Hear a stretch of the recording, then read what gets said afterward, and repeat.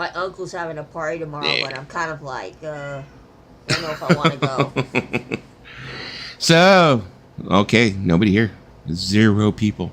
I guess They'll everybody's come. I guess everybody's getting ready for freaking 4th of July. So I know my guess, uncle. My you know. uncle's getting ready for 4th of July. He's like, "Are you gonna come?" Because my uncle came the other day, right? Uh-huh. And our whole house smelled like smoke because my uncle was smoking up a storm. So I went in my room to avoid him because he comes and he brings his cigarettes and he smokes up. Your parents let him smoke in the house? Well, my dad had to get away. My mom did. Hey, Paulina. My mom let him because my mom was, on her 4th cup of wine. She let him in to smoke, and my dad was like, "I gotta leave." Oh, you took a picture of your of your records for your background? Sweet. Hey, what's up, AZ Mick? Hey, easy man. Like, oh, Lisa's all damn cute picture. So you like the thumbnail? Well, thank you, Lisa. Well, no, my I put us all mom. in Mount Rushmore. My mom, my mom loves her siblings, so she didn't care. But my dad's like, I can't be in the same room, so he went into his room because he's got already lung problems, so from the clot, so he can't be around him. But my uncle has no disregard for other people. He just Hey, smokes Tim. where he wants. Let me go ahead and give you the link. Hey, what's up, Sean the Bond? What is up, man? I haven't been over to your stream in a little bit. I got to go over there and hang out, check you guys out again. I used to go over there and hang out all the time. All right, there is the link, Tim, for you to come on up. Hey, what is up, Fox Guy? So I just figured I'd come up here. I figured I'm supposed to do Wednesdays anyway because Wednesday's supposed to be my night. So Yeah. I'm going to figured try I'd to go ahead and come in here and Monday. we do pre-4th of July. I'm going to try to do Monday every Monday, but no guarantees. Because I was like, oh, okay, well, I could go ahead and take the night off because it's 4th of July. Maybe I'll just go ahead and go next week. And I was like, I'll just kick back and wait for a police chase to start or some shit. Well, Be entertained that way. A lot of people are not going to be doing much for 4th of July. A lot of people stay home. Yeah, that's true. I mean, well, if you're out here in LA, you got the crazy illegal fireworks. Well, yeah. What's up, Tim? How you doing, man? Hey, Tim. Same thing here, Fox Guy. 4 days off. Count them. Thursday, Friday, Saturday, Sunday. And I'm probably not going to do a damn thing. I'm sure I got plenty of stuff that I have to get fucking accomplished, but I'm pretty sure I won't accomplish shit. Yeah. Anything I want to do. I mean, my uncle wants to do tri-tip, so You going to shoot off fireworks, Lisa? I don't know if I want to go to my uncle's house, but to tell you the honest truth, no, I'm not going to shoot out fireworks. You going to stay home and be a hermit? Probably. Well, because, when you think about it, fireworks are fun, but I haven't done fireworks since my sister was little, because when she got older, we stopped doing them. She got to be a teenager. My sister got bored of them. And I'm telling everybody, this freaking cat will probably be meowing tonight because freaking Grayson has decided to be lazy all day and sleep in the house. And now that it's nighttime and all the teenagers are out there with the fireworks, he decides, now it's time for me to go outside where all the danger is. He's like, oh, yeah. He's all, yeah, I see that you jumped on the computer and have your mic out, so it's time for me to party. I'm like, yeah. Jeez. God, this cat, I swear too much. Yeah. So, yeah, I mean, like I said, decided to come up here, have a couple beers, chill out. What do you do for 4th of July, Tim?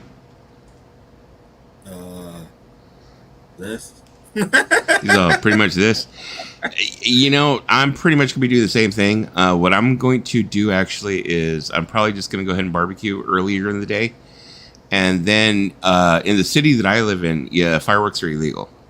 Oh. But in my daughter's boyfriend's city, they're legal.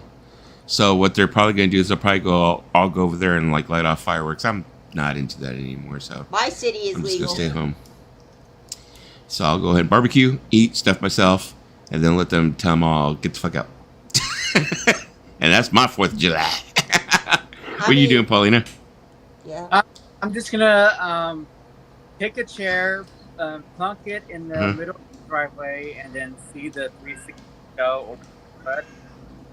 There you go. That's right. Fireworks in my neighborhood. So. Yeah, my neighbor's got the Roman candles. Hey. Usually what I do is, one of us has to stay home anyway because of the animals.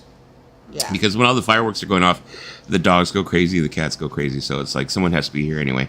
But usually I do is I sit in this chair right here, my big lazy chair. I open up that window, I open up the blinds and everything, and I can see the whole landscape of fireworks out there. So it's like I see plenty of fireworks. And then also, I mean, if I want to, I could walk out to the courtyard in the front, and it's just like, the sky's like crazy with fireworks. Even though they're not legal in my city, they're legal in the next city over. Yeah. And all of them shoot the ones that go in the air, so I see them anyway. Yeah, and my stuff like neighbors that. across the street do illegal fireworks, so like I don't really have to go far for fireworks. Dan said, "Happy July the turd, guys." Mm.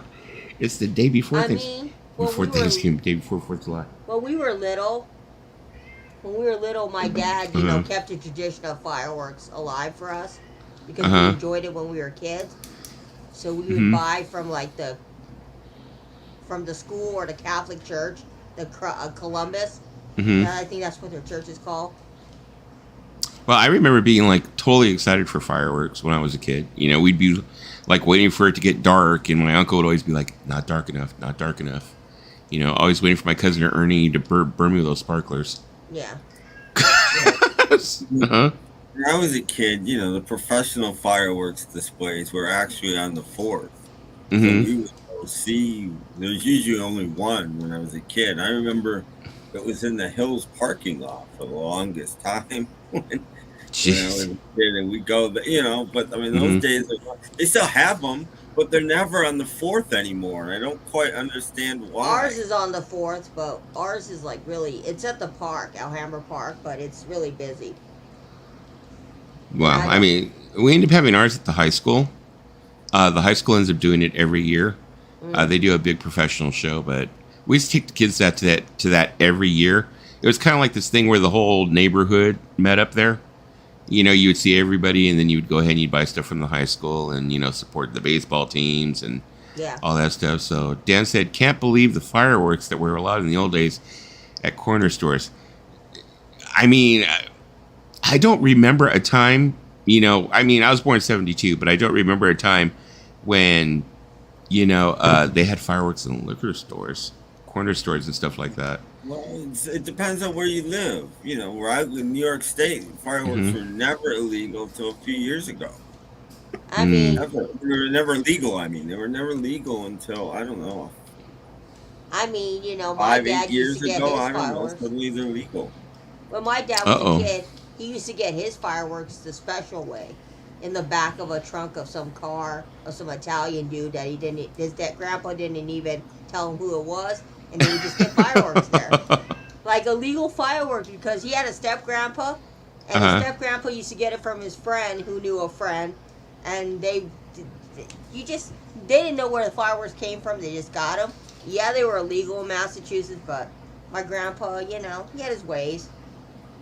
Invisible Ray is out there being his usual cheerful self. Someone's probably Biden's watching. ball bag. Don't know what that is. Somebody's probably Fox Guy. watching the chat. UK elections today. Ooh. I bet Tim is a lefty. No, I was for about 4 months, but I'm not in anymore. Thank goodness. I think he's trying to talk politics and stuff, but Yeah. I'm so fucking worn out with that all week. I'm like, I'm done. I've done all the talking I can do about it. Yeah. It's I like, have to hear it in the car. Yeah, like, enough. Oh, No, because my friends have just been going back and forth, but I'm just like, okay, enough. No, my grandpa didn't get him in New Hampshire. About voting for Maggie Thatcher. I love Maggie. Maggie Thatcher. And boy, that was a long time ago. Margaret Thatcher was like, what, during the 80s? She's all right. Reminds me of my mom. Dan said, "Oh yeah, in BC, which I'm assuming is British Columbia. Did you ever Firecrackers see at Chen." Oh, sorry. Oh no, I'm sorry. Go ahead. No, you're like cutting in and out again. Hold on. Yep. Let me put back my thing. There you go. I was like, you're cutting. I'm like, oh, what'd you say? You're like, I'm like, To oh. answer your question, Fox Guy, he got him in Rhode Island. He would buy fireworks in Rhode Island. Dan said, oh yeah, in British Columbia, I'm assuming that's what BC stands for. Firecrackers at Chinese stores and bottle rockets and cherry bombs. Those little houses that blew up real good. Yep, Asian people, we got you covered. you never will have a bad fireworks show without the Asians because we got everything for you. And we're pretty good at illegal fireworks too. Now, sorry, what was it you were saying, Paulina? Now that you're plugged in. No, I was thinking about that Saturday Night Live thing of Ian Rubbish and the Bizarros, and he's all about like, I hate the Queen. The Queen is such a cunt, and those coppers. I wouldn't mind being in the funeral. But then they said, well, what did you think about Maggie Thatcher? Oh, she's all right.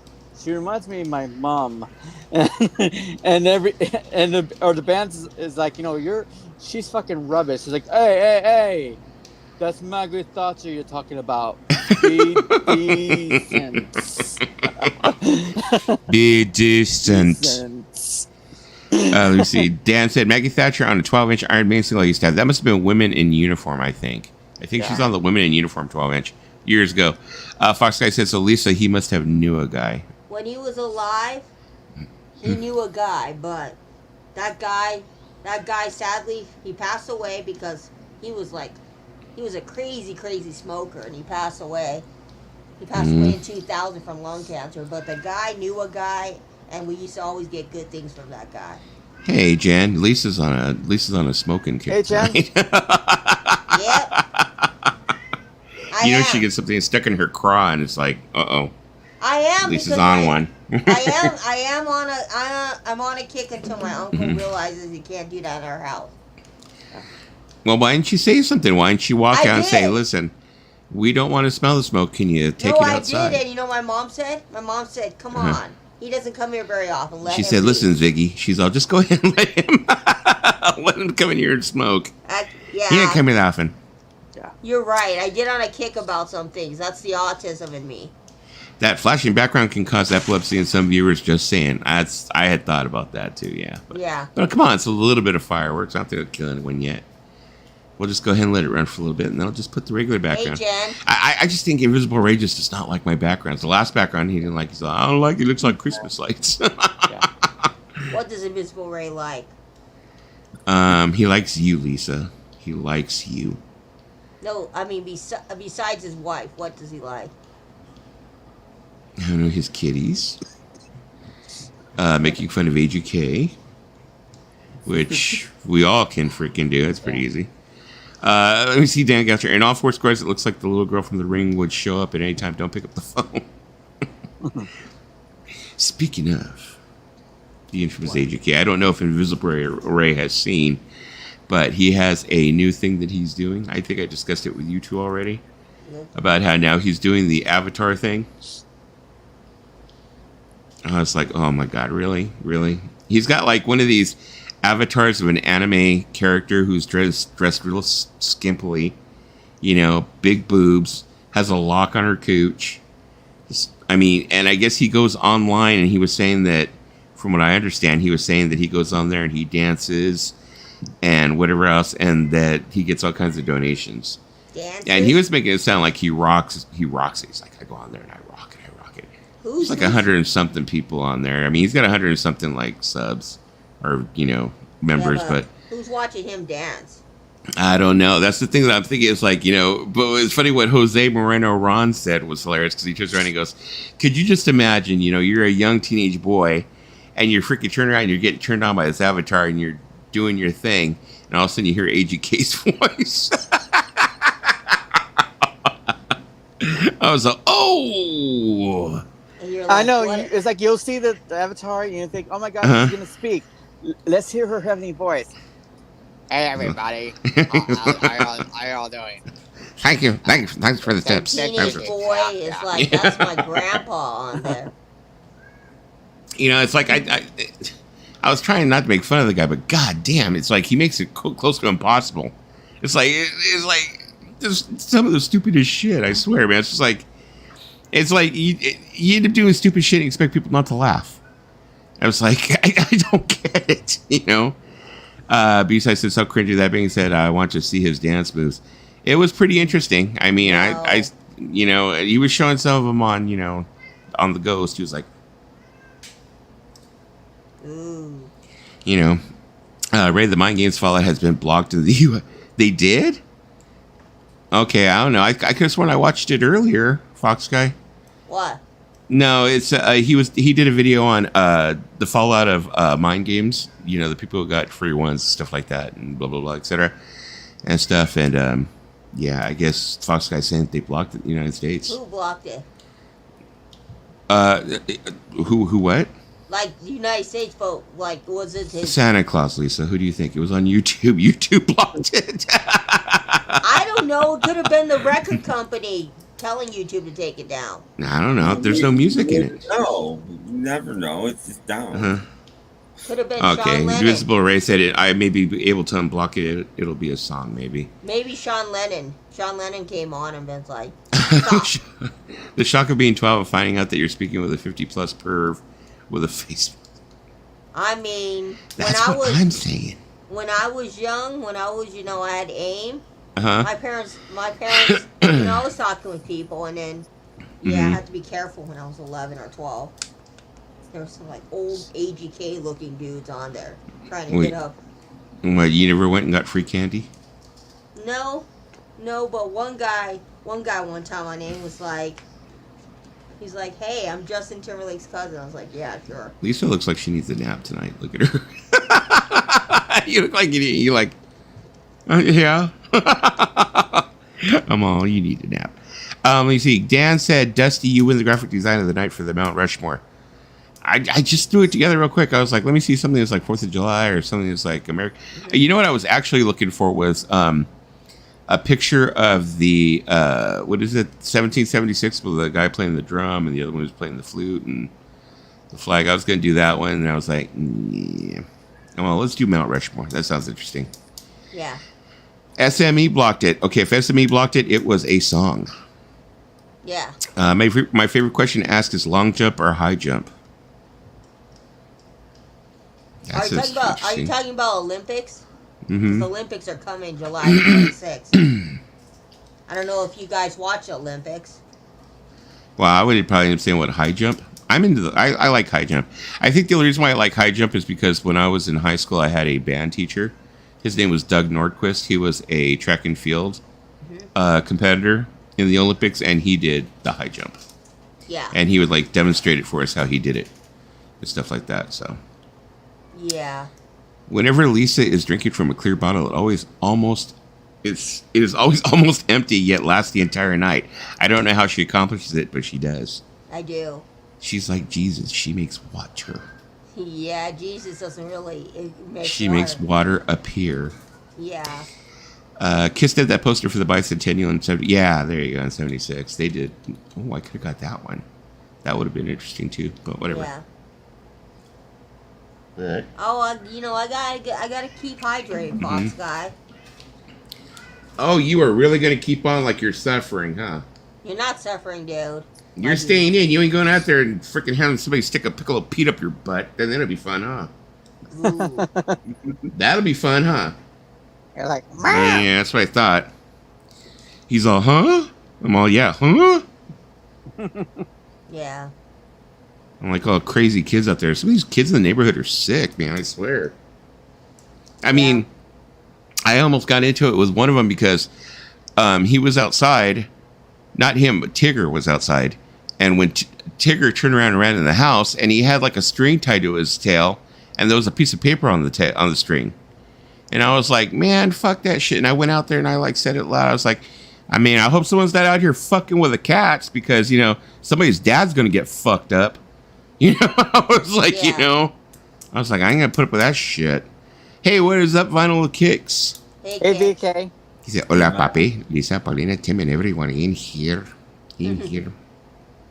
So, but yeah, I think that was the excitement for me for the week was seeing that AJK had an avatar. And, I figured maybe I'll go ahead and I'll make an avatar and I'll just be Lisa. I'll do a whole AI thing and it's Lisa.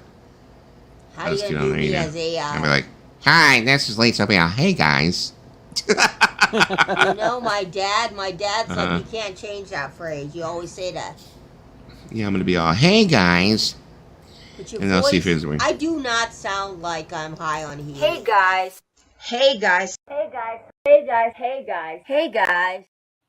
Man, the different evolutions of my hair in that Different video. evolutions. I mean, I mean, I went through a lot of evolutions with my hair back then. Thanks, besides. Thanks, Jen. Hey, Oh, Pauline, I love that missing persons. I'm like, I'm trying to find my hand. There it is.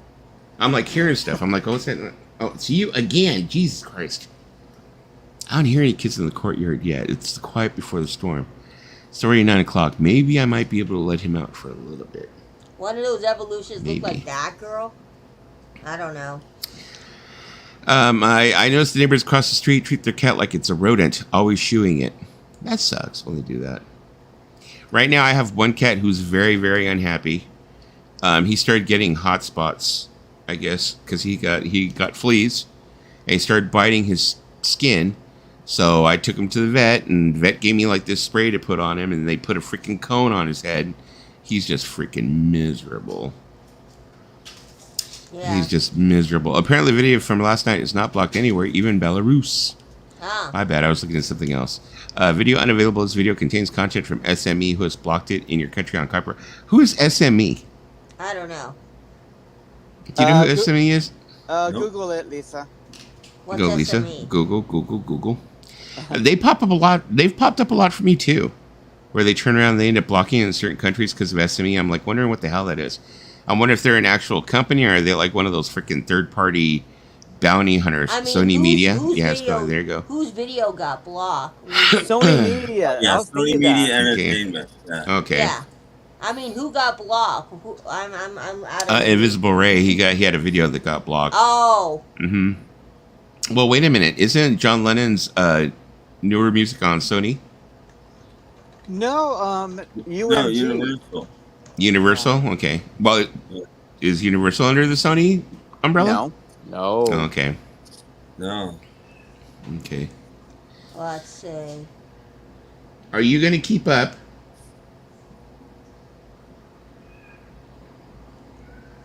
That sounded like yes to me. Yeah, it sounded like... No, the other one's coming out with a cone. He is so miserable.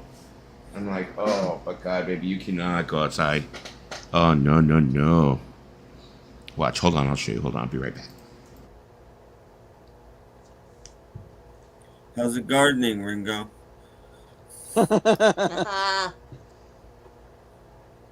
Oh, it's doing very good, senor. My dad has a better solo album, Ringo. I don't know why you even bought her.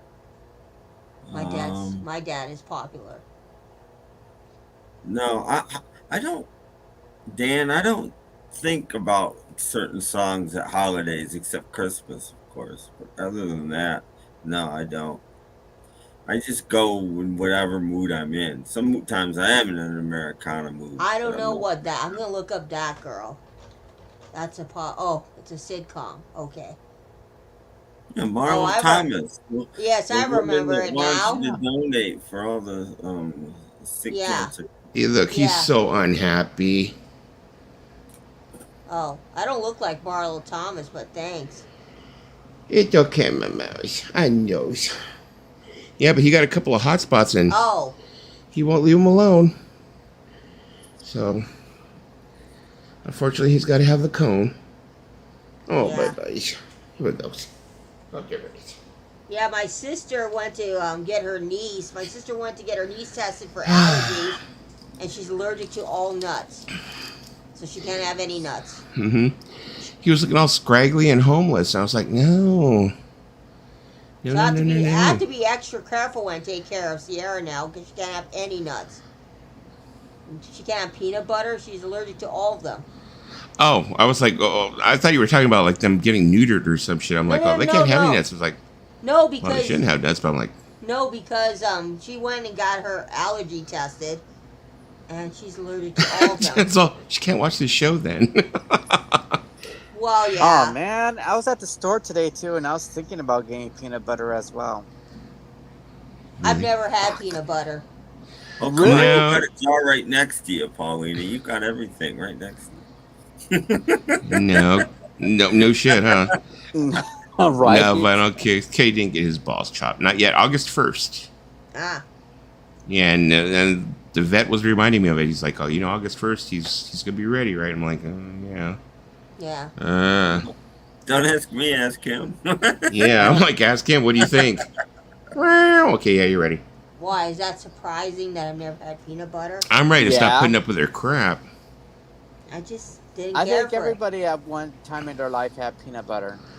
Maybe when I was a baby, I might have, but as an Wait a adult, second. What did I miss? She's never had peanut butter? Yeah. Apparently not. Do you have a peanut allergy? I don't know. I just never ate it. Have you ever eaten peanuts? No, Never? no. I know. Are you sure? Yeah, I've had cashews. I've had walnuts, but I've never had peanuts. Just looks Never so had a confused peanut though. butter cookie. Nope. Never, not even a Reese's. Nope. Never had those little round Mhm. peanut butter crackers. Nope. Yeah. Only the Never cheese had ones. nutter butter or Not a nutter No. butter. B-side No. said peanut sauce with fresh rolls. Nope. Never. Wow. You know what? Actually, to tell you the truth, I think now that she's this age, she might have actually developed an allergy to it Yeah, probably you already might by be now. able to- Yeah. She might now. not want to touch it now. I Yeah. think Yeah. that's where a lot of allergies come from. They don't Mhm. give babies certain things, and then they become Well, allergic because- to them. They never had them. Yeah. Because my brother has celiac. I don't know how he got it, but he has celiac. He's allergic to wheat and gluten. Hmm. Well, I mean, a lot of people are claiming they're allergic to wheat and gluten now. Well, he took Um, a test. It took him 10 years, but they told Well, him he had celiac. I don't believe in Mm-hmm. tests either. If you eat it and it makes you really ill, then you've got celiac. And if you eat it and you're fine, then you don't have celiac. I don't care what the test says. Well, What was my it they used to brother- do in the old Yeah, days? They would rub it on know your it. skin. No, big time. In the old days, they just used to rub it on your skin. They'd be like, okay, come back in a couple of days. No, the only If it's stuff big and I've- inflamed, you're allergic. the stuff I've only Mhm. had in terms of nuts is cashews. Ooh, tell us the And- story slow. You've had and what have you had in and terms of nuts? walnuts. Yeah. Walnuts. Ooh. Ooh, what other kinds of nuts? Well, they're no You've longer never- they're no longer in my Your life. family, Walnuts. like at the Yeah. holidays or something, your family has never put out like a tray of mixed nuts.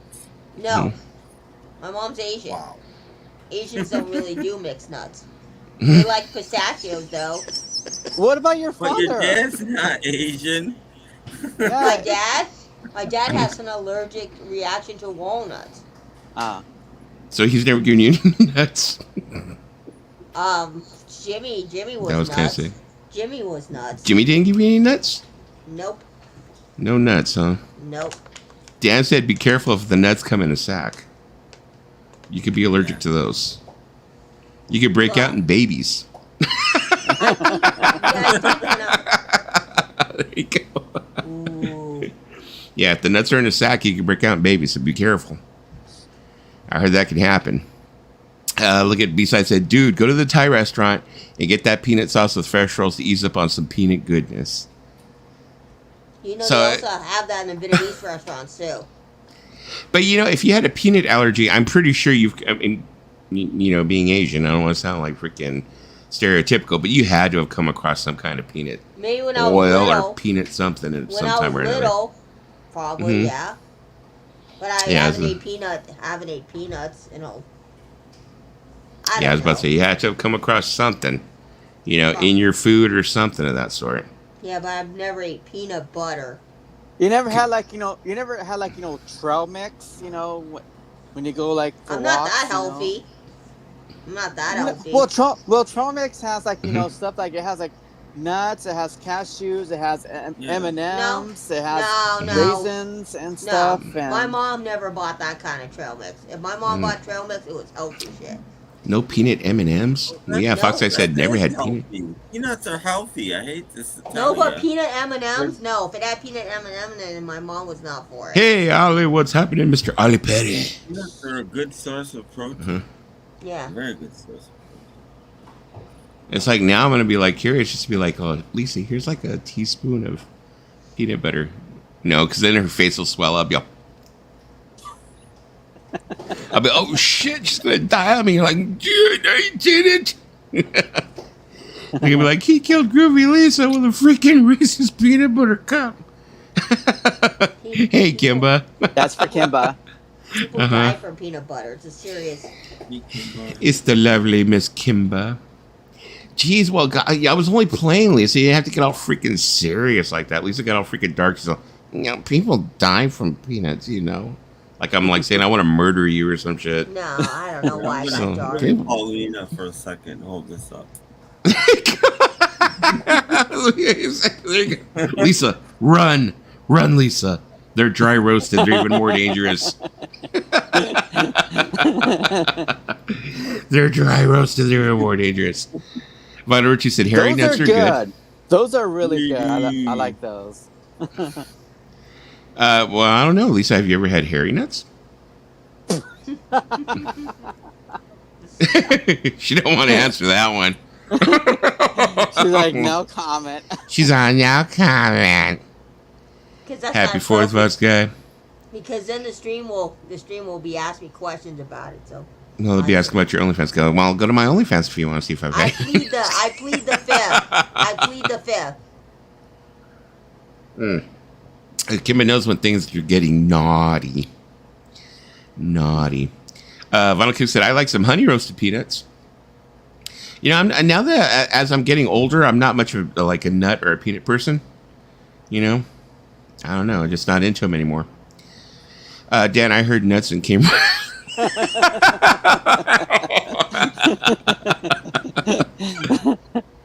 Two things will get Kimba to come running: nuts and maintenance guys. Yeah. Or maintenance guys with nuts. I don't know. That could do it too. Both? Yeah. Ray said, B-Side said, Ray, so much weird VC crap going on these days. You will have too much material for just 1 year of Vinyl Nerds Awards. Tell me about it, man. It's been a fucking year. Yep. Vinyl Kicks as an Asian. Lisa has had chestnuts. Yes, I had. Okay, chestnuts. In Asian foods. Jenny, Water Kimba, chestnuts. Nutty Kimba. Kimba coming out of Rochelle. Vinyl Rich said, I eat peanuts every day. What vitamins are? Is it like good oils or good like cholesterol and peanuts? I heard peanut oil is good for you. Mm-hmm. Yeah, no, there's peanuts have a lot of calories. That's the only downside of peanuts. Salted peanuts with meat. Have you ever had Cracker Jacks that has peanuts inside of it too? No. I usually give the Cracker Jacks to my siblings, and I take the toy. Lisa, you're fucking with us. You're full of shit. You've had peanuts somewhere. Don't give me Yeah. this shit you've never had. Yeah. No, I've never had that. No. I know. I'm Have not you ever had lying. Have you ever had a Big Mac? No, I've never had a Big Mac. Yes, I And have. who gives? I'm just saying. And who surrenders a Cracker Jacks? Cracker Jacks is like the Yeah. what you eat for watching baseball. You know. No, when I went to the baseball game, which wasn't very often, I would just have the Dodger dogs or whatever those are. No fucking fiddle faddle? What is that? You ever had Crunch and Munch or Fiddle Faddle? No. Cracker Jacks? No. Have you ever been outside the house? Yeah. I don't think she has. I think she's home. No. I've never had fiddle fat. I don't know what that is. She's like, I don't know what fiddle faddle is. I probably have shown her. She's like, oh yeah, I've had that before. Wait, I gotta look it up now. What's fiddle faddle? It's like caramel popcorn with. This is not one of my most exciting streams, guys. Sorry, but we're getting down to the bottom of this. It's very similar to Cracker Jacks. Nope, never had it. I'm like, excuse us now. There's not going to be one of the most exciting streams, but we're getting down to the fucking bottom of this peanut Yes. Never had fiddle faddle. shit. Never had fiddle faddle. No. Okay, and you've never had Crunch Munch. Let me look it up. Oh my god. It's the same It's the thing. same thing. Yeah, Same well, thing I as, just as Cracker Jacks. nope, never had Let me that. look it up. Never had that. Hmm. We had Cracker Jacks in the house, but we never had Crunch and Munch. Who started the Nuts Talk? Lisa started the Nuts Talk. I think so. Yeah, Yeah. Ziggy started us up in the corner started it. What, a peanut butter top? Yeah. Oh yeah, because I said my niece was allergic to nuts. Oh, Okay, nuts. now how do they know that she's allergic to nuts, though? They did a allergy a test? Yeah, Okay. she's severely allergic to all nuts. Vinyl Kicks are like Lisa saying she never had peanut butter. And I I know she questioned said- it. And I questioned yeah, it, and this then is- I Dusty might have, questioned it. I might have as a baby because my parents wanted to see if I was allergic to it. But Well, I've never had beer. Yeah, it's like, I've never had beer. I've never had food. Is it? Yeah, there you go. I've never had water. What's water? No, I've never had water. Yeah, let me I've never look had it up. I never. Let me look it up. I never No, had I've never had Pepsi. water. I never had Pepsi. You know. There you go. Is Let it me good? Google it. What's water? What's water? Look, Let me I've see what it never- is. No, I've I've never never- had that. I've No. never had Yeah, fiddle No, fuck faddle. that shit. No. I've never had fiddle faddle. Okay. Uh-huh. I don't even think my mom knew what fiddle faddle was. This is my first beer. This is my first water. I'm like, oh, let me see if I like it. I don't know if I'm one. Oh, that's so gross. Ugh, I'll never have beer again. That's it. I'm giving it beer. I'll never have beer again. It's gross. So Lisa apparently has never Uh-huh. been to a grocery store. Yes, I If have. she has, she never walked down like the chip aisle. If she doesn't know I- what fiddle faddle or crunch Mhm. is, like, No, she's I've never had that. been in the This is chip first aisle time. in a grocery store in her whole life. First time I've heard of that. Look at B-sides. I think we just need to DoorDash some of this crap to her house. Just make sure someone here can call 911 or she has it. She's live on screen. She's going to hear ding, ding. She'll be like, what is all this peanut shit outside? It's gonna be like, Nah, there's Reese's don't. Pieces, there's Fiddle Faddle, there's Crunch Crunch, there's Cracker Jacks, there's peanuts. Do not.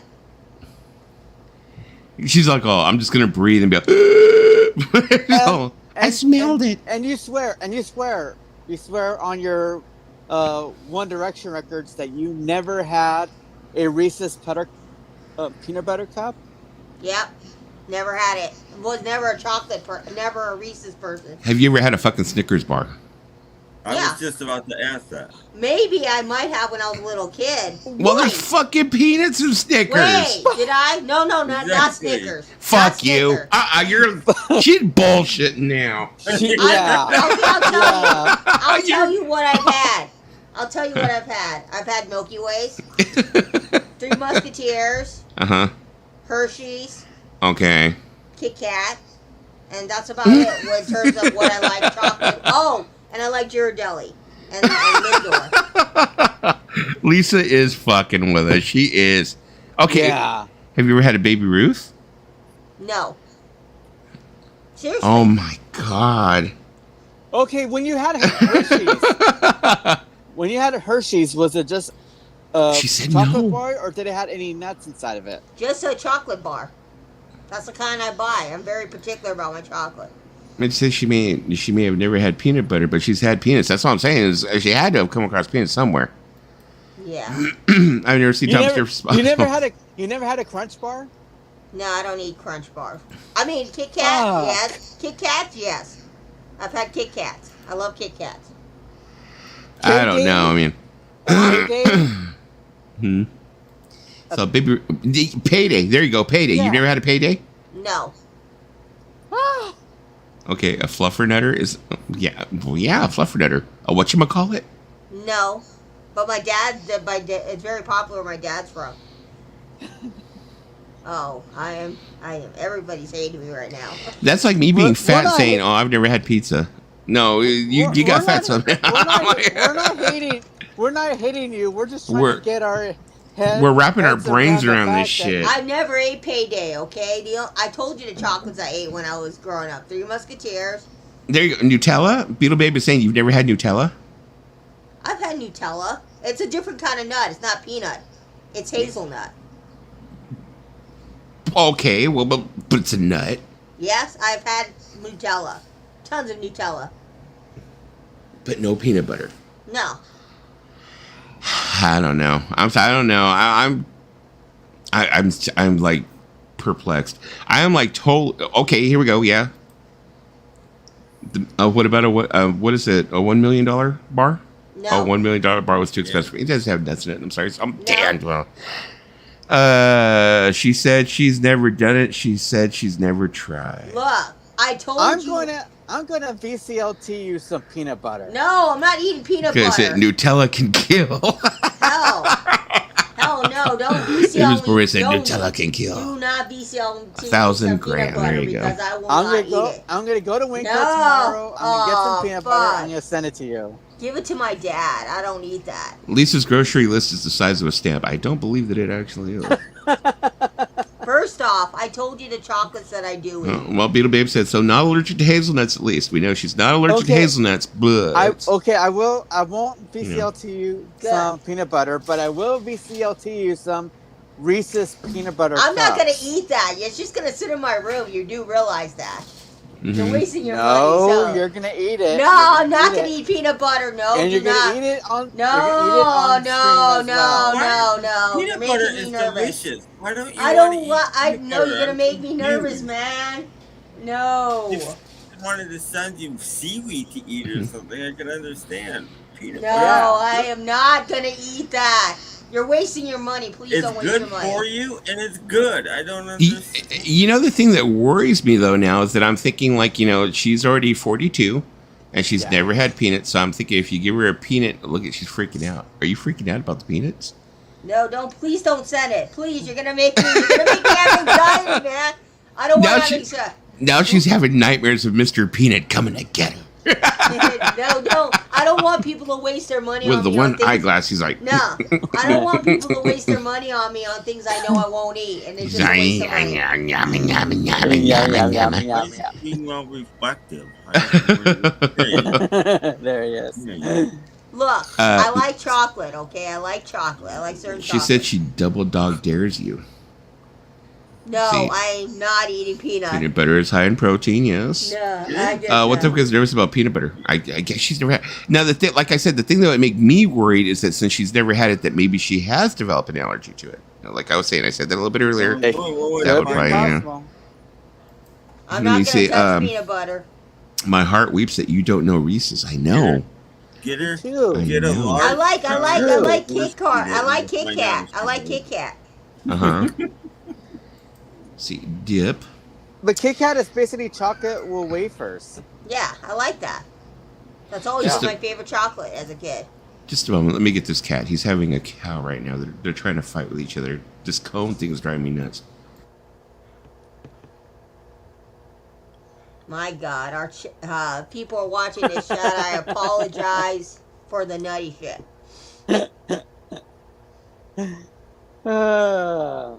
Oh, my mom used to always get Jif for my uncle. That's like Jif is like the unhealthy shit, Jif is When- good. but it's not the healthy shit, right? Jif is like the unhealthy peanut butter. It's not unhealthy. They've added some sugar, but it's still not unhealthy. It's Well, still my better dad- for you my than dad- most things. My dad has to buy organic peanut butter. He can't do peanut butter with sugar. He's weird like that. Happy 3-day. That's fine, but it separates, and then you got to keep it in the fridge, and then Yeah, it grows, and I don't it's fine. like things.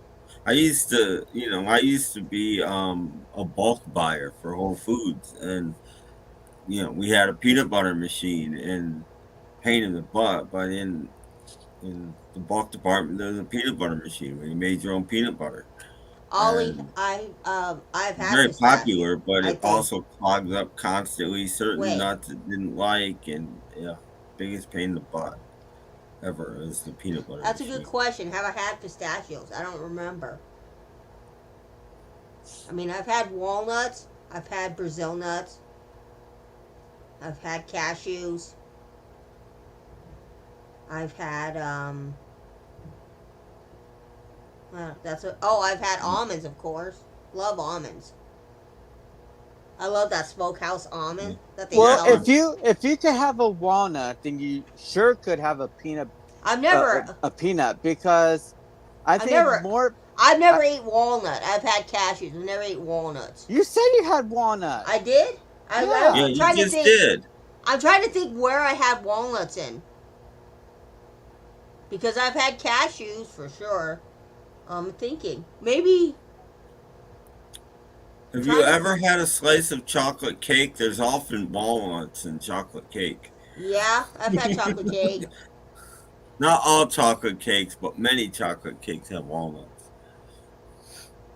Probably rats. They probably did. Many cookies. Because the thing Many is, like, chocolate chip cookies have walnuts too. yeah. Because the thing is, like, if you could have walnuts, then you sure could have peanuts. Because the most severe nut that you could have like an allergic reaction to is a walnut. But if you can My have dad's walnuts, allergic. My dad's allergic to walnuts. there Yeah, we go. exactly. Banana bread. Have you ever had banana bread? There's walnuts in banana bread most of the time. Banana bread. Yummy. When I was a kid. That's yummy. Wait a minute. You eat 13 bananas a day and you don't eat banana bread? No, I like bananas whole. I like my bananas whole. Danny Walnut. Someone said my name 3 times. She's never tasted you, Danny. She's never tasted you. Never. I've had some Never. nuts in the past, and I've gotten rid of them. I wasn't able to mute her quick enough. It got out. It got out. Oh, what is some of the stuff that I missed? Did a banana dip. Chocolate by accident, colliding with a jar of peanut butter on accident. You got your chocolate in my peanut butter. I mean, You got pecan my pie. peanut butter on my Pecan chocolate. pie is not bad. I mean, I know it's a southern thing, pecan pie. We bought it at Costco a few times. 13, I've not had 13 bananas a day. I eat 3 or 4 a day. Lisa has nightmares about Josh Groban and Crunchy Jif. Yeah. So happy the 3-day day. You see, no pistachios. No pistachios. I've had pistachios Okay. as a kid. I just love peanut butter. Didn't he love peanut butter with like bananas and bacon? Yeah. There you go. A Bacon. fried peanut butter and banana sandwich. Hey, Nick. You're an Elvis fan. You have to try fried peanut butter and banana. I'm curious how you would make that fried peanut butter and bananas. I want to try one now. You just slice them. You just slice them thin. And put some peanut butter on bread. Put your bananas on and throw it in the frying pan. Flip it. You're done. Nick, you want to know what you've walked into? You have walked into Lisa admitting that she has never had peanut butter or peanuts in any type of situation, in any type of food. That's fucking close to impossible, right, Nick? Come on, Nick. You gotta. As a kid, I probably had it because my mom probably had to do the allergic reaction test. Mm-hmm. But it's been a Well, very if you're allergic to peanuts, your mother would. If you were allergic to peanuts, you would have had a reaction because most food is processed somewhere near peanuts. Have you ever seen those signs? If you're allergic to peanuts, do not buy this because we process soy or nuts. peanuts here. Yeah. You know, so you're not allergic to peanuts. Let me see. Like you said right there, he's like, come on, get out of here. Really? Never? You guys are The fact fireworks are shooting for nut talk is hilarious. Yeah. Boosh. Now, okay, now there's just certain things we can't believe. Like Lisa saying that she's never had. Now, if like Richard Dolan came up here and said, "I've never had sex," can we believe that shit? Yeah. But you know what I'm saying? Yeah. That you've never had peanuts. Yeah, you just saying you never had peanuts. I'm that's a little bit. To answer your question, Kicks, yeah, the Nature Valley granola bars, we used to buy that shit all the time. At Costco. Let me see. His maid showed on YouTube You've video. had she Nature first- Valley granola bars. You've had peanuts. I'm sorry, there's not one that doesn't have some sort of peanut. Probably as a kid. We had it in the house, but did I eat it? No, but we had it in the house. I'm really. You know the thing that's like sad though is that like now you seem like you're terrified of peanut butter. Yeah, and it's delicious. I don't understand. Yeah, it's delicious. You're terrified there are of it. certain things I don't like. Probably in my top 5 favorite foods, I'd include peanut butter. So how could you know whether you like it or not if you've It's never had it? Yeah. It's like never having like peanut butter is like basically never seen a rainbow or color. I've seen a rainbow. I saw a double rainbow when it rained. God help us. God help us all. I am so clueless. She's like, I've seen a double rainbow, but I've never had peanut butter. Yep. Fox Guy said Dolan is being stalked, and then Trekker said free Macamania. Who's stalking Dolan? Lisa. Nope. It's all that free time she has because she doesn't eat peanut butter. Luck. If anybody is stalking Dolan, it's probably Michael Jackson's ghost. I thought he was Michael Jackson's ghost. I thought that was one of like his aliases or some shit. Michael Jackson's ghost. Remember the scene from Best in Show when he's listing off? Yes, I do. When he's listing off every nut, that's funny. Let me see. Never having peanut butter, if not allergic, is equal to not have lived life. Yeah, but I'm like I said, I'm wondering if like now she would be allergic, you know. But like I said, there's the only way to find out. Well, Have an EpiPen ready and say, eat the so many species. things they would have to look at the label of everything she ate to make sure that it's not processed near peanut butter or anything, or you'd know if she was allergic. I'm not allergic. I just never ate it. Dolan has a girl he's trying to avoid. Okay. All that happened. I'm like, you see, so Lisa's trying to avoid peanut butter, and Richard Dolan's trying to avoid a girl. Okay. An actual living, breeding woman. It's getting weird. Tim, help me out. You have had Kraft Kugel back in the 70s. Okay, what is I don't Kraft know what Kugel? Kraft Kugel is. Lisa, Google it. There she goes. Kraft Kugel. Oh, it's peanut butter. She looked at it and got terrified. She's like, oh, it's peanut butter. I do remember that. Wasn't it peanut butter and jelly in the same jar? Was that it? Yeah. It was like I'm lines looking of it up. jelly. It was like striated along the. I'm was that looking cool? it up. It wasn't says that it's- chocolate. It was it peanut says- butter with something else, but I don't It remember says what. peanut butter and chocolate. Okay, it was Oh. peanut butter and chocolate then. All right. So it's like a Nutella, but with peanut butter instead of hazelnut. Yeah, but So it would probably make Beetle Babe happy. Let me see. I watched a guy opening that Lennon box set today. It reminded me of that Portlandia B-52s episode. Ridiculous. Oh, Pauline's back. Oh, maybe not. She went boop, and then she came back boop, and now she's gone. Apparently, he can't get rid of her. Oh. For the honeymooners for an hour now. I know. You're just waiting for any moment for it to say, Jackie Gleason. Yeah, this is the opening to the honeymooners. It's just in color. Okay, there is Paulina. She's That was back. scary. Let's go ahead and do this. We'll go ahead and do a nice Los Angeles background. There we go. Yeah. There we go. Nice and calm. Nice and calm. Apparently, he can't get rid of her. He came on Psycho's stream and talked about it. Okay, well, she really exists. Do we know that for sure? Because he has in the Yeah. past made up women that didn't exist just to, fit in on stream. Well, yeah, like Tim mentioned, a lot of food has trace amounts of penis. Exactly. Peanuts. Peanuts.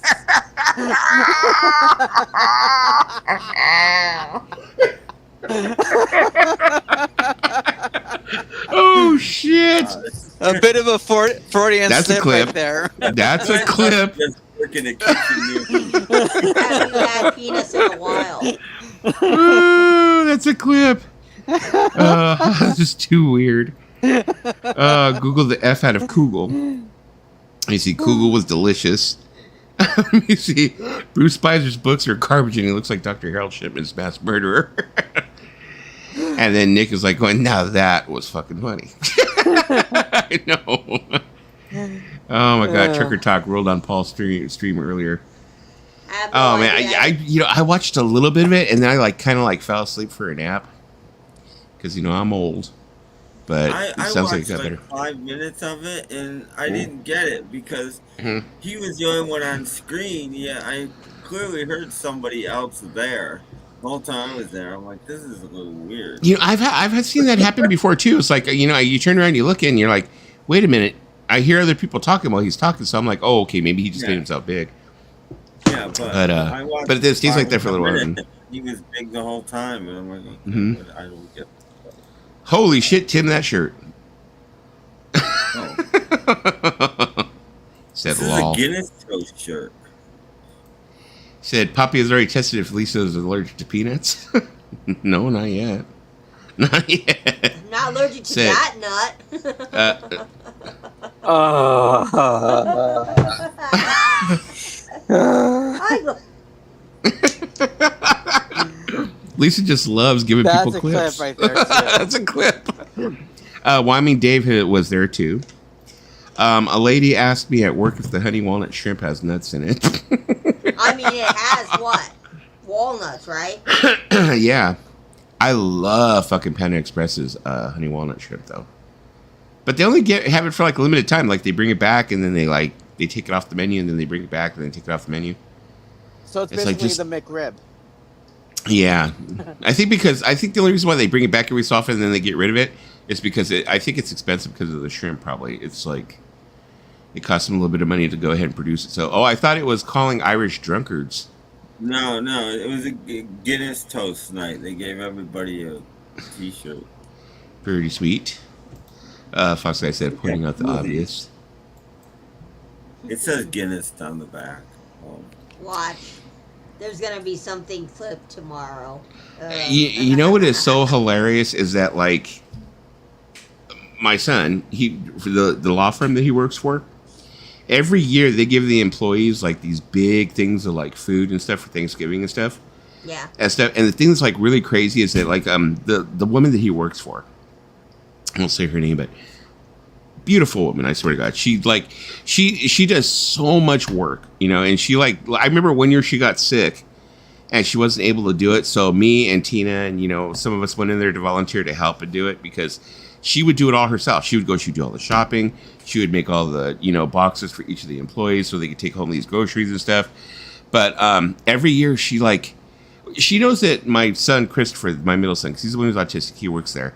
He loves applesauce and there's certain things that he loves. So opposed to because she knows that, we can afford turkeys and all that shit. So opposed to really doing all that stuff, she usually gets stuff that's centric to him, and stuff. So he'll get a big, huge thing like this of applesauce. But the thing that's crazy is my son loves peanut butter. So every year he gets one of these huge freaking things of peanut butter. So, and peanut butter takes forever to freaking expire. So we have maybe two big ass things of Jif, and we have this one. So guess what, Lisa? I think I'm going to send you some Jif. Yeah. There we go. So next time when you get a box, there's going to be your Monkeys record and some of the other stuff in it, and you're going to open it. It's going to be a big thing of Jif. And then what you need to do is I'm get your phone. Get your phone next to you. I'm gonna have anxiety over this. And you turn around and you take a little spoonful. No. And we just go. No. It's going to be like Fonzie jumping into the chicken Don't be shack. surprised if I don't. Don't be surprised if I spit it up. It'll be like Ozzy jumping the shark. There you Because go. if I don't like food, Fonzie, I'm sorry, jumping the shark. if I don't like food, I'll spit it up. Yeah, there you go. See, like Ollie said, he said live on stream You're taste test. gonna love No, peanut I'm butter. not. Uh-huh. Nope. How you know that? How you Because know I that? might have had it as a kid and didn't like it. You might have had it as a kid. You don't remember. You don't remember what it tastes like, but you know that you won't like it. I don't understand that. I'm not gonna. Yeah. I'm just not. There was shit that I remember not liking as a kid, but then as I got older, I ended up actually liking them. Like avocados, I didn't like as a kid, but as I got older, I liked it. See? But You peanut know- butter, no. You don't know, like no. avocados. I think I have a slight allergy to. Yeah. I don't know if it's possible to have a slight allergy, as opposed to a full-on allergy, because bananas and avocados, and it's happened recently with watermelon. It never used to happen with it, but what it does, I end up getting a little scratch in the back of my throat and my ears itch. And somebody told me, they said, "Oh yeah, it's because you have an allergy to it," but it's just probably not, pronounced enough for you to really get really sick. But they said that means you have an allergy because yes, it happens to be with avocados, guacamole, bananas, and watermelon. So, Actually, I have that same reaction with bananas. Is I do get that scratch on my throat, yeah, same thing. Like I said, that's what happens to me with bananas and stuff. But Certain things. I still eat them. I still eat it. I mean, it's not that bad. It's just a little bit of an irritation. Yeah. I don't It's like I could do it. guacamole. Uh-huh. I know I don't like guacamole because I've had it. There you go. There you go. 'Cause you've had it. Yeah. Fox Guy said it will stick to the roof of her mouth and she will go into panic mode, having never experienced. She'll be like those dogs. You know how the dogs in there, you like, Yep, that- you give them like some Yeah. peanut butter for like a half an hour. That's gonna be Lisa. Be like, are you okay, Lisa? No. Let me see. Let's go. Yeah, with have you dipped your toast into a poached egg talk? I know. Who knows where we're going with it next? I know. Look, I love me some poached eggs. What's that thing called? The eggs Benedict. Those are good. Said love avocado. Well, welcome to B Flair. I don't know if I've ever seen you before, but she said, "What in goat's milk did I walk into?" This stream, you never know. You never To be know. honest with you, I'll tell you something. To be Flair. Yeah. I tried goat milk. I don't know. Is it something about goat? Just goat milk and goat cheese is kind of a strong taste. I think it was just a saying. She was saying, "What in the goat's milk did I walk into?" Oh, it's a saying. Tim Yeah. said, "It is gross." Just peanut talk. Guess who is online now? I don't know who is online. Is it Planters Peanuts? Avocado toast is the business. You know, avocado toast is so easy to make. And one time my sister took me to a place, and they You make like the avocado toast. and you don't like peanut butter. I'm confused. Avocado. Well, because- Oh no, he's like dancing at the avatar. There you go. I would pull him up, but then again, you know, he'll like freaking avocado. So let him see my name.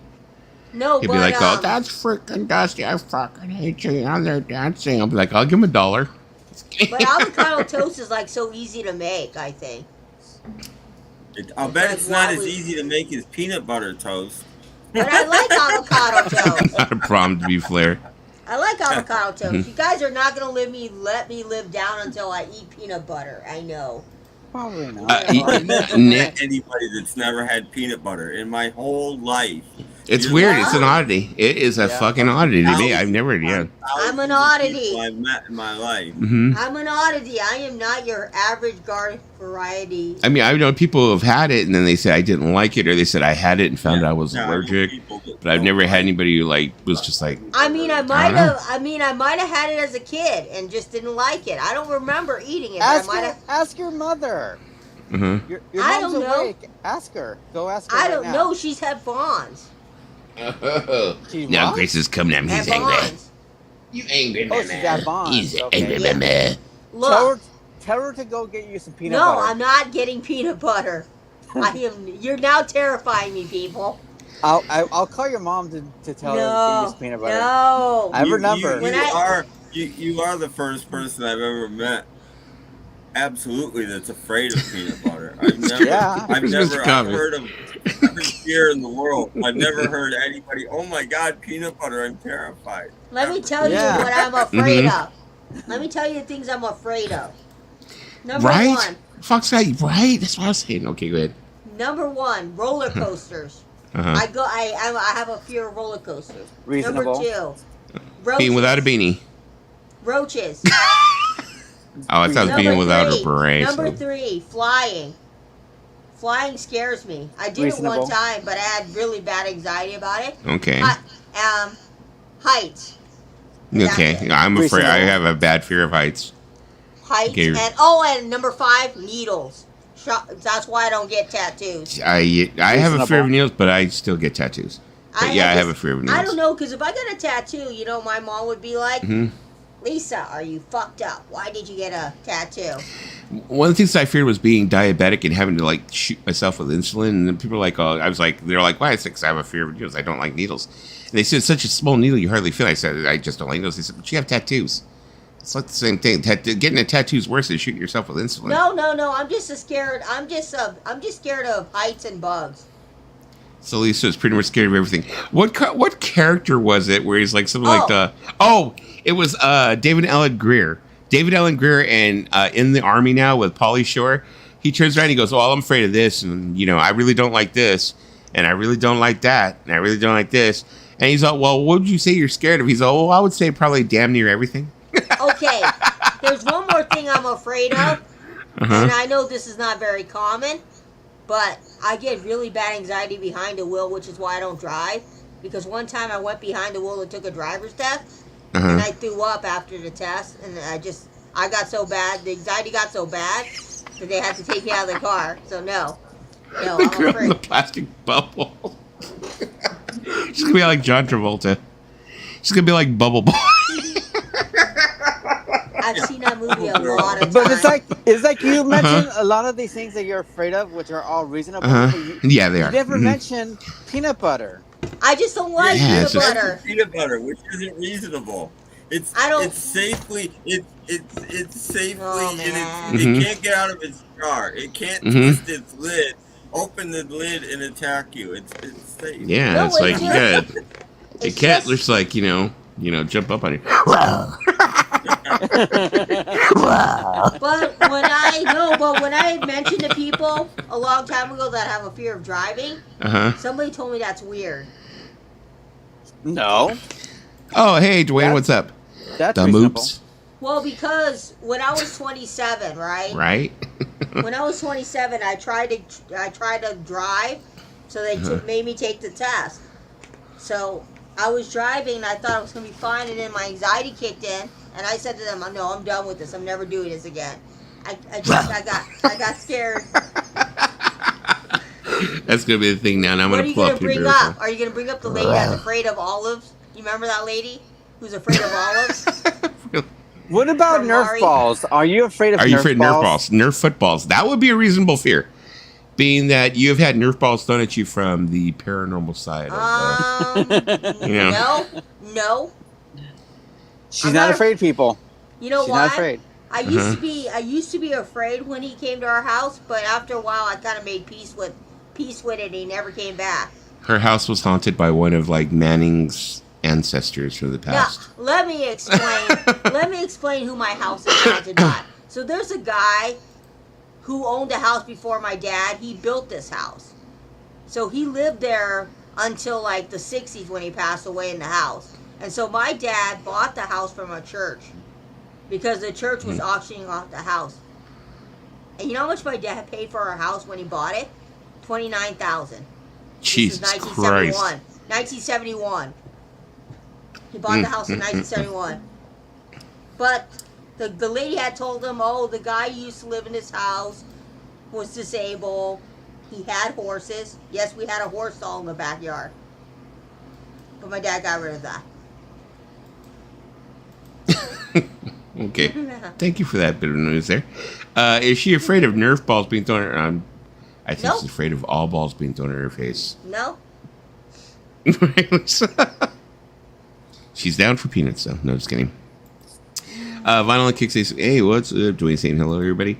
This is better than boring old music talk. I know we should be probably talking music, but like I said, once in a while we freaking go off the freaking tangent, go off the freaking reservation, and stuff like that. There was a guy on Dining who had a fear of doilies. Doilies could be no, I get that. No, because there's people that have a fear of antiques. People have a fear of antiques, so I can get having a fear of doilies because doilies could probably look something like spider webs in some situations. So maybe I could see it. I could picture it. I mean, when I was Some little, people I didn't believe like that them. objects can be haunted, so I can see that. So. Yeah, because when But I was don't know little, many those haunted peanut dolls. butter. Those dolls were pretty scary when I was little. The antique dolls.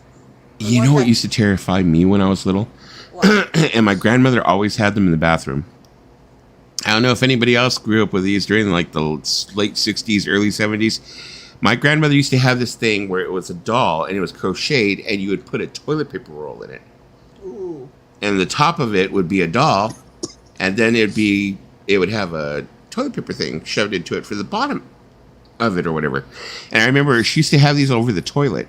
And I remember I was little, I was first starting to pee. I'd be going in there, I'd be peeing, and they would just like terrify the shit out of me. Ooh, I still don't like them to this day. So I have an unusual fear, I guess, of crocheted dolls. I mean, There you go. the fears that I have are very common. The fears that I have because when I was young, going up on things that were really high scared me. I Uh-huh. remember one time my brother thought it'd be funny, so he had me go on one of those like glass things. You know those glass things when you go to Vegas and you see and they have their floor is made of glass and you can see. I was like, oh, that terrified me. Oh, like when you end up going up to the is it the Space Needle? Was it the Space Needle where they have the no, it's the Grand Canyon where they have the glass floor? Oh. Fuck no. No. That's a that big doesn't nope. bother me. I have a height thing too, but buildings don't bother me. I go to the top of the tallest building, Oh. stand at the railing and look over. That doesn't bother me. What bothers me at heights is like things like not ski lifts, but like those lift things that they have in amusement parks that take you over, ride the whole park on wires. I don't even know what they're called. Oh, gondola? But Not gondolas. To be 100 feet or more in the air with just a little wire keeping you up there, that scares me. Oh, fuck that. When I was probably like 12 years old, my grandfather took me to New York. Oh my God, took me to the Empire State Building, took me to the top. I was terrified. I mean, I was like 12 years old and I was screaming like I was 5. And I just could not handle it. And then him and my uncle fucking decided to take me there and take me halfway up on the World Trade Center the same fucking day. And even halfway up on the World Trade Center was enough for me to be like, fuck no. You know, I was like, no, I don't think so. You know? At least you No, don't have fuck that. at least you don't have a traumatic story at Disneyland. I went to Disneyland and I have a fear of heights, so I went on the Ferris wheel and I was like having a panic attack, and this couple thought it was so funny. They took out their flip phone and they took a picture of me. And they were sending it to their friends. They're like, this girl's having a panic attack at the Disneyland Ferris wheel. And everybody was laughing. And I was like, I want to get off this ride. And my sister's like, it'll be done soon. My sister's like, you should have took a picture of her. But they did. They sent it to all their friends. That sucks. I mean, that's not a funny story. I mean, we're trying to keep it light, but okay. No, but Lisa, Debbie Downer. But the silver lining to it is I got to ride the Peter Pan ride after. Okay, there you go. I love the Peter Pan ride. I'm sorry. We're like that was it. She's like, oh. We're all making jokes about peanut butter. She's like, oh. Well, you know, my dog ate peanut butter and died. No. My dog Cookie is still alive. 16 years old. I'm just still kidding. alive. Fox Guy said, I once knew this kid who was afraid of molasses. We would pin him down and open the drawer in front of his face. That's afraid of molasses? Who's afraid of molasses? That's a weird fear. Have you ever seen that movie It's a Gift with W.C. Fields, where they turn around and they like end up having like he ends up having like when this little kid comes in and opens up the molasses and it pours all over the floor, and he ends up having to close the store. And you know how W.C. Fields was like famous for hating kids, but he puts a sign up on the store that says "Closed on account of molasses." And it was like funny because it was like one of those movies we had seen a couple of times. I had watched it with one of my exes or whatever. And we were into it. We'd watch it because we just thought it was a freaking hilarious movie. Well, we went to a store in Old Town Orange one time, and he was closed. And he had put a sign in the window that said "Closed on account of molasses," and we were just like freaking dying because he had put it up there. We just thought it was hilarious. I saw a comedian once who said he was scared of wits. He said he'd be standing on the edge of his apartment balcony and walking on it. You talking about wits? Okay, what would you be afraid of? What like my dad's afraid of? Booty. What's it? Stephen Wright? I'm pretty sure. Yeah. He was afraid of wits. Some people are afraid of heights. I'm afraid of wits. My dad is claustrophobic. He's afraid of tight spaces. He became extra strong. Suddenly had superhuman strength, like when a little woman can lift. You know, I think it's the flight or fight response. Yeah. You know, if somebody is really, really terrified, you know, yeah, they'll they can go ahead and they can end up calling up this extra strength. Yeah. And do shit. So, hey, what's up, Eddie? All this talk peanut butter is making me hungry. Tell me about it. I'm scared of heights, but I did go inside of tall buildings, including ones with glass floors. Yeah, I'm not too much for like I said, for skyscrapers, stuff like that. Now I kind of leave it alone. That. If it looks solid, I'm okay. But those cable car things are not solid. I made my bedroom a room in the house when I was a teen that had this creepy doll up on a shelf. Swear it was possessed doll, or it had bad dreams, or I had bad dreams. My cousin Chris, who is the sister of my cousin Ernie, the one who used to burn me with freaking sparklers, the metal sparklers. She had a lot of dolls, and she had a lot of porcelain dolls. And she used to tell me this story when we were little. She would tell me in the back of the van. She would tell me in my grandfather's car. She would say, the China doll's going to get you. The China doll's going to get you. And it'd be the story about how this couple went and they went to Chinatown and they bought a China doll. And then at night they put the China doll in the glass case and it was a beautiful China doll. And they woke up in the middle of the night and the husband was like, wow, the China doll's not in the case. Where did it go? And what actually, the peanut butter's going to get you. The peanut butter's going to get you. No, okay. No, but, and he was like, where's the doll? And his wife was like, I don't know. It was in the case. And he said he kept on hearing in the background, he saw that she was going, she was singing this song. And as she was singing, her nails were getting longer. Really? Damn. Okay. As she's singing, that her nails were getting longer and longer, you know, and she was going, and then they start saying, the China doll's going to get you. The China doll's going to get you. And then he like, dog kills. It's a stupid fuck story, but it scared the shit out of me when I was little. I don't know why I started talking about that. I'm trying to kill a fly. Don't mind me. I'm trying to kill a fly. Shoot fly. Don't bother me. It's a paternal thing for me. That's where the fear of heights comes from. A maternal relative is an astronaut. I don't think it's a paternal thing for me. It's because my dad has a fear of claustrophobia, and I have a fear of heights, and my dad does not. Oh, wait. No, my dad does fear heights. So, yeah, maybe it is a paternal thing. Maybe he was afraid of his friends and molasses after that. I said my mom poured molasses on a cardboard box when I'd catch mice. I had heard that, too. You know, my mom, actually, someone had a fear of raisins and it grew into grapes and prunes. My mom feeds them bubble gum. Apparently, they eat the bubble gum and it makes their stomach expand. You know, I'm not agoraphobic, but I can have days where I feel agoraphobic. I don't know if that's a thing. But I like... It is. Yeah.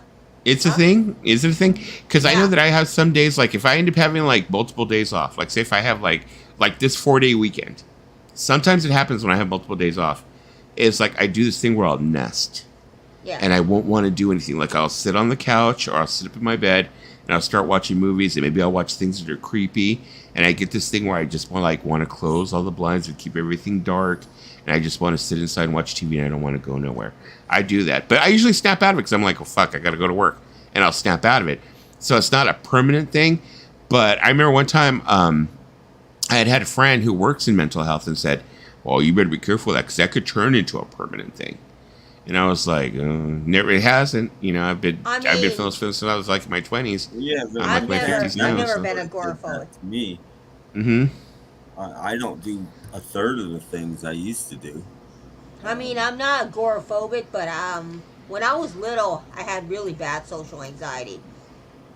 To the point where I used to fear going to school. So I'd make up lies to my parents, be like, I don't want to go to school today. And my parents were like, you have no choice.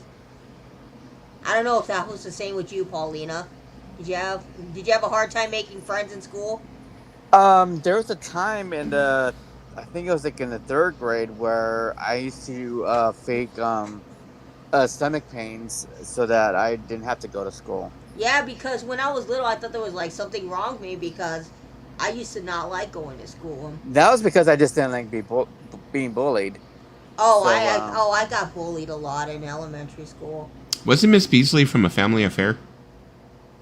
Yes. The daughter. There was the daughter's doll. That was a creepy fucking doll. My cousin had that doll too. The one she had like a blue suit and it was like polka dots or some shit like that. She had like little glasses. Yeah, that was pretty fucking creepy. You guys wanna see something funny? Look up Chucky in Spanish. It is hilarious when you hear it in the Spanish subtitles. The Rolling Stones Sticky Fingers album cover was banned in Spain, so the cover in Spain was a hand coming out of a can of treacles. Ooh. It's like, because what he was always saying, in the UK, molasses was called black treacle. Let me see. At Anne's funeral several years ago, my cousin was doing the eulogy. He mentioned his mom being scared of heights. I realized that it was a paternal thing. It is? I didn't notice that because my dad's scared of heights and I'm scared of heights, so I'm like... I didn't know that it could be a paternal thing, like something that was like kind of like... now my freaking... It's evading my brain, the fucking word for it. That's... what is it when it passes down from generation to generation? Something like that. I forgot. Right now the word is escaping me, but family. It's on the tip of my tongue. What was the most depressing movie involving people in the water having fun and then realizing they realize they can't get back on their boat and there's a shark or they will drown? When I was a kid, you know what kind of scared me a little, but then I got out of it was Jaws, the movie. Uncle Bill took Miss Beasley from Buffy one time. Mm. Certain genetic. There you go. Genetic. Genetic. Okay. Lisa's afraid of heights, so she sits down a lot. Well, it started Yeah, when Game I over. was, started when I was Lisa little. can't be more than 3 inches on the screen because she's afraid of heights. I know. Top of her forehead. Yeah. Let me see. There was something that somebody had said earlier that I was going to talk about, but where was it? Now I forget what it was. Well, Oh, you know- yeah, rats. He turned around and said, I had that nightmare as a kid. I was falling from a tall ship. Now, Trekker, I swear to God, I have such a fear of like deep water and cruises. I can't do them. I can't do them. And there's been so many times people have been wanting me to go on cruises. I can't do it. And it has nothing to do with the movie Titanic or anything like that, because way before that, I had a fear of being on huge cruise ships. You know, because I have a fear of like, I also remember when I was a kid, my dad taking me to, what was it? I don't know if you probably people who are back east probably wouldn't understand. Southern California people would understand. We had this thing that was called Movieland Wax Museum. Yeah. And next to the Movieland Wax Museum, we had this thing that was called the Palace of Living Art. And they had replicas of like Michelangelo's statues, you know, and they had an exact replica of David. And David is not a small statue.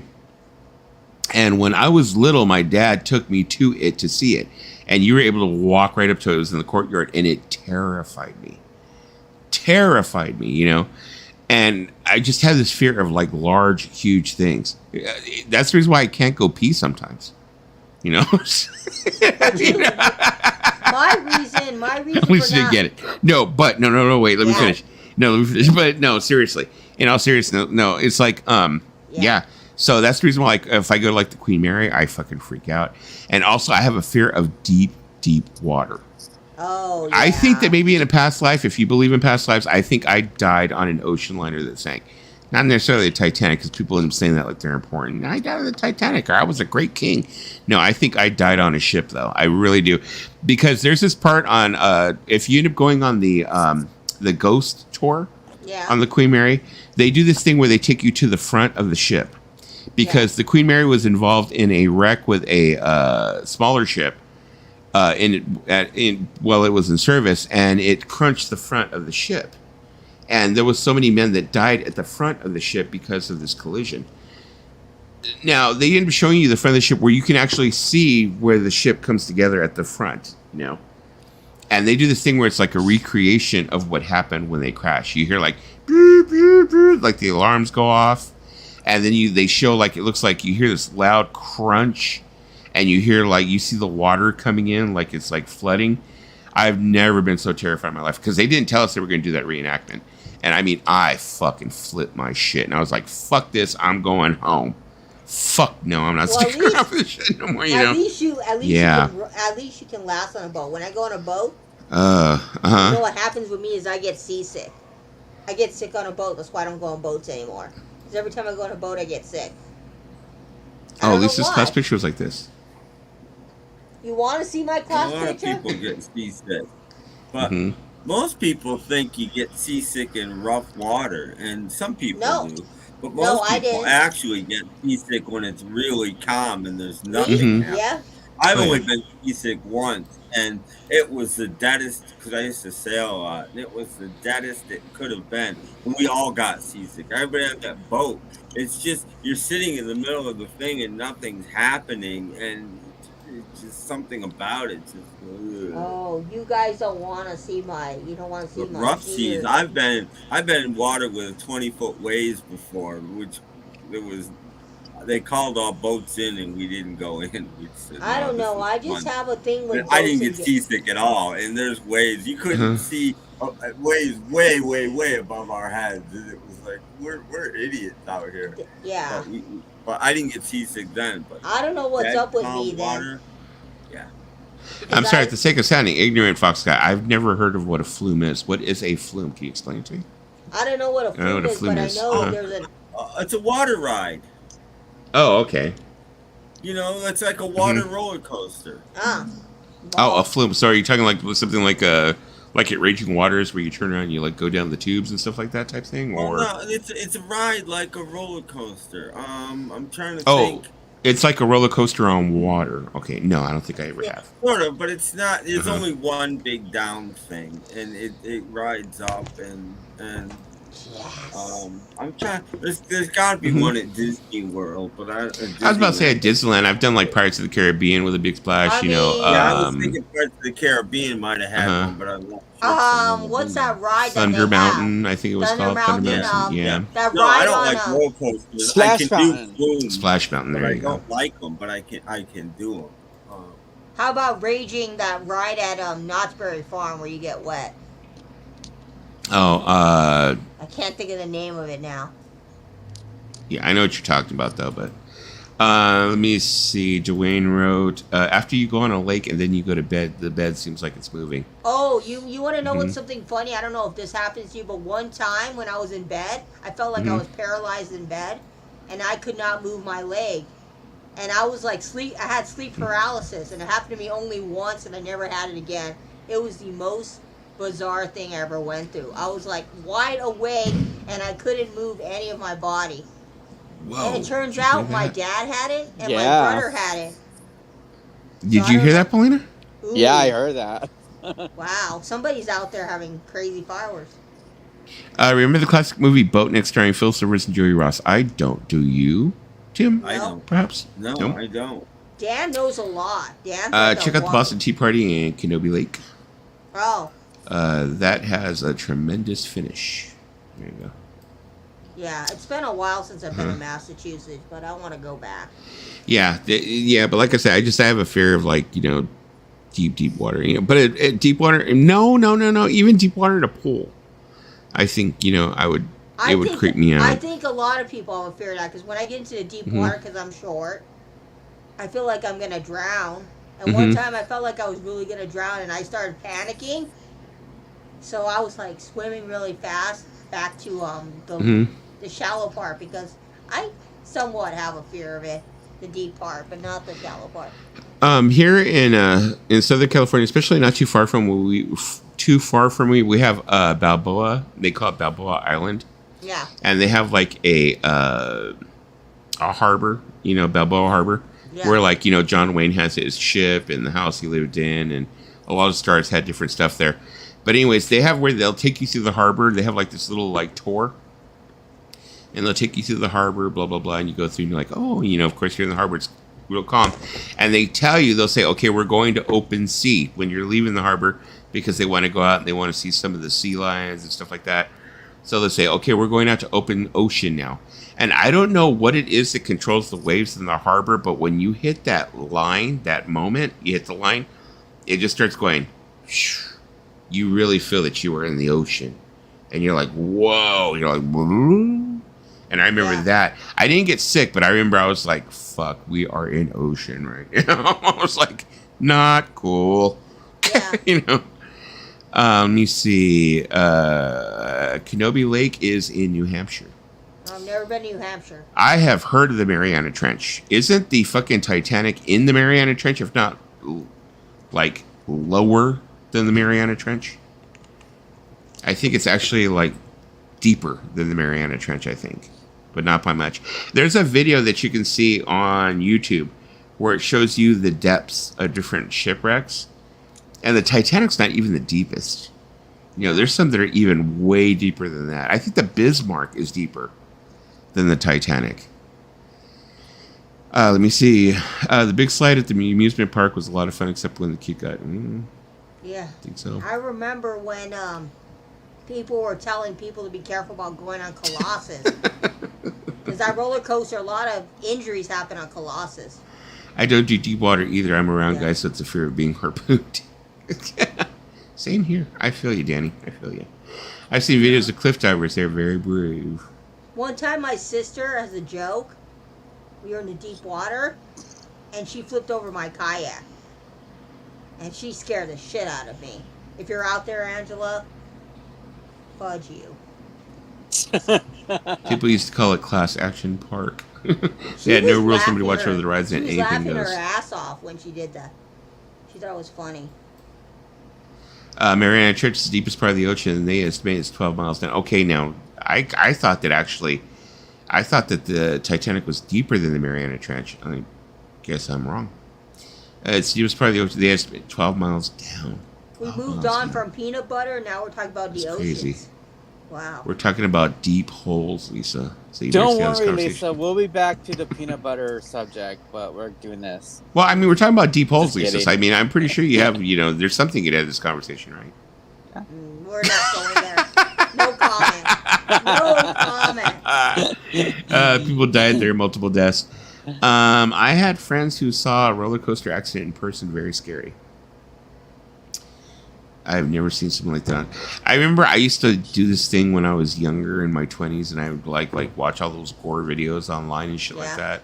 Yeah, I stopped doing that. Yeah. It really ends up getting like a sense of like you really are. It scares you. The world scares you after watching those. You know, So I used so I had to have a someone. roommate that kept renting Faces of Death. Uh huh. And he'd make there and watch. And I gotta tell you, he watched it for like a whole week. And it was the Mhm. most depressed I've ever been in my life. Was he He's sitting there disturbed? laughing. Mhm. And I'm just getting sadder and sadder. Even though I knew half of it wasn't real, I was still Yeah. made sad. I I'm mean, like, how can you Out watch here, this? Fox guy, it's pretty crazy. Out here, we have crazy roller coasters. Titanic is 2.4 miles down. Shit. Okay. I don't know if you remember Fox guy, like in 1970, I want to say it was 1970, we had this ride Yep. called the Colossus, and this lady was on it, and she slid off the ride. It's a true story. And Colossus had a big lawsuit after that. The family sued, and I think they won some money. Mhm. So I So, could have yeah. seen it once for a ride. you should. Dude, What was it? you Do said- tell. Had this carnival at this volunteer firefighter house. They'd get like Mhm. 10 rides or something and game booths and stuff like that once a year. And we'd go every year. And me and a bunch of my friends got on this ride. I don't know what it was called. It was sort of like the octopus, but it was in this big kind of round thing with, and Nope. you weren't strapped in or anything. There was Nope, a big no. metal thing that you held on to, and maybe it turned the car. I can't remember. And there was just Mhm. a wire door that closed. And Mm. and we go off, and I'm sliding. I can't believe how much I'm sliding. I'm trying to hang on, but the seats are really slippery.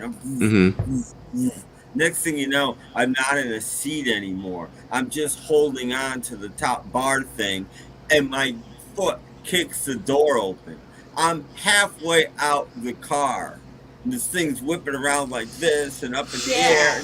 I go 30 feet in the air, and everybody in my car is screaming, telling the guy, "Shut the ride down, shut the ride." And the guy wouldn't do it. The guy ran the whole ride and started yelling at me. Damn, you had a near-death You should experience. have got back in. I'm like, what? I could. That's crazy. I could have died easily. I could have flown You out. know Depending on those which way I rides. flew. I mean, I remember. I remember one time we had gone to Disneyland, and it was when the Indiana Jones ride had just first opened, Yeah. and we had just had my oldest son, and we had decided to go to Disneyland. We didn't take him with us because he was way too young, but the kid's mother, we were getting into the ride. I remember, and we all strapped in, and I remember she was on the very end of the car. I don't know why she's on the very end, because usually I sit on the end, but she wanted to be on the end. I was like, okay. Yeah. And she strapped in, and I remember the ride operator looked at her when they bring the car up. He like put his foot on it, and he's looking at it. He must have had like some kind of readout or something, and he's like, okay. He's all, is your seatbelt locked? And he was tugging at her seatbelt, and she's like, yeah, I locked it. He goes, he looks at it again. He like tugs it, and he goes, okay, are you sure you locked it in place? And she's like, yeah. And he goes, grabs it again, looks, and he's like, okay. And he let us go. And I was like going, son of a bitch. I got nervous that she was going to like fly off of it, because I was like going, why was he so like, You know, he made me feel like, especially the way he went, okay, like, I guess, you know, your ass, not mine, I remember, you know, type thing. I remember the time Yes, my dad Paulina? tried. I remember the time that my dad tried to go on the Batman ride. Ooh. Pauline, you Okay. have the floor. I can see you. You can see you. Yeah, you're up. Yeah. You're up here. There you Oh, go. I am? So, Yeah, you can't see us. You're on a panel. yeah, we can see you. Oh, Uh huh. My dad tried to ride the Batman ride, and Uh-huh. they said to him, "Sir," and my dad's looking at him. He's like, "Sir, you're too big for the Batman ride." And my dad goes, "Okay," and the guy goes, "Well, I'm gonna have to have you get off the ride." So my dad gets off the ride because they couldn't get the strap on him to ride the Batman ride. And then what does my dad do next? He goes on Riddler's Revenge, and they let him on that ride. And I was like, my dad's got balls. I don't know how many of you remember the movie The Karate Kid. Hopefully, all of you do, and you're not uncultured swines. Yeah. But there's I a know scene in The that. Karate Kid where they're at golf and stuff, where he goes on the date, and then they Yeah. go ahead and they have the big kiss in front of the big water slide that's Yep. right there. That water slide, I swear, the whole time that I was growing up, that water slide was maybe open like once or twice, and Yeah. that was it.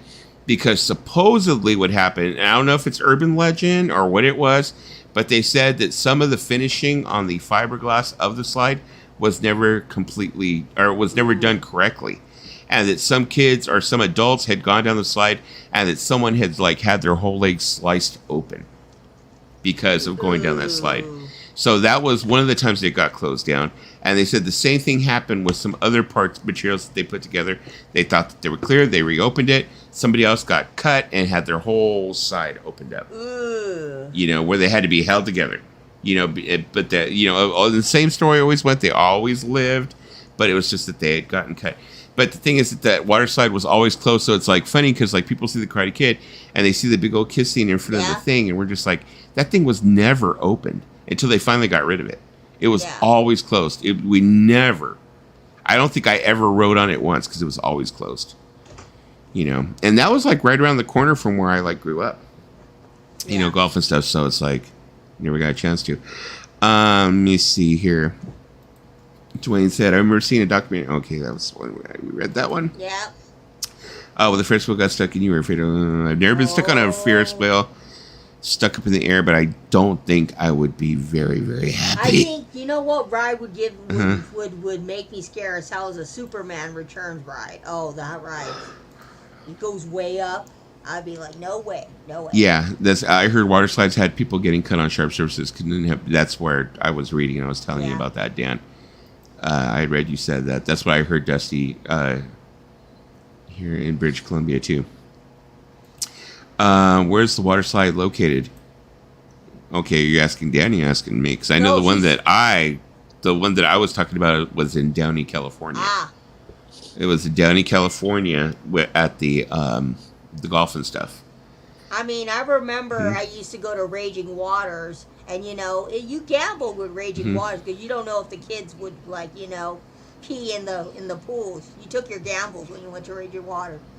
Well, you can deal with pee. I just can't deal with getting cut open. I mean, Raging No. Waters was one that was open there, over there by It's in San Dimas. San Dimas. Okay, what was the one that was over by Irvine Meadows Amphitheater? There was one that was there too. I can't think of that one. Not Let I'm me only see. going- Let me Soak look it up. is that I Soak know- City? Knott's?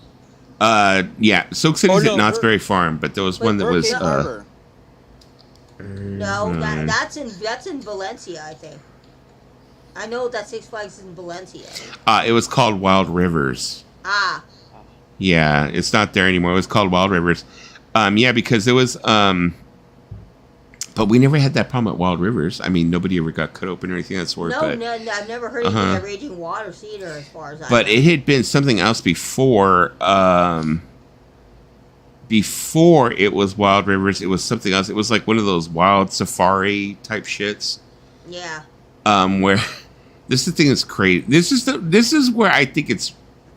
I question it. Okay.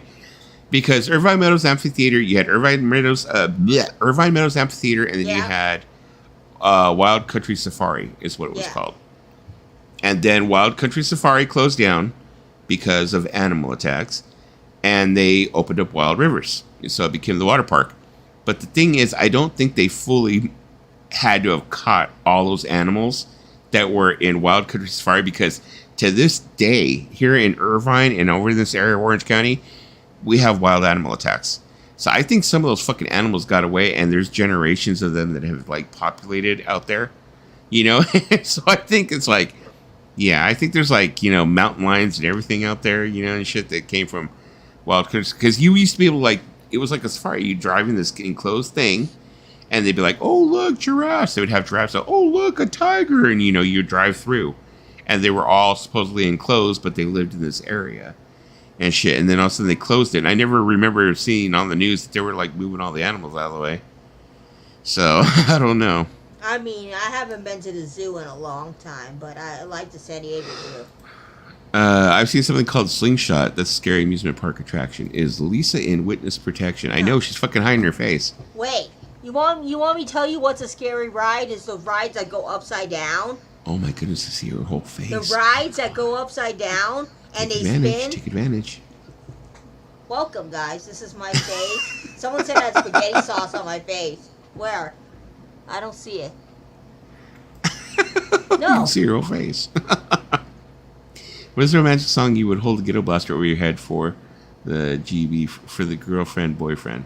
I don't know anything by Air Supply except All Out of Love. Dreamweaver. There you go. I think if we're thinking of like romantic songs, probably I Will Always Love You by Whitney Houston. Okay. Paulina. It has to be the one that's from In Your Eyes by Peter Gabriel. I Yeah. used to do that to my wife. Great We had one. when my wife was mad at me or Damn, something, I changed my answer. I would Uh-huh. just do this.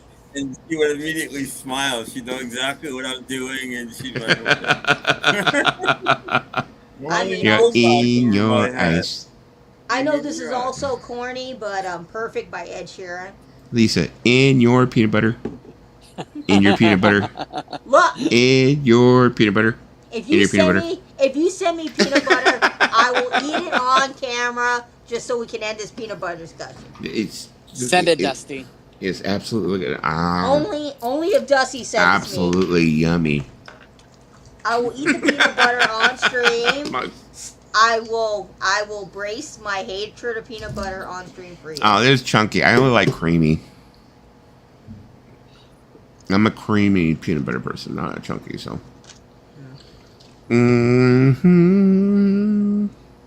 Oh, where was that? I'm like, I got lost. Oh, should I go and put myself so I look like I'm in witness protection again? There we go. Yeah, we have a lot of coyotes and shit out here, Dwayne. Out here in the Why? hills, yeah. My city of Ridiculous. Alhambra. Mm-hmm. No, we have coyotes in our backyard. I've seen raccoons. Hmm. I've seen possums. I've seen an owl, but no bear. No bear. I don't think bears come out here to where I live. In the hometown, in the city I was born, Pico Rivera, Ooh, they have that's sad. that's sad. That's all. They have well, it's not exactly a dairy, but what they do is they take the cows there and they slaughter them, Yeah. and they end up making like, you know, a hamburger and, you know, whatever, they butcher them. And I guess they had a whole bunch of cows and they got loose. And people were saying the cows were running through the neighborhood. You know, I'm gonna pull a video of it. It was freaking hilarious because like all the Mexican guys were out there going like, thinking they were like hardcore rancheros and they were gonna go ahead and like lasso up these freaking cows. They didn't know what the hell they were doing. Speaking of Pico Rivera, you know what's sad? They're closing the Norms in Pico Rivera. Well, that sucks.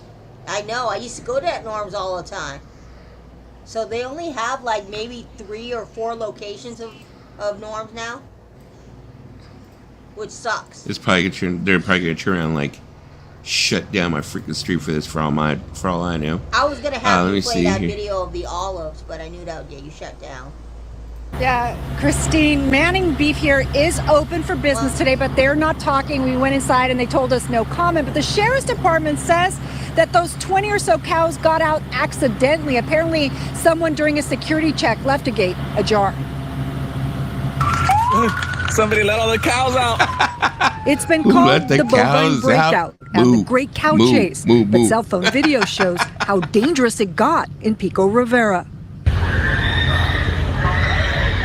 Those screams are from a mother with a stroller who's just out of view. Seconds later, it's not clear why, but the cow falls and gets up. No, he's chasing the cow. No, he's chasing the cow. No, he's chasing the cow. Minutes go by and shots ring out. We froze the video just before the cow was killed. Oh, I was Oy. knocked over by it. I don't even remember, actually. But I know I fell and I bounced, and then I got up really quick. Rebecca Miranda showed us some of the injuries she got when a cow rushed her. She lives just down the block from Manning Beef, and even before deputies arrived, she stopped to give workers a rope to wrangle the steer. Now her back, chest, and wrist are bruised and throbbing. I didn't know if it hurt up What? here or down there, but it hurt real The bad. hell Well, today it hurt worse than yesterday. happened to that woman? That was really amazing. No doubt this man is hurting too. He was knocked to the ground by a bucking animal. Damn. All along the way, the cows that somehow got out of a local slaughterhouse were followed by cars, cell phones, and people hoping to lasso them. No doubt adding to the stress and the danger. Oh, the sheriffs were telling everybody to stay back, turn off your lights, move your cars, because it was just jam-packed. Josie Elkins watched from behind her gate, but You know what's like so funny is, can you imagine how many of those Mexican dudes were like, oh, hey, get into the backyard. We'll have a barbecue. But I gotta wonder where they found that woman. Like, what crack house did they find her from? The woman. I know she looked kind of cracky, didn't she? She looked cracky. But I'm telling you, I can tell you, there's a bunch of those Mexicans who's like, hey, sabes que, mijo, get the rope. We'll get him in the backyard. That you know, that reminds me. Barbecue, eh? That reminds me of that Barbecue. high-speed chase we watched where the guy robbed the children's hospital bus, and I was like, yeah. So, and you know, the cows were farting the whole time. Methane, Yeah. methane, natural gas. That was something else. Like, you missed that, Tim. We were watching this freaking car chase yesterday, and it was this guy who had stolen a children's hospital van. Talk about there's a special place in hell for most people. Yep. That guy. I'm like, I'll be right back. Hold on. And he dug into a Home Depot afterwards. Yep. Yeah. I like bread. I like bread, Dan, but I like certain kinds of bread. One time, I tried keto bread. Ugh, that was nasty. I don't know if you ever had keto bread, Paulina, but it's made with fake sugars. Yeah. My brother is on a keto kick, and he's lost 50 pounds, and I don't know. I just can't do it. Keto. Well, one of the problem with most healthy breads is they don't sell enough, so they freeze them all. And once you freeze bread, it's never good. I don't No. care what kind of bread it is. That's one of the main problems with any kind of healthy bread. I mean, I get the whole benefits of keto, people doing it because they want to lose weight, but, like, what if I want ice cream sometimes? Huh. And, I don't know. Roberta tells me... You know what flavor of ice cream is really good? What? Peanut butter ice cream is delicious. I like... I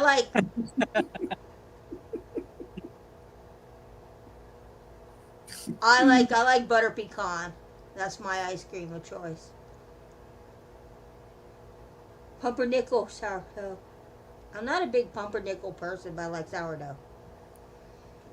There was like this restaurant that makes the best like sourdough bread. But you know what I want to try? Is Texas Roadhouse rolls. But we don't have a Texas Roadhouse near me. It's like 40 minutes from me. You know what's good? A Texas Roadhouse roll covered in peanut butter. No, I like their cinnamon butter. Oh, you guys are gonna watch. Dusty's gonna send me peanut butter. Watch. For Christmas, Dusty's gonna send me all things peanut butter. I have a feeling that Dusty's gonna be like, oh, she doesn't need any fancy gifts. I'll just send her peanut butter. He's saying that to you tomorrow. No, he's not. No, the post office is closed tomorrow, so he's gonna send it to you on Friday. No, well, he's still got to send me my Monkeys record, you know, because he got me a Monkeys record from the record store. Because he was calling me one time, and he's like, do you have this? And I was like, no. So he's got a picture disc for me. Which he'll send to you on Friday with the peanut butter. Yeah, Dusty said he's gonna send me a surprise. So with Dusty, you never know what he's gonna send. It's gonna be. Is it that Rhino picture disc? I only know of one monkey picture disc. It's called like business. It's like called like Monkey Time or something. It's a monkey business. Monkey business. Yeah, it's the one on Rhino. Yeah, he's gonna send. Which at the time, it was unfortunate that they put it on a picture disc because it was Snap Crackle Poppy. Yeah. But there was a lot of stuff on that record that you couldn't get anywhere else. Yeah, that's what it was. A rarities record, but it was only a picture disc. Yeah, Dan, I like I don't know, we just buy the Trader Joe's butter. I don't think we have any specific butter that we buy, but you know it's good butter, but it's kind of expensive. It's Kerrygold. It's a little expensive. That's why I don't buy it too much. But that's good. Poppy's going, oh, you guys are trying to get Dusty to send me dirty stuff. You know, don't give him ideas. I always say, don't give Dusty ideas.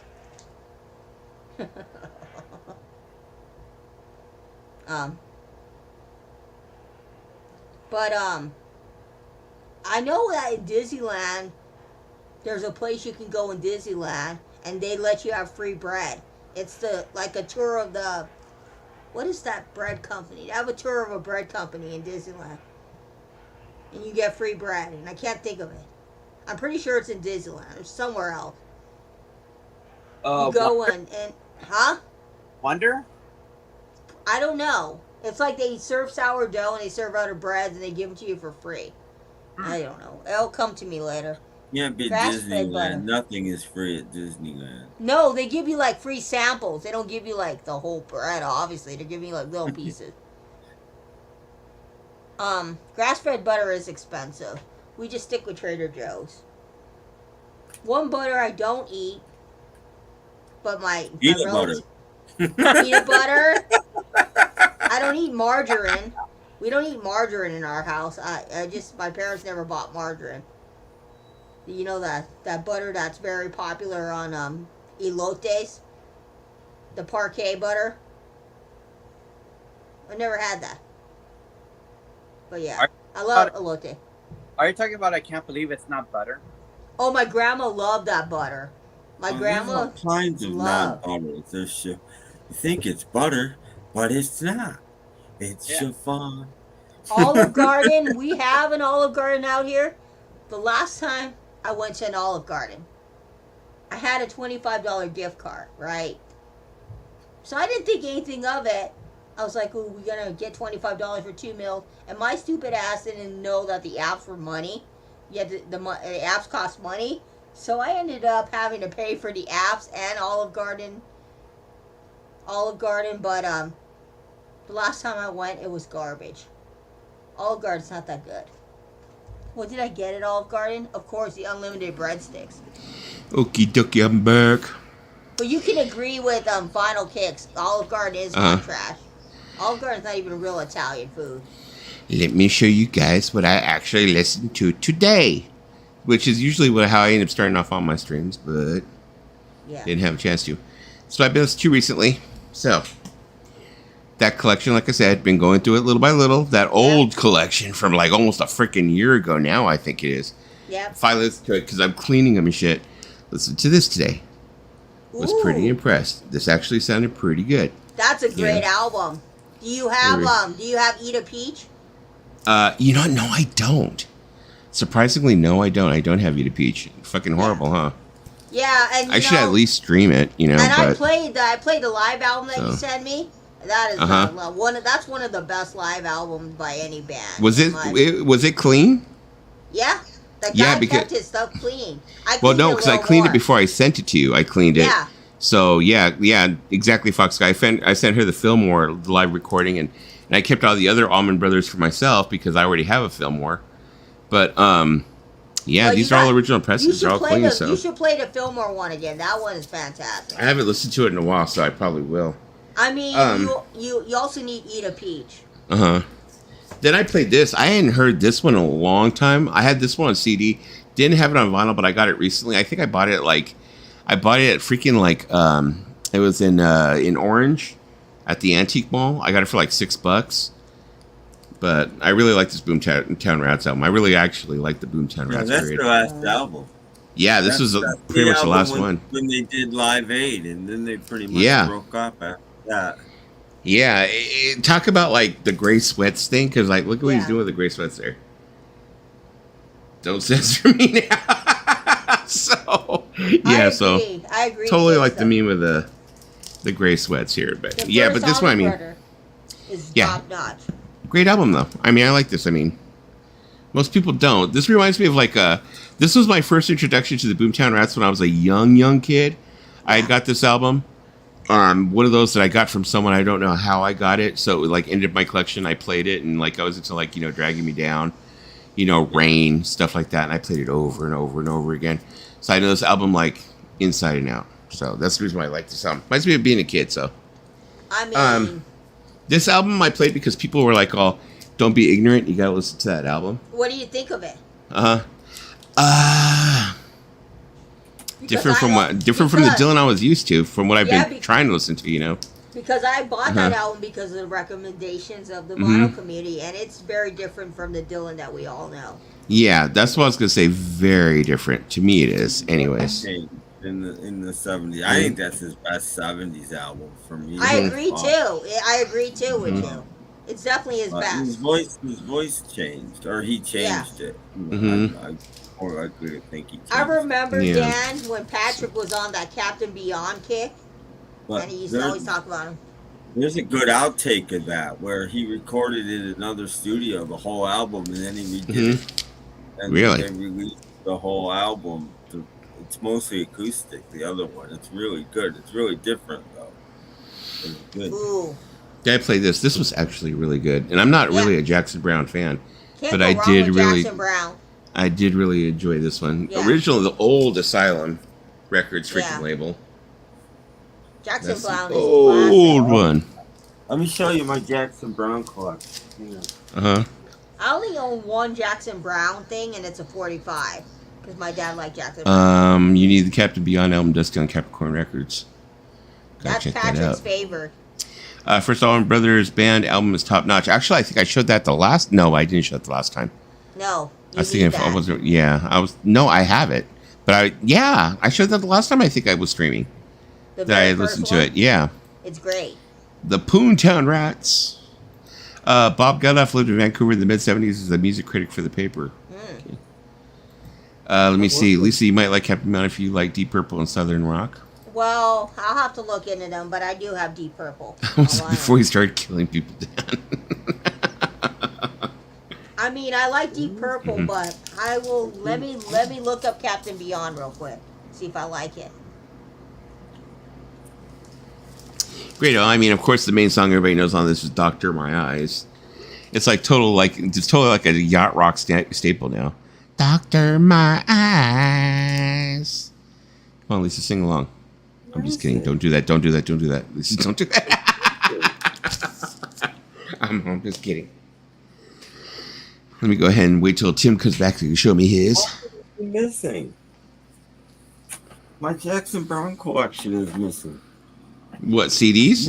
One more time, yeah. Doctor My Eyes. I love pissing off people at times. I'll tell you what I think of Captain Beyond. They remind me a lot of rock bands from the Leonard Skinner. It's gone. Where could it be? My joke is I have one of these for Jackson Browne. I mean it's one of those 3-inch CDs, and I call it my Jackson Browne collection. Like 3 songs, 4 songs. All you need by Jackson Browne, but it's not here, and I don't know where it is. Fox said, "Doctor My Two," says AGK. If any of you on the stream start having anime as your profile picture, I'm going to tell you. Like B-Sides had said, unfortunately, I think she already went. She left, but she was saying, she's all, "Guess who's live?" I don't want y'all to leave me, but he's live right now doing the Avatar thing. So if you guys want to go make fun of them, I mean, go ahead. Be my guest. Vinyl Kick said Leonard Skinner blows. Yeah, they do. I told you, Lisa, they were a southern rock heavy band. Oh, So my God. next I'm record open I to listened to. Somehow it got inside my Paul McCartney little bit. Ooh. Oh, you found it? Okay, there you go. Yeah. They couldn't go anywhere. They live right in this little corner of my shelf. Yeah. This is my Jackson Brown collection, and it's all you need.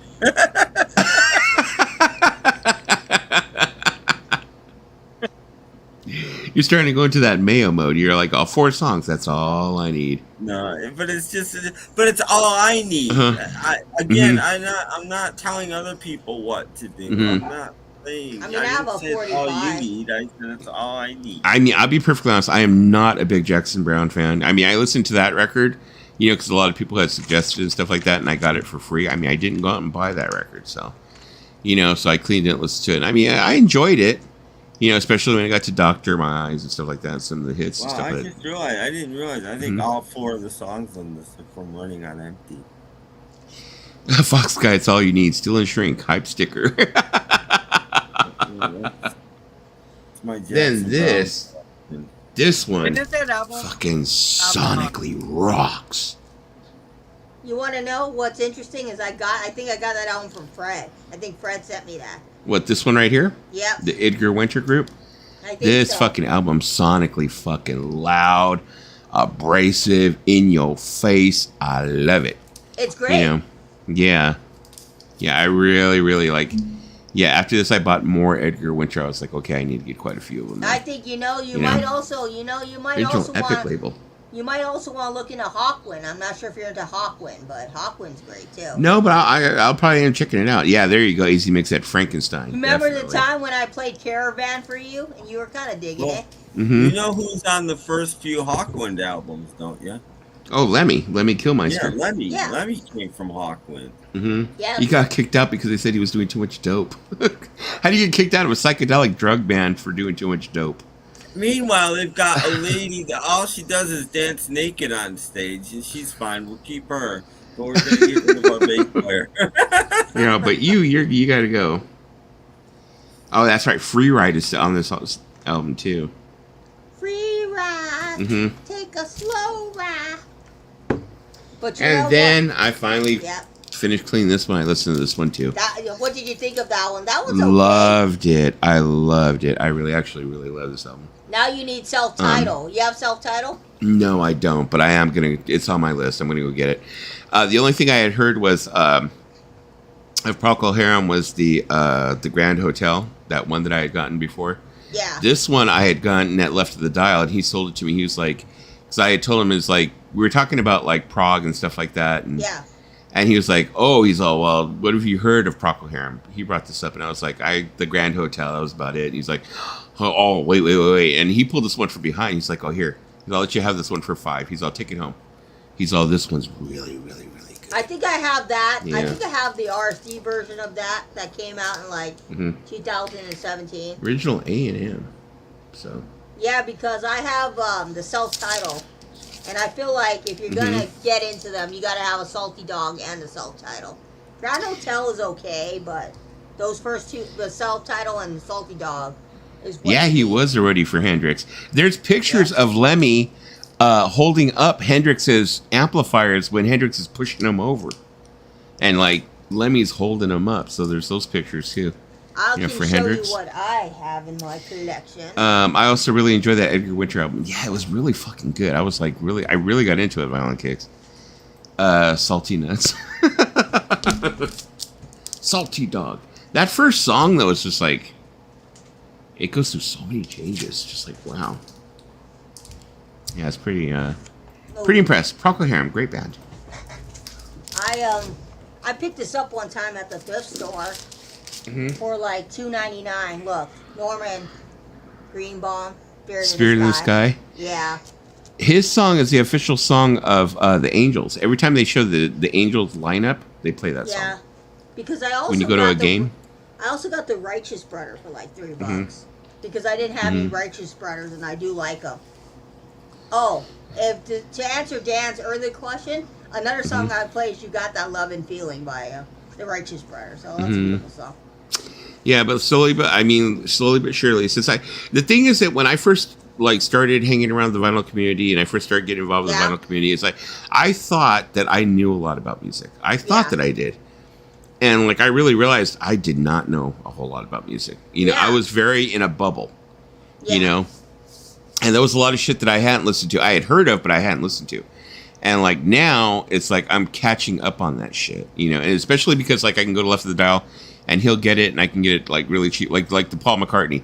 Paul McCartney, I'd be like, fuck that, blah, blah, blah. But the more you hear about that, I'm going, okay, well, wait a minute. Well, it wouldn't kill me to pay $5 or $6 for one of the records to go ahead and listen to it. Yeah. Because I'd rather actually buy the record and listen to it than stream it. Maybe it's just me. I don't know. It's just I don't know if it's a tactical thing or tactile thing or whatever. It's like I'd rather pay the $5 or $6, get the record, take it home, and play it. I mean, than stream it. So there's a lot of artists that you definitely want to delve into, and I think there's a lot of good stuff that you. Yeah, because I mean, I have a lot of shit there that I still have to get to. It's like I said, it's Bill Michelle from Left of the Dial. Yeah. My good friend. He kicked me down with a bunch of stuff Pipes of Peace. Yeah. Driving Rain. I got over there. I got what was the other one? Ram, London Town. I have a bunch of shit there that he sold me dirt cheap that I still have to go through and listen to. Oh, I just barely listen to Paul. I barely listen to McCartney too. I've been buying all these little by little. And, I mean, do you have All Things Must Pass? No. He had one, but it was kind of in bad condition. So he's like, no, don't take this one. Don't take this one. I paid $25 for All Things Must Pass. Well, he was going to sell me one for $18, but he said it was in bad condition. I think the one I got might have had a little mold, but you know what? Yeah, he said this one. He's all. I guess it's a good player. He's all. It's going to be kind of noisy. I mean, he's all for. He's all let you have for 15. I mean, he's all. You should just. He's like, you really should wait. You both overpaid. You both overpaid for your All Things Must Pass. I bought. Well, I got a 3-disc. I didn't buy it though. I didn't buy it. No, I got a 3-record thing, Paulina. I might have overpaid, but it's a box set. And I saw it. I got mine for about $5. Look, Paulina, I saw it. It was one of those things, I saw it in a while and I just bought it. Yes, I might have overpaid, but sometimes you ever go to a record store, Paulina, and you see a record you want and you're just like, fuck it. The question is, did it come with the poster? I don't know. Mine don't have the poster. This one didn't have the poster. This one, this one when I was looking at it, it didn't have the poster. That's the reason why he was like, it doesn't have the poster. It doesn't have the original inserts, the original sleeves. And he's like, I'll let you have it cheap, but but it's not in very good condition. He's like, you know what?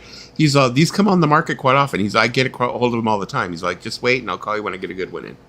And I'll let you have it at a good price. I mean, my copy is okay, but I just wanted it, so I bought it. I got a reissue Target for 23. I think it was 23. Maybe it was 21. Wow. One of their clearance sales. I'm like, ooh, this is a good deal. I mean, I have a concert for Bangladesh as well.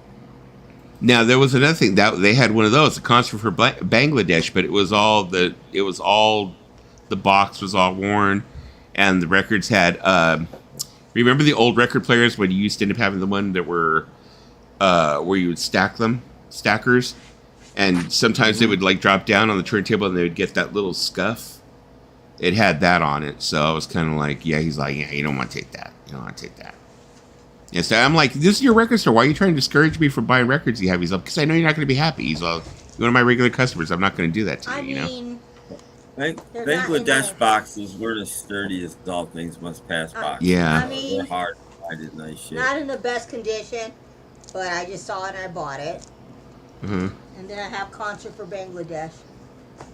See, that concert for Bangladesh is in really good condition compared to the one that I saw. The one that I saw was shit. Has the book too. And then it has an article here too. From when it actually that's happened. sweet. Somebody left the article. Paulina's all, mine's sweet condition. There you go. And look. Mine is too. I bought it new. And it's look, Wednesday, really Thursday, Friday. Oh, look here. We got a little, look at this. Look at the way. Oh, hey, what's up, Dave? We got a little squirt that comes in at $2,500. Robin Throw was part of Procol Harum for a short bit. Sweet. I mean, it's a Oh, that was cool- in really nice condition there. Where did you Those get are the yours? original sleeves? Yep. Nice. I got mine at Amoeba. That's where I found my copy. Oh, And I any prom photos? No, just the booklet. Paulina's probably has the booklet too. Just the booklet. Haven't come across any Fox Guy, not recently. And I then mean, this, look. I got this for about $5. Uh-huh. It does come with the original.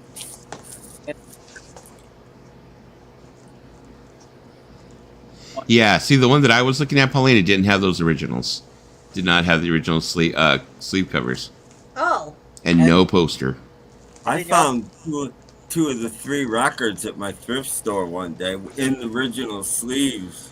Really? Just didn't have the Apple Jam for 49 Well, yours cents came out each, better than so I mine, bought them. Paulina. Look. Look at So these. I have These 2 look extra like records. They look water damaged. A little. Mhm. Here's But, the one you want, but this will set you back a few bucks. That's the new one, right? The reissue? 2001 one. Oh, 2001, okay. 2001, yeah. That one. But this is my favorite one to listen to, actually. Of all. I need to get the reissue. Is that colored vinyl, Tim? No. It's standard black? It does come with its own little book. Uh-huh. And the inner things are great because as the albums go, they get progressively worse and worse as far as, his background. Oh, okay, I get it now.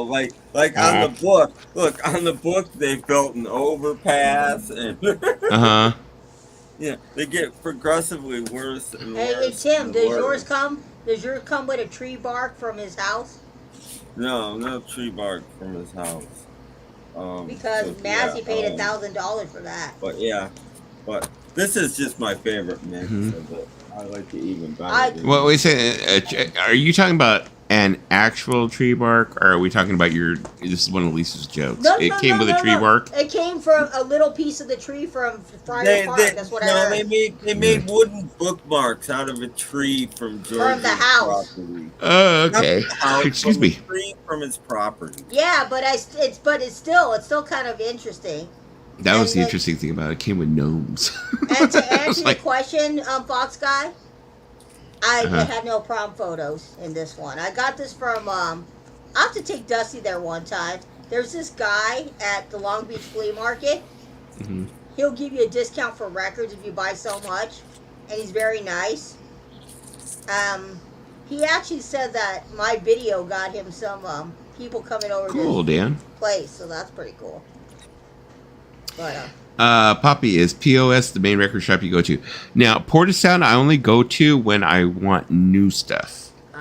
So whenever I'm going to look for something new, yes, I go to Portasound. so does Portasound only sell like new records or not much Yes. used? Yes, they don't Yeah. sell used at all. It's all new. There's only 2 places I go to for new, really. Walmart and Target are on a whim. If I walk in there and see something I like, I'll go ahead and take it home with me. But I don't. Those aren't the first places. Like when I'm like, okay, I'm going to go record shopping today. Those aren't the places I hit. I'll go to Barnes and Noble, Portasound, or I go to Analog, because those are the 3 that sell new. Analog sells used also, but they sell a lot of new. Portasound would be the place like, if you decide you wanted to go buy like the new Wallows album. Yeah. Portasound. Just immediately go there. Why bother? If you want immediate satisfaction, you don't want to go online, order it. You don't want to go through that whole, bullshit. You just want it right away. Yeah. Just go ahead and buy it. Yeah. You go there and buy it right away. You're all there. You go. Because Lisa's telling jokes, so we're all Pink Floyd fans. Look, my jokes don't land. What's the deal with peanut butter? Is it peanut or is it butter? We may never know. I put all the peanut butter away. But I I like put all the peanut butter away. The thing with me in record stores, I like a record store that has a both mix and mix of used and new. Because if I go to a record store, it's only new stuff. I probably won't go there very often. He's all, Lisa, what is up with the peanut butter? Eat the peanut butter. If you send me peanut butter with the Monkees record, I will go on stream and I'll try it out for you guys. Oops. And hopefully I will. Easy. I'll try it out. On Friday. You can send it to you on Friday. Oh, he's not gonna send it to me on Friday. Are you kidding I have all these things on my desk. Remember these? I have this on my desk too. We can't. Yeah. Mm-hmm. Dusty's Mine not is gonna still send it to me like on making Friday. mine. I'll be surprised if Dusty actually sends me peanut butter. I'm not gonna send you fucking peanut butter, Lisa. Relax. Good. I'm all relax. No, I because won't say- people. No, because people actually think you're going to, and it's a joke. Now you might have to go through it. Yeah. I have peanut butter in the house, but I'm not gonna eat it. He's like, oh, I am a Dusty Spins Snowman. There you go. Yeah, Eat the peanut Robin butter. Trower Eat was the a part peanut of. butter. Just kidding. Awesome cookies. No. Love you. Do you have? Speaking of Robin Trower, do you have Bridges of Sighs? That's Who, a good me? album. Yeah. No, Bridges of no, I Sighs. don't. That's No, a I good don't. album. You should one day. One day I'll have to get you Bridges of Sighs. I have to get you some good 70s rock. Excuse me. I don't know why I'm sorry. Well, I've been going since early this morning, so that's probably the reason why I'm tired.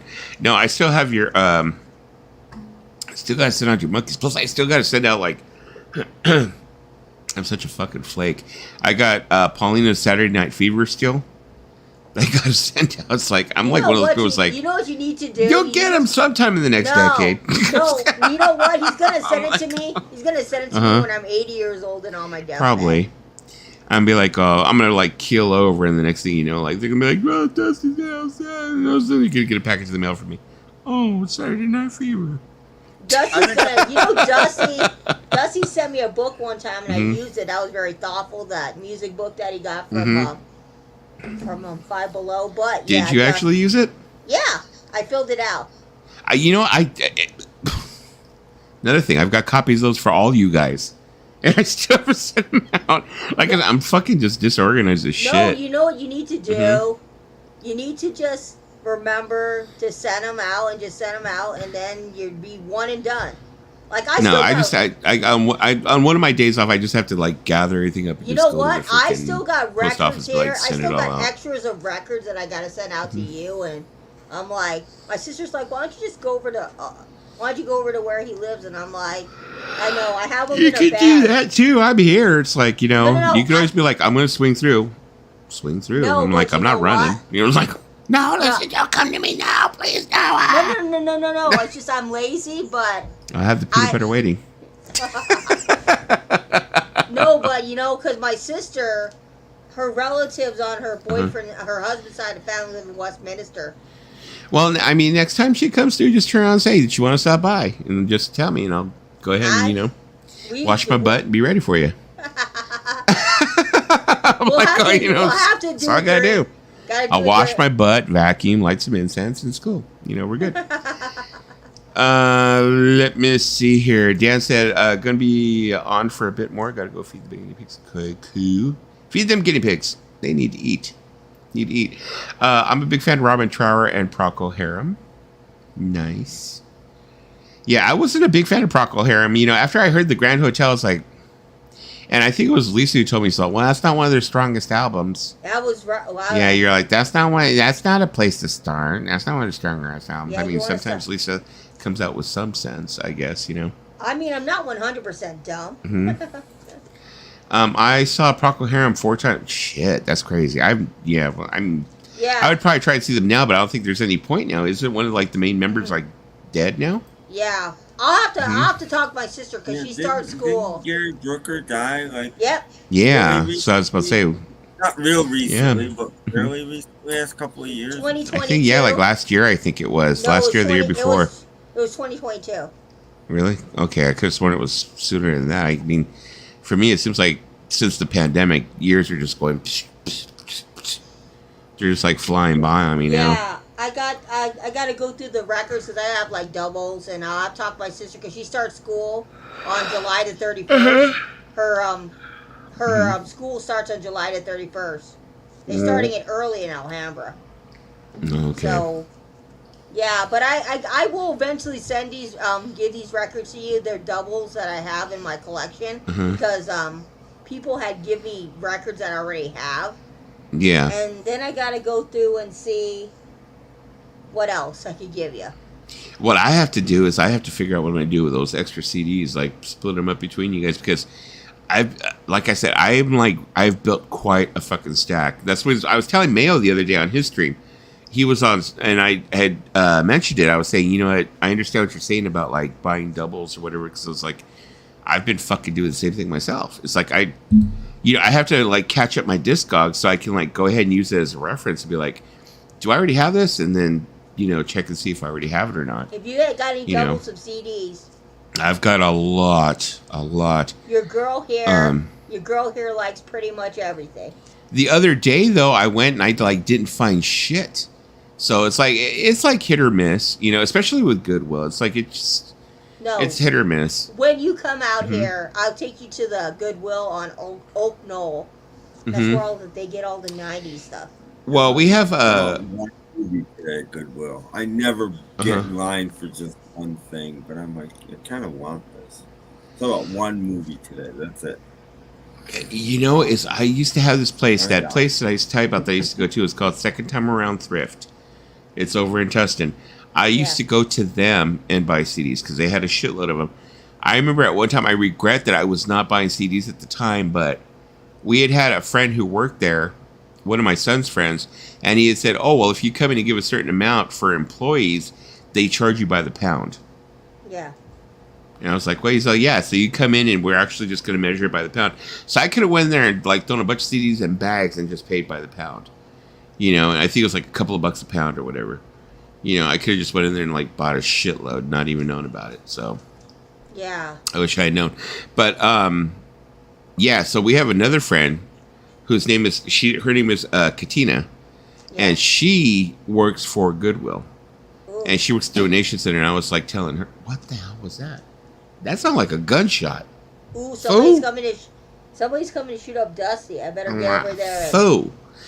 No, so I had told her, I was like, can you keep an eye out for the CDs and stuff like that? I said, you know what I listen to, basically. Just grab it, and I'll buy it, because I think she gets a discount. I was like, dude, you can give me your discount. I don't think Goodwill employees are allowed to hold back stuff, but I don't know. They're allowed to buy stuff, though. They do allow them to buy stuff before it hits the floor. They do? So, yeah. So, I mean, maybe it would be worth it for me to do that. Just, like, work there on a Saturday and shit. Like, every other Saturday. Go in there, just be a bloop, bloop. No, because they get discounts. Just to feed my habit. I mean... No, there's a Goodwill I'll have to show you. I swear it's the best Goodwill in all of Southern California. It's in Hollywood. It's a huge Goodwill. I have found receivers there. I have found turntables. I have found disc changers. That Goodwill is lucky Goodwill. Dan is asking, Dusty, what radio station did you get your start? Now, unfortunately, I never worked actually on a radio station. I worked for a radio station. I worked for radio stations, but I never was an on-air personality. Never, used my voice for that. I was getting there. I was about to finish school. I was about to do it. Just didn't do it. But mostly it was like KROQ, out here in Southern California. Pirate Radio, out here in Southern California. I worked for them too.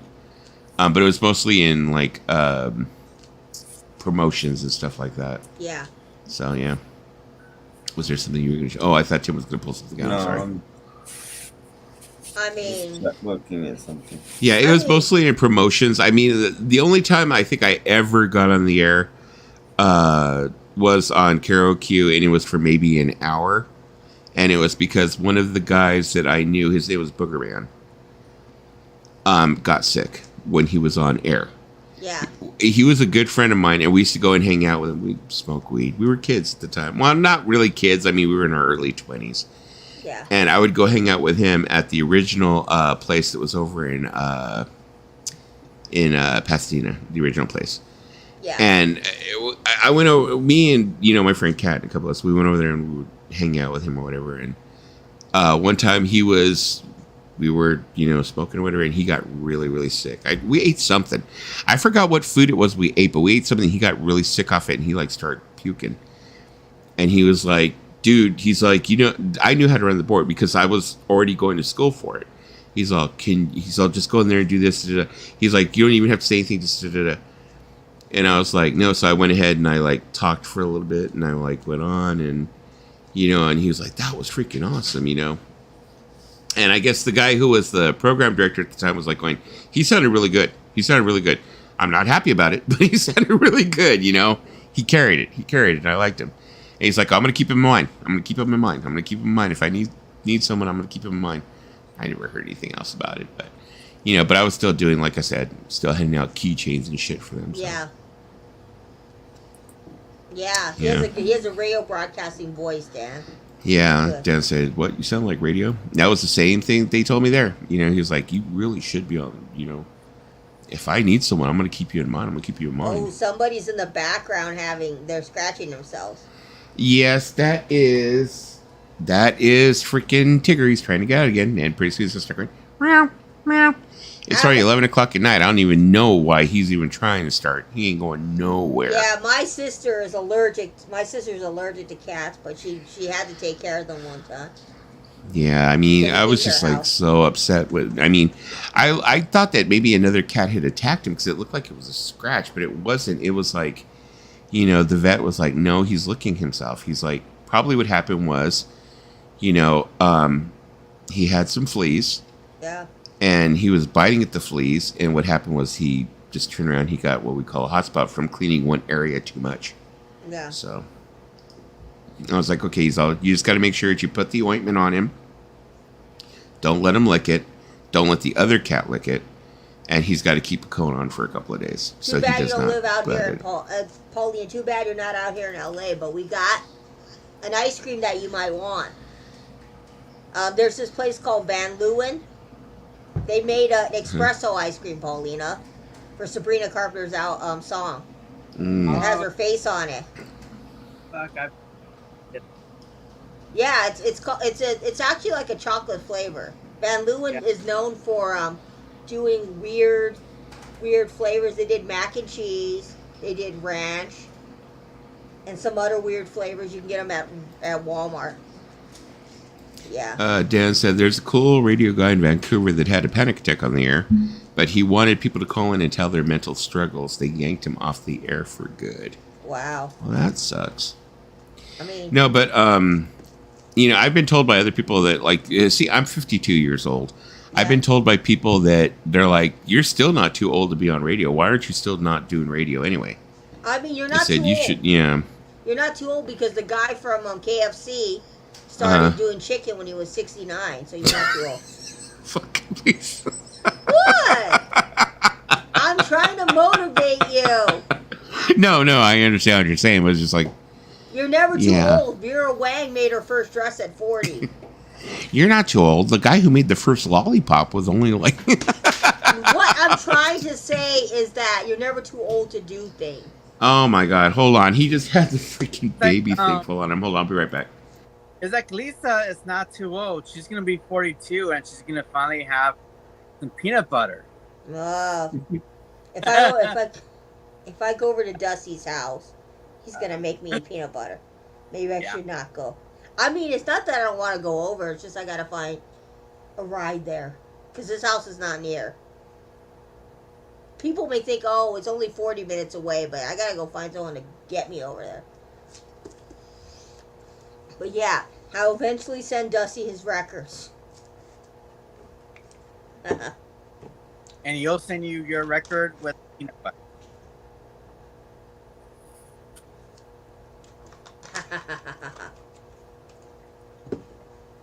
You're gonna get some peanut butter. No.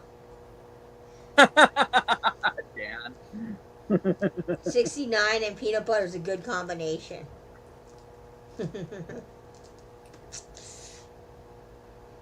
Anything in peanut butter is a good combination. How about How about mashed potato? No. No. Most things. It wouldn't be terrible, but it wouldn't be really good. Yeah. But yeah. I'll probably go over to Dusty's house and be like, "Can I use your pool?" Bug him and be like, "Can I use your pool? It's hot." Yeah, but Dusty has a pool? it is probably. I think in his apartment he does, but yeah. If you don't listen to an album, it's easy to forget you own a copy. Yep, that's true. My neighbor across the street has a pool, but I don't go there very often. You don't have a pool? Nope. Nah, we have a backyard, but no pool. It's a lot of maintenance for a pool. To keep up a pool. I know some neighbors that have a pool in their backyard, but no. When I was little, I wanted a pool, but my mom's like, "That's a lot of money and a lot of maintenance." Yeah. And plus, we have the parks where you can go and use the pools for a certain hour of time. But yeah. A great prank is take a big Mr. Chocolate bar and drop Dusty's pool.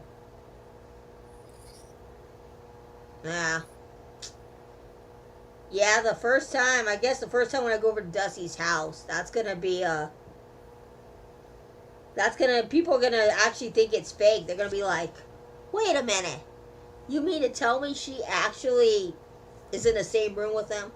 And be like, "Yeah." It will be streamed.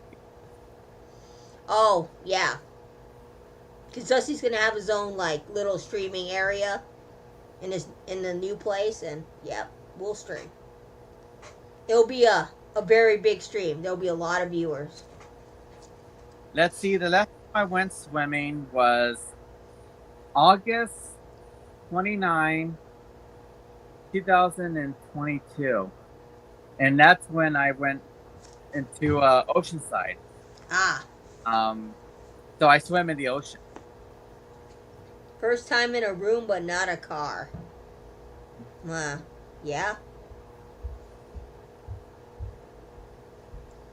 No, I am Vietnamese and Chinese and all kinds of white. I say that because my dad is British, Scottish, Irish. Yeah, all kinds of white. Yeah. And it turns out he thought he was French, but he's not. He's not Italian. French. Well, he has his real dad has a French last name. Oh, we. It's like Chavarette or something. Chavarette. Or car, or it's a car name. I don't know. It's a French name. I don't remember it. But no, not Japanese. But I love Japanese food. My favorite Japanese food is probably sushi.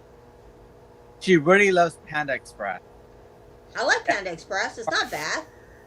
In Monterey Park, where Jimi Hendrix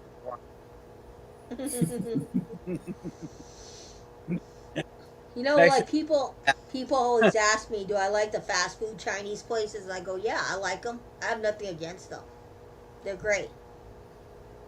But in terms of Japanese foods, I like sushi. I like pork katsu. I like ramen. We have some pretty good Japanese places out here. They make a good peanut ramen.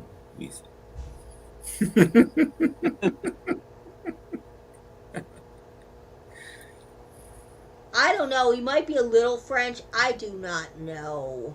That's a good question. I have to check again. My grandpa, I met him once or twice. He passed away at 84. But I don't know. He was a cool guy. I've never had, they do have peanut butter ramen, believe it or not. I believe it. Yeah, there's a place in Boston that supposedly you can get ramen, and you just sit there, and it's like kind of like a place where people go and they share their thoughts after they eat the ramen. They introduce themselves and they're like, "Hi, I'm so and so." That's I not my just kind ate of some place. ramen. No, it's a place in Boston. After you eat the ramen, you introduce yourself to the people at the restaurant, and everybody goes down the line and says who they are. I don't know, but yeah. That sounds like a place I'll never go. Me too. Me too. Only Japanese food I had is sushi and Japanese curry. Oh, Japanese curry is great. But for my sister's birthday one year, we went to a Japanese restaurant and she liked it. But my sister now wants us to go to Cuban food. So we're gonna have Cuban food. Ah. You ever had Cuban food? No. I've had it. It's pretty good. Is it better than Mexican food? No. Yeah. Go one place and they play Cuba Bayon. The faux takeout in the cute boxes is the best. We have a lot of faux places out here. I think when a lot of people go to faux places, a lot of them like chicken or they like beef pho. You can also get bunru. You can get danche. There's a lot of different Vietnamese dishes you can get, but for most people, I'd recommend, get pho or you get bunru, which is pretty good. Or a rice dish. Oh, Korean food is awesome. I love Korean barbecue.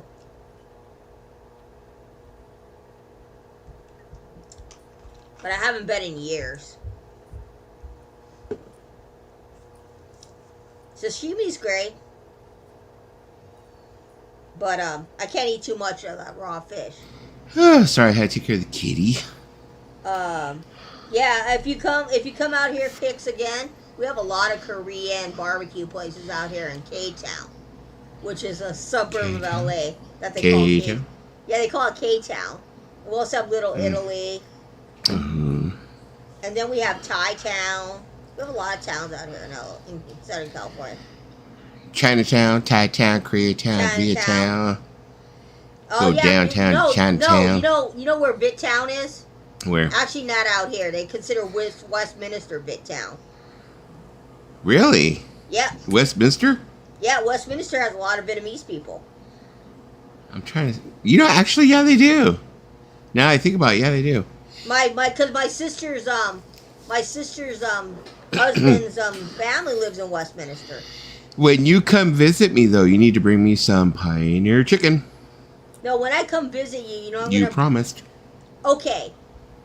I will make an effort to visit you before you move, okay? Uh-huh. But when I come visit you, I'm going to bring you? What? I'm going to bring you some Asian desserts. From there's a bakery near where you live called 86C Bakery. Lisa, I'm going to bring you some Asian desserts. She's all in my pants. Just kidding. First off, Pioneer Chicken. Uh-huh. Pioneer Chicken's in Bell Gardens. We'll have to go when you move out here because it's in Bell Gardens. It's the curse of the Colonel. Yeah, it's good to say. The ghost of Colonel Sanders. It's the ghost of Colonel Sanders. Still going, oh, you want to eat my chicken? No, because I want to bring you something unique that you've never had before. So there's a place by where you live called 86C Bakery. It's Asian bakeries. Is there a rock station in Kelly that plays King Biscuit shows? I don't know. No. I don't think I've even heard of King Biscuit. Do you know King Biscuit was a big, huge thing for years? Was he? Okay. It just recorded live. No, it was the name of a show. Apparently, there was a King Biscuit once upon a time. There was a sponsor. Okay. But they just recorded live shows, and they're all through the 70s, the 80s, and at least into the 90s they were around. There's even some King Biscuit flour. It's the King Biscuit Flour Hour. And they even there's even a few CDs. They put out a few CDs. Whoa, now Dwayne. Let me take a look here. Romantics have a King Biscuit CD. I'm trying to think. I think Dave Edmonds has a King Biscuit CD. You're giving me ideas, Swain.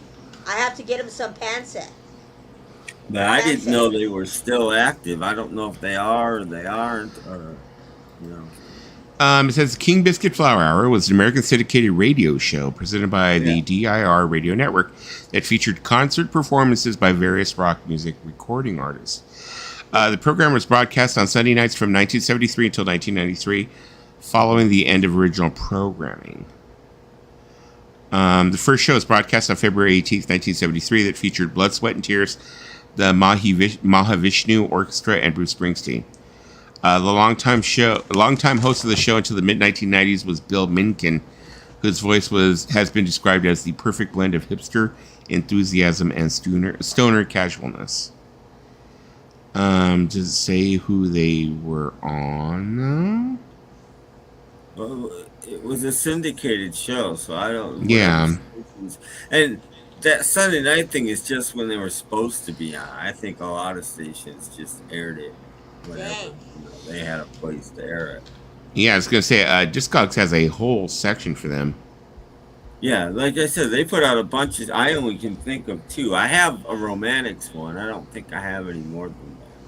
Oh yeah, they have like a lot, like bootlegs. A lot of bootlegs from that you could tell were recorded on radio from the King Biscuit Flower Hour.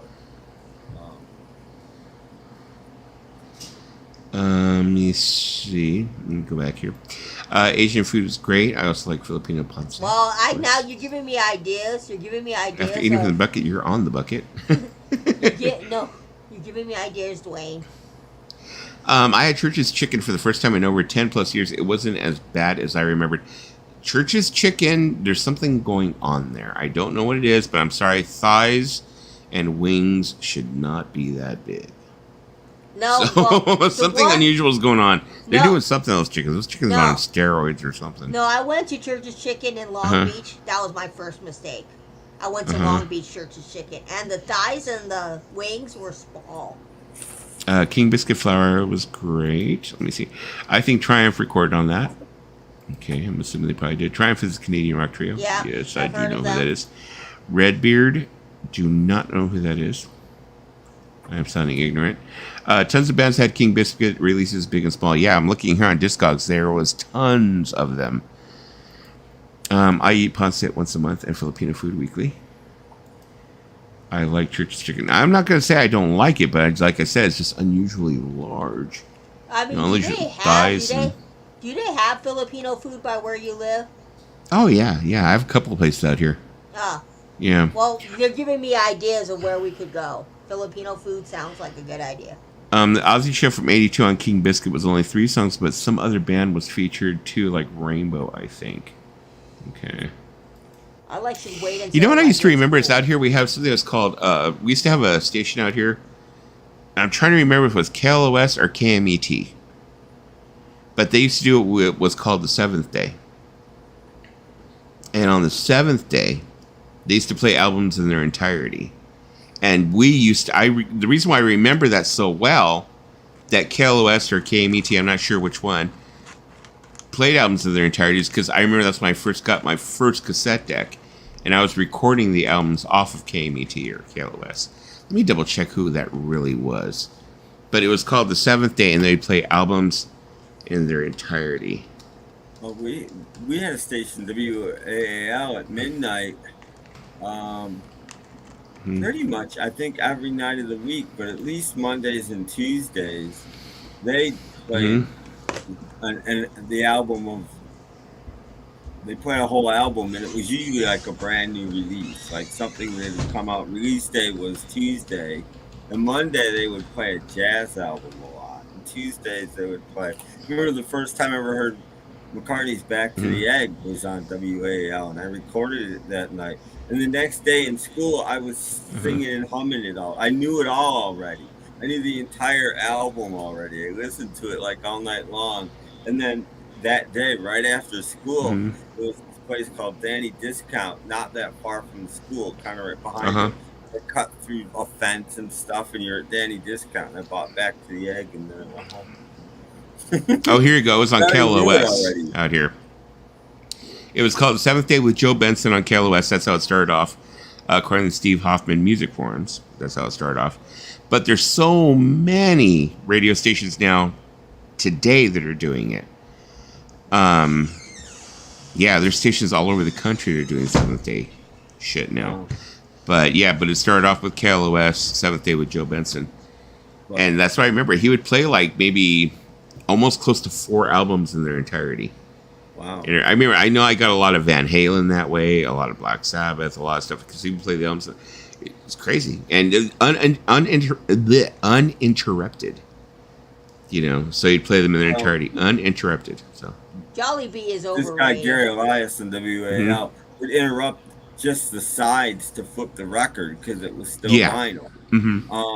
But he would finish talking and then start the record, so you could get a clean copy of this record. And he would let the side end and a couple seconds of silence, and then he would talk. But the thing I'll never forget is Christmas Eve 1980. He was there, and you know what had happened just like 2 weeks before. I see you guys in the chat. They killed John Lennon. And so he brought in his own personal copy of the Beatles Christmas album and played that on the Midnight LP. And I taped it, and that was rare. In 1980, nobody had heard the Beatles Christmas album. And I'm like, I've got it on tape. I've got the freaking Beatles Christmas album on tape. That was amazing. I was watching some YouTube videos. Funny you bring that up. I was watching some YouTube videos, I think actually earlier today, where it was talking about the Beatles' reactions to John Lennon's death. And they were talking, it was really weird. They were saying, for one thing, they said that Paul McCartney's reaction was completely misinterpreted. Because he said something to the extent of like, yeah, I heard about it's really a drag, isn't it? You know, and people said it was kind of nonchalant when what he had said. You know, they're saying that when he said it was like, wow, so nonchalant. This man that he wrote songs with for years and years, it was supposed to be like, you know, his right hand. You know, he was so nonchalant. And I guess he had said years later when he was on Howard Stern, he was like, he's all, you have to understand, he's all, you know, my best friend had just died. He's all, and I was still grappling with that. My brain, I was, you know, like he was wrapping his brain around it, and he's all, and all these people were sticking microphones in his face, and he just like, you know, they weren't treating him as a human that was grieving. He's like, I really was in shock. I really didn't know what to say. You know, I was kind of like, so he's all, yeah, something really stupid did come out of my mouth. He was like, I really didn't. He said that basically his whole thing was he just wanted the reporters away from him. You know, so it's like, you know, whatever he said was whatever. And then they were talking about how Ringo had taken it, and they said that Ringo didn't really say anything until years later, maybe like 2 or 3 years later.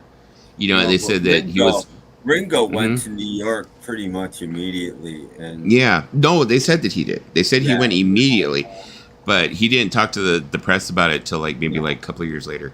And they were saying that George Harrison, it was famously known that maybe it was misinterpreted because they said George isn't here to protect himself, but they said that George Harrison had said that he was kind of upset with John because he had talked to John many times about his spirituality and how he wanted him to do this certain rite or whatever that he did, and he felt that John wasn't prepared for death or something of that sort because he didn't do this certain thing that George believed in. So people were kind of like, okay, whatever, George, we know, you know, type thing. But George was trying to explain that, you know, maybe these people don't believe in it, but I believe in it. And for me, that I was so close to George and I was so close to John and I love John, I really would have appreciated if he had done this for my own peace of mind.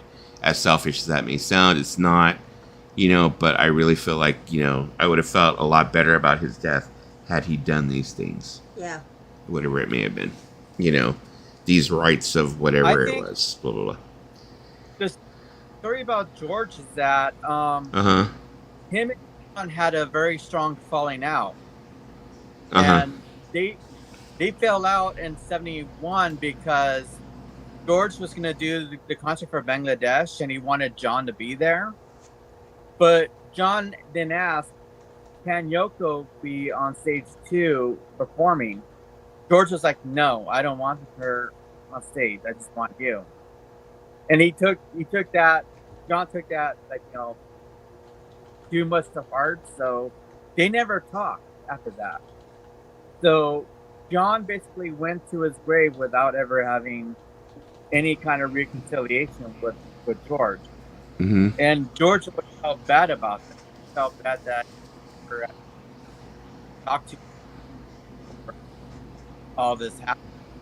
Mm-hmm. So he, for many years, he wondered, if John ever really thought of him following throughout those years. It wasn't until George started to talk with Paul again, and then they were talking to John. Paul says, "Well, I talked to John a lot. We talked many times before, and he told me that he still loves you. He still loves you. He still thought about it. And so, just know that you're still his best mate as well." I have to watch some of I have to watch some of those extended interviews of Paul with Howard Stern, because he really opened up to Howard Stern. That was really strange. The thing that was also great about those interviews is, from what I've seen, excerpts that I've seen, is that Howard Stern was he was very responsible and very showed a lot of what's the best word? It's he didn't really ask classless questions, I guess you can say. It's all the questions were good questions. It's I think from what I've seen in my experience, which it seems like the Howard Stern interviews were some of the best interviews. He really got Paul to open up about a lot of things, because Paul had said also in an interview with Howard Stern that after John had died, one of the things that he had disagreed with is that Yoko had taken Sean to see the place where John had been shot and laid and died, supposedly, and stuff. And I was kind of my whole thing was he could be upset with that, but I think Yoko was kind of teaching Sean or showing Sean, this is reality. This is what happened to your father, and for him to deal with it, basically, in her own way. She was kind of John's dead. He's no longer here, type thing. And that was her way of dealing with it, for him to deal with it, I guess. But Paul was just he just felt it was kind of harsh, I guess. That he took him to the. She took him to the spot. It's two different cultures, because British people deal with death one way, whereas Japanese people dealt with death another way, and so maybe her way was not the best way to go about it, considering how very blunt they are. Yeah. So so we felt the way that possibly Cynthia consoled Julian when John died was probably the best way, or I think Yoko is a good mom. We didn't. We didn't know that John had died because Yoko told him not to announce it till she could get home and tell her son, because she didn't want him hearing about it. Hearing it on the news, radio. He was really young when it happened. That's a pretty good thing, I think. Oh, where'd Paulina go? She just buried. Oh, there she is. Oh, I guess I'm going to take you to Hood Chicken. So we heard about it a little later because they wanted to announce it right away. No, you know what I need to take you to is a Hood Chicken place, because if I take you to a chicken place that is not in the hood, you're not going to get good chicken. It needs to be in the hood. Linwood, Watts, Compton. Oh, well, maybe not Compton. Violent Kick said the British people were really racist towards Yoko. I think, they were. But also, I think the British people were just kind of a lot of them are reeling from the Beatles breakup, and I think she ate a lot of that, and it's it's funny because after seeing Get Back, I think after seeing Get Back and seeing Let It Be, if you really watch this, it's you're man, this band was so fractured already. It was it had nothing to do with her. No, it wasn't her.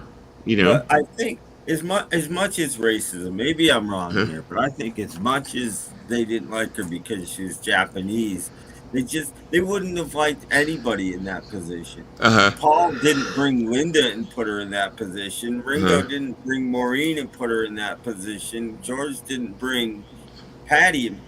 I think that's as much as that she was Japanese. It's just that she was there. It wouldn't have mattered anybody. If it was Cynthia, they wouldn't have liked it any better. She didn't belong there in the studio sitting next to John. Yeah. Well, But they I mean, talk about that in the anthology because uh-huh. there's an episode in, I think it was like episode 7 where Ringo really talks about it. He says, like, it's always been us. Like, it's always been the four of us in the studio. You have George Martin there. One of the engineers come down, like, and then you also had, like, Neil and Mal there. So it was like, and Ringo questioned John a lot. It's like, like, why are you bringing her around and stuff like that? And, like, it's like, none of us bring our wives. And then John was like, well, it's like how you at the end of the night you go home to Maureen and you're like, hey honey, how are you doing? Like, oh, we did this, we did that. Well, for me and Yoko, we know exactly what's going on, but I think Ringo and everybody else was like, it's like, no, it stifled the creative process a lot, And it started.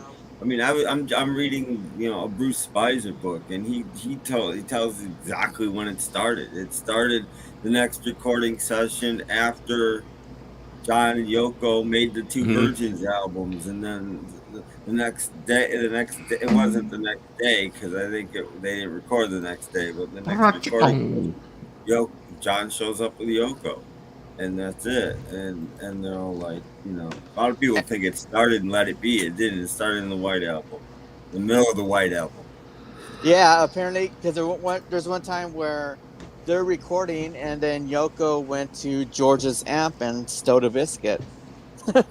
Dan, you need to go to the hood areas. And George was not pleased by that, He was like, what the fuck is... Let me explain it to you, Dan. You go to the hood area. She ate his biscuits and he got pissed and called her a bitch. Yeah.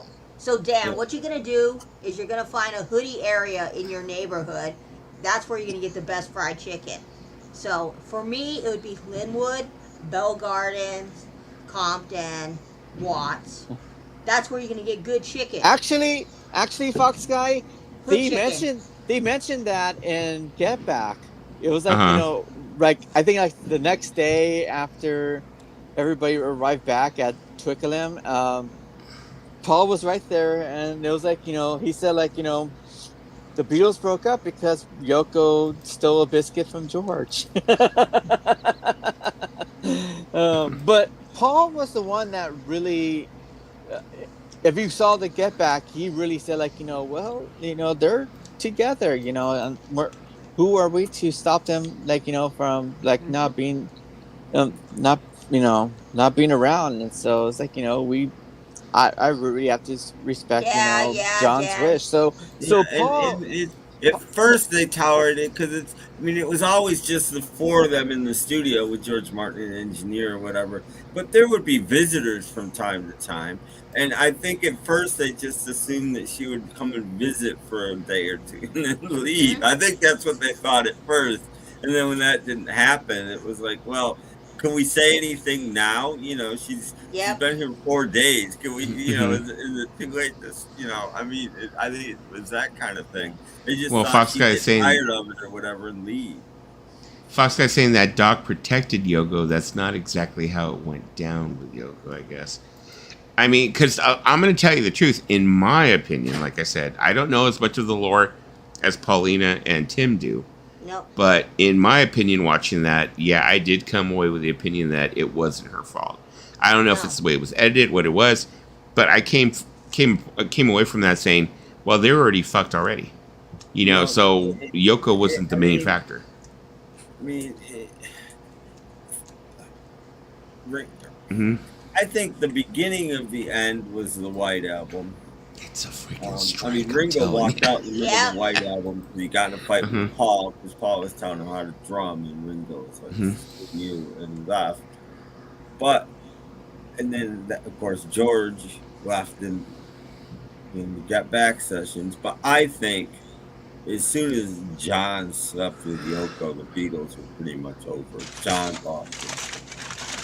You know what? I would, Dan, but tell you the truth, that is like that's a total strike. And plus, that's a total strike. There was the whole thing that was going on with Alan Klein, because it had been said that Alan really wanted to manage the Beatles, and so he met with Yoko and told Yoko, like, if you could get John and the other guys to sign with me, I'll be back in just a moment. I'll guarantee you X amount of money from this deal, so that you can go off and do your grapefruit stuff and on all the other things, at the expense of Apple, and so Yoko might have had put a bug into John's ear, saying like, yeah, you guys should sign with Alan, but that wasn't going to happen because Paul was the one that was like really looking out for the band, and so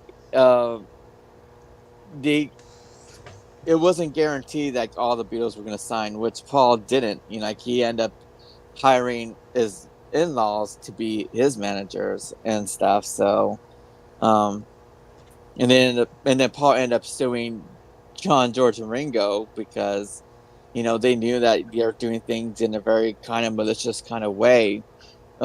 Because in spite of Paul, and they weren't looking for the best interests of the Beatles brand, being with Alan, Oh, I got my background. Church's chicken. That'd be funny. I wonder if Yoko ate some hood chicken. I'm sure she did. She was vegetarian. Oh, I didn't know. See, that's how much I don't know. Well, you can still eat stuff at the hood chicken place. Yoko had John on what I think they called a microbiotic diet. Oh, weird. Which, whatever that meant, That's my worship place, Church's Chicken. That's right. Well, Paulina, did you know the double fantasy story? I can't remember who told this. Somebody, one of the musicians on Double Fantasy. One day, Lennon was taking a break, and he sees him. He says, "Come here." And the guy's like, "Oh, Lennon's got some good pot or something." And he reaches up on the shelf behind something, and he pulls out this box, and he opens it up, and there's cookies in it. And he takes a cookie, and he goes, "You want a cookie?" And the guy takes the cookie, and he's like, "Don't tell Yoko." And he puts the box back, and John Lennon is sneaking cookies. I remember hearing that story. I think the thinnest John Lennon was in his entire life was when he died. Yeah. Yeah. It's like I saw those pictures. Thin. I saw those pictures of him and from that year, and I was like seeing myself, that does not look like the John that I remember seeing pictures of him in 75 or 74, because in 74, 75 he still looked very, very nice and healthy, like he still had some type of meat on his bones. But when you saw him in 1980, it's like his face totally was like but Yoko was too. They both were. Yoko was real thin too. It's so like he no longer looked like he no longer looked like Beatle John anymore. No.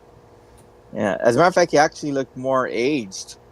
and weirdly, at the same time, you look at the photo on McCartney 2, and that is that after the split, I think that is almost the most Beatle Paul ever looked in his whole life after the Beatles split up. Is that picture on the cover of McCartney 2? He looks so much like Beatle Paul in that picture. Yeah, he did. He really does. He looks young. He's got kind of a Beatle haircut at that point in time. It was fairly short for Paul's hair. Yeah.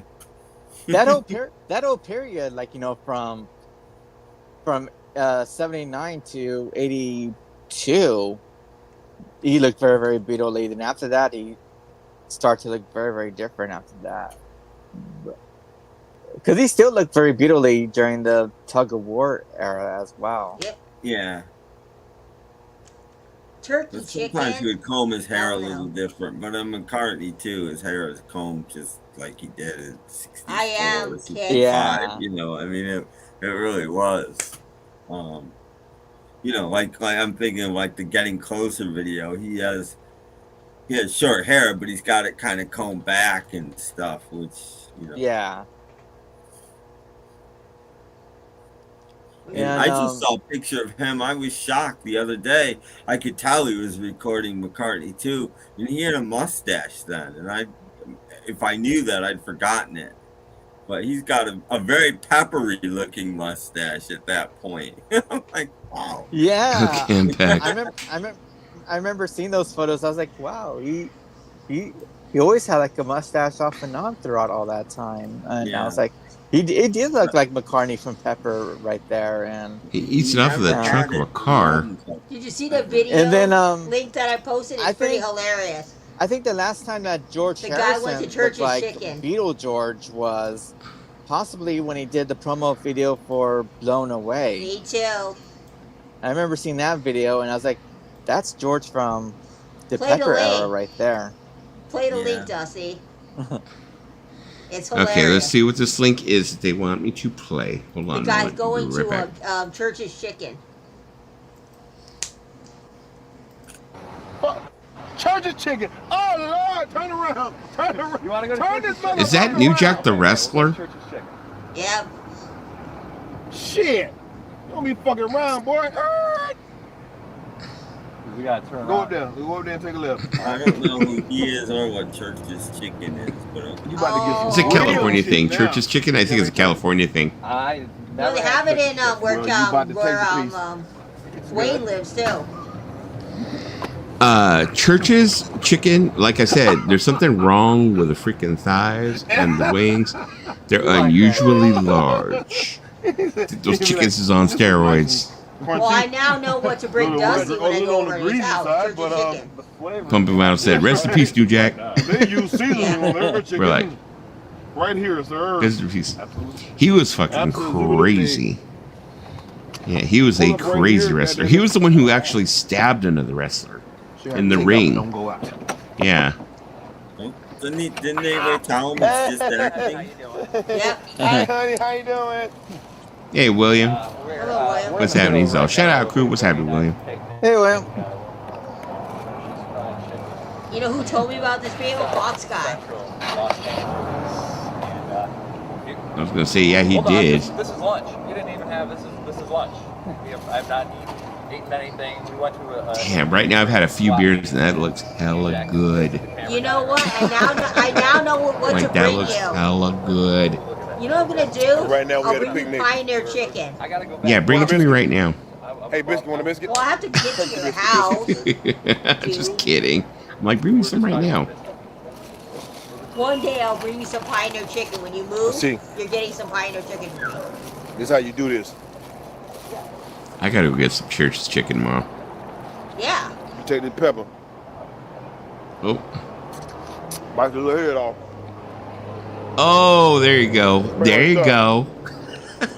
That's a hood move. That's a hood move right there. Mm-hmm. You do a little salt. Ain't a hood move. That's just a common sense move. No, people in the rich areas don't know that. People in the rich areas don't know Bring that. that. Then you go to work. Then you go to work. Look at what Kick said with a jalapeno bussin'. Yep. Hey. Hey, bro. That's some real shit. Eat some chicken. Huh? Welcome to white America.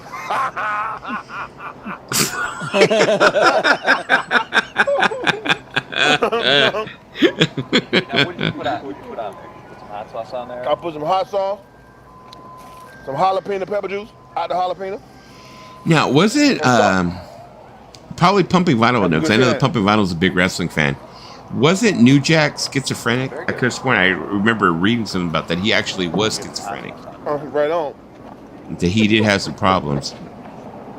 Second, you want me to take the camera for a second so we could? But what was really weird is that, like, with him, when he was like, when the cameras were on and he was in the ring, he would turn it on, and then when he would get out of the ring and the cameras were off, he would turn it off. It was really weird. And he turned around and kept walking out and got in the car.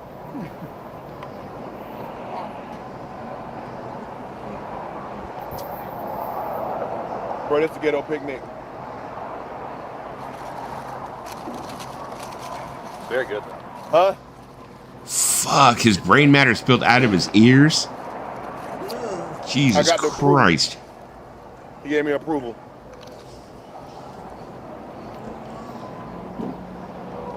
I remember him dropping that one big dude through all those freaking tables. It was like, these tables were stacked, I don't know how freaking high. The chicken did New Jack in. Yeah, it was like, I forgot how high up the freaking tables were. I'm surprised, Tim. You have never had churches. Wow. Well, how would I? It's nowhere near me. I guess, yeah. Never heard of it. I mean, do you have Popeyes out there? Yeah, we got one a couple of years ago. I tried their famous chicken sandwich, and I didn't even like it. Like, It was people were fat. killing each other over this. I didn't even like it. They're kind of salty, that's Alan. Okay, I'm going to show this just for reference. I mean, it's only a minute and something seconds. I know it's not really like Tim or Paulina's thing.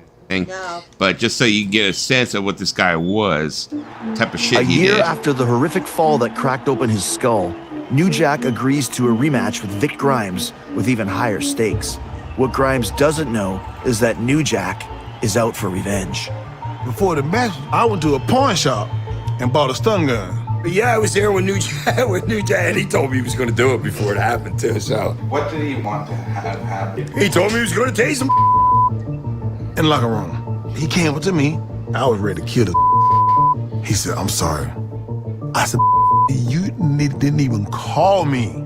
I said, "Home for almost a year. You didn't even call me to see how the I was doing." This is the highest elevation of any match in the history of our sport. Bro, Yeah, look I at was how high up that shit was. You know what I mean? I was high, so I just tased him. I tased the shit out of him. He's like, Jack, I can't feel my legs. I said, you ain't gonna need them. Bombs away.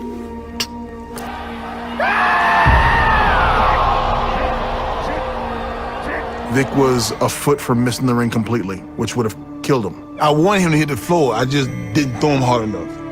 I was trying to throw his ass to the floor. So we don't piss Jack off, because a fight's never over until Jack says it's over. I can't believe he didn't die. It's the luck of fools that this guy was not at least paralyzed. And I don't think Jack was particularly broken up about it. Yeah, New Jack was one of the craziest. Yeah, he was one of the... Yeah, he was like one of the... I mean, there was some other wrestlers that I thought were crazy, you know, because, I mean, like I said, I followed wrestling for a short period there, like ECW and stuff like that. I mean, you had, like, Sabu. So those people were in ECW, but he was fucking really... Oh, no, the Mass Transit, psh, I wouldn't even play that next, Fox guy. Mass Transit was the guy that he fucking turned around and he stabbed. I forgot how many times he stabbed him, yeah. We can't play that. He turned around and he pulled out a knife and he stabbed him, I don't know how many times. Or was it the 17... Yeah. 17-year-old kid fakes his way into the match. Maybe it was the kid. The one that, yeah, I think, yeah. Mass Transit was the kid. He was like 17 years old. Got his way into a match. He was supposed to be 18 or over. Got in. Yeah. Pumping Vinyl says Mass Transit, that was his own fault. It was. You know, it was. Honestly, it was. He shouldn't have been in that match at all. I can't really watch people, you know, stab other people because blood kind of is I'm kind of squeamish about seeing those kind of things. Well, I mean, there's some people that were like hardcore, like okay, you see Mick Foley now. Okay, yeah. Mick Foley. Now he's got the whole persona that he's like everybody's like, you know, uncle or granddad or whatever, you know, Mick Foley. He had some serious ass fucking matches. Yeah. You know, when he was like in the game. We're talking like he was like one of the inventors of hardcore, him and Terry Funk. they would have these freaking matches where it's just like they plow each other through glass panes, and they would like throw each other on freaking tacks, and I mean just horrible shit that these guys would do to each other. Yeah. Welcome to Dusty's Stream, where we talk about peanut butter, Yeah. good chicken, Beatles, and You never know. You never, like I said, We're you not never done know. with peanut butter, girl. You never know. I'm talking You about never you know. never know. You never know. Now You know. everybody's telling me that I need to take you to Hood Chicken. So I We'll guess talk a whole lot of shit, but you know, one of the things that we try and stay away from, drama. So, drama and politics. Try to stay away from drama and politics. Anything else? You want to talk about bananas? You want to talk about peanut butter? You want to talk about, Lisa's Ziggy Stardust hairdo? We'll talk about anything else. Yeah, you know what? I now need to go to Pioneer Chicken and do a live stream eating Pioneer Chicken because I passed by it. That would be interesting. There's 2 locations of Pioneer Chicken. There's one in Los Angeles and one in Bell Gardens. You know what, Lisa? I think that would be really, really popular if you did like this thing where you did mukbangs. Where you turn around, you went to like you said, Church's Chicken, or you went to like King Taco, and you turn around and you sat there and you're like, I'm going to eat up, blah, blah, blah. So how's everybody doing? You just sat there and eat your food and talk to people? Yeah. Totally, I think it would be a big thing. Yeah. And then I'll probably have someone come to the stream and be like, your fat asses shouldn't be eating that. I know there's going to be someone's going to come in the stream and tell me that. Pumping Vinyl. Dusty Spizz, you should seriously consider, no. I mean, me and him are apples and, apples and oranges, I mean, I'll do a stream at the same time he is, I don't have any problems with that. Because, I mean, thing is that me and him are completely different, Yeah. He's more on the technical side, people who like to talk technical and stuff like that. And also he's got Nick. I really, really like Nick. Don't get me wrong, Pumping Vinyl. Love Nick. Nick is a great guy and stuff. But it's just like, George Borden's more technical. I'm not really a technical person. I'm not really an audiophile person. George Borden wouldn't talk about Hood Chicken on his stream. Yeah, that's true. We wouldn't talk about Hood Chicken. Hey, Stuff. I don't know. Zab. Hey, Unless he was doing a 24-hour stream again, then you'd have to find some stuff. Fox Guy Dan, that's wild. Why did he want to do a dude like that? It was fucking crazy. I mean, like I said, I won't pull it up here, Vinyl Kicks, but look it up. It was fucking crazy. Yeah. But like he said, he wanted to teach the guy a lesson. Foreign objects and peanut butter are the subjects of the night. Foreign objects? We talk about foreign objects? Hi, Belle. What's up, Zeb? What have you been? Let me see. Hola, Miss Bell. Because the kid was a fill-in off the street, lied about his age, said he was trained by Killer Kowalski. Okay. Lie and told New Jack how the match was going to go down. Yeah, and it did not go down the way he thought it was. Yeah, Zeb, do you have Nick P is good people for sure. Yeah, I mean, I really do. I do like Nick. I mean, Nick is like one of my day ones, even though he's over at Borden, but he's been like one of my day ones. Nick is cool. Nick is cool. And I'm not saying you should replace him. Well, I mean, like I said, yeah, I'll go against him. I mean, I'll go against anyone. I don't really care. It's like, it's like the way I feel about it is like I've kind of got like my audience, and it's not a whole lot. We're few, but we're cool. It's like I have a few that come in here. As long as I end up having my few people that come in here, it's good. We like hanging out. We're cool. Aliens. You're cool. You're cool. Fuck you. You're cool. I'm out. Just kidding. Aliens. Let me see. Vinyl and Fox Guy. Here you go. So New Jack had to teach him a lesson. According to what he says in his brain. I mean, I don't know. I don't think anyone should ever teach anybody else a lesson, but whatever. Stabbing someone is really, I wouldn't advocate for that. Yeah, Nick wouldn't hurt a fly. I mean, Nick is like, he's all around a good guy. I think he's all around a good guy. He's always like a voice of reason type thing, Yeah, let me see. Vinyl Kick said nobody owns the time slot and Dusty has a different overall demo than you. Exactly. It's like, I'll never hit, I think, the level that he does, like, 90, 100 people. Because I don't entertain that many people, I mean, but it's like, will I hit like 15, 20, 25, maybe sometimes if I'm really pumping it 30. Yeah, I'll do that, but it's like, but I'm okay with it, We'll never get Mazzy on a panel, but I'm fine with that. Yeah, Mazzy would never come up here, and he's like, because we're Mazzy will peons to him, so Mazzy would be like, oh, they're talking about But Beatles we're and hood okay chicken. with that. We're okay with I'm that. okay Zeb, with hello. Dwayne Bell, hello. George Borden. Yeah, George Borden. He does Sunday nights. Watching Alice. Wow, I haven't seen Alice in a long time. You know why I have not seen Alice in so long, Bell? It's because Alice is not on Prime Video. She's not on anything else. You have to pay like exorbitant amounts to see her like episodes, her old reruns. You know, especially on streaming. Hola, Zeb. Invisible Ray said it stands for Great Britain. Kicks. RG is Rachel's. Oh, well, we already know that. Rachel's Ghost. Yeah, definitely. When somebody says RG, yeah. I never want Mazzy on my channel ever again. I've never had Mazzy on my channel. I've never had him. But to tell you the truth, it's just like Mazzy's not my type of guy. Just not my type of guy. You know, and I don't really care to have him. You know, if you want to stop by and talk, okay, fine, whatever. But it's just, he's just. I don't think he.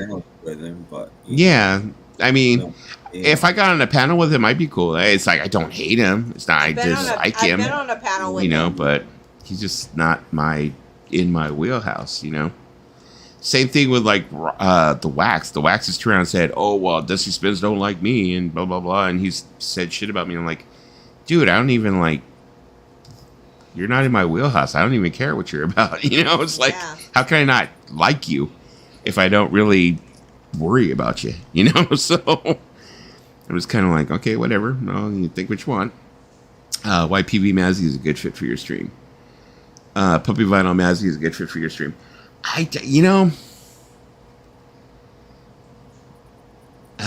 Yeah, I don't know about Pumpkin Vinyl and Mazzy. I mean, I think they're kind of like polar opposites. But of course, they do meet each other, I think, maybe when it comes to Manosphere, I guess. I don't know. I don't know a whole lot about the Manosphere.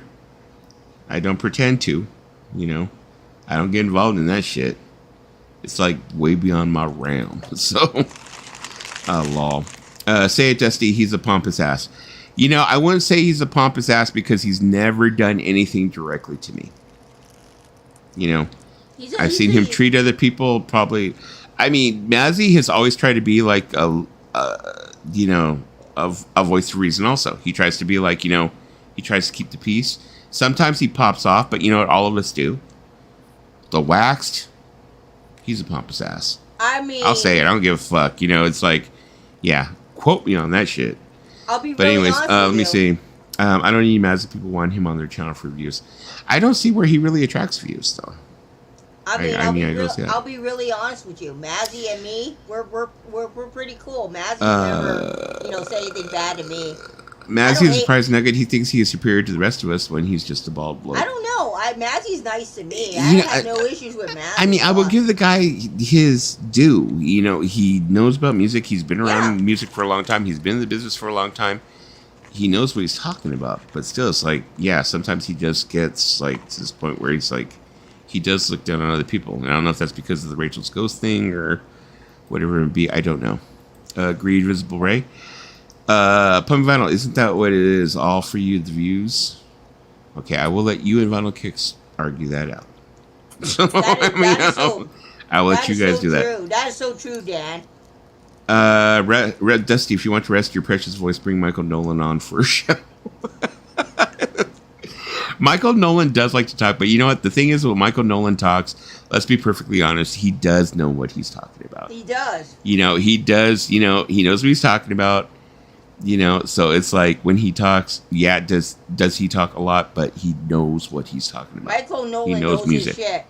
Yeah, so I cannot be like, you know, I don't want him. I'd love to have Michael Nolan on here if he wanted to come up. So hey, Michael Nolan, come up here. We can talk about I am offended. Vinyl and Kicks Yoko. people watch me because they want to. Nolan, Foreigner, Eagles, Beatles next. Ray. Let me see. Mazzy never got off the Magical Mystery Tour bus. I don't know. I have no issues again. Yeah, like I said, with Mazzy, I have no issues. Yeah, I don't. You know, I have no issues. But I said for you, you want the views. Am I wrong? as I said, I have no issues because you know why? We've always had a good relationship. So I mean, you've had a good relationship. I mean, he's given you free records before, you know, from He's the. given, and he's he's always been nice and cordial to me, so I have no issue. You know, with I'm that. not saying that's always. I'm not saying that should always be the factor that they give you free records. No. But still, I mean, he's been good with you, you know, and he's like protected you in some instances. I know, but So- it's not just about the free records. We've always had a cordial relationship, regardless if he gives me free records or not. I still think he's a good person. Okay, let's see what he said here. I certainly pay attention to my views, but when I write content, I write what I want to. If anything, the content I make pisses people off. That's why people watch me. It's true. It is true. Mazzy's Music Stupid and Dizzy are huge Reese things.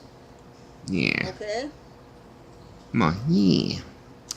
PV, that's what I'm saying. It's for the views. Okay, they're going to start probably going to each other. But like I said, I usually stay out of the pumping vinyl, like vinyl kicks, like discussions. I let them go ahead and have them. Open forum. I let them do what they're going to do. Lisa's doing Mind Games. Michael Nolan and Royce are the absolute best at telling a story. They absolutely are. I do really, really enjoy Royce's channel. I do. Royce in the House, definitely. I do enjoy his channel. The thing is that he tries to do what we're not doing over here. He tries to stay strictly music, and he tries to take like one subject and stick to that per show. Are you Oh, okay, damn. Are you Paulina? choking on us, Paulina? Are you okay, Paulina? We got to call 911. You need to go to the doctors? I can't breathe. Oh my God, that happened to me when I was. I'm like, don't do that to me. That happened to me when I was It trying just to take some something pills. just went down the wrong pipe. Okay. Oh, that happened to me Okay. when I took some pills today. I was like, oh shit, I'm dying. Okay, see, Michael Nolan, yeah, like I was saying, Royce in the House, he tries to stick to, like, one specific subject. Like, he'll try and say, like, okay, let's go ahead and stick to Procol Harum, all their albums, their music, blah, blah, blah. And he'll try to stick to that, and he'll bring people up that know about that. That's great. You know, what he does is great. You know, I understand that, but it's just not a format that I follow. It's like, my format is just, I let it go. You know, me and Tim and Lisa and Paulina, we may talk about music, maybe talk about something else. Certain subjects we don't try and go to, but we just kind of let it go. I love Royce. I love Royce. He has a very esteemed panel. Yeah. But sometimes there's people up there that don't know much about the subject, and I'm like, let people up there who know something about the subject. The In-Groove and Unsung Legend. I'm sorry, go ahead, I would go up Uh-huh. on Royce's thing, but I feel like it's hard to get a word in when Michael just I know, Michael's takes like over. the Energizer Bunny. That's why I haven't shown up to any of those streams ever, because it's like because Royce used to invite me to be part of those streams, but then it's like after 2 streams with Michael, and I was like I can't do this. I can't do this now. Now the thing is, I've gone up to like Royce's streams before, and I've been on panel with Michael Nolan before, and I didn't find him overpowering. I mean, it's like I think he if somebody had like something to add to it, he would be quiet and pull back and let them add. The thing is about Royce's streams is that a lot of the like past streams he's done recently, and there's been times in the past where he's like thrown the link up, like, you want to come up, Dusty, blah blah, and I haven't. And it has nothing to do with like that I don't want to be on a stream or I don't like him. It's that I felt like I had nothing to add I mean, I gotta to the conversation. So if I have nothing to add to the conversation, you know, I'll go ahead. I just won't go up because I don't want to go ahead. What is Michael Nolan's brother doing on Instagram? Lisa thinks she's being funny. Then later on, she's gonna regret that stupid shit. See, that's Lisa being stupid again. But anyways, I'm being honest. You do stuff like that, then afterwards, when you get attacked for it, then you're like, oh, I understand. No, I'm joking. Okay. Come on. Okay, but no, what I was gonna say is, basically, is that yeah, I've been on.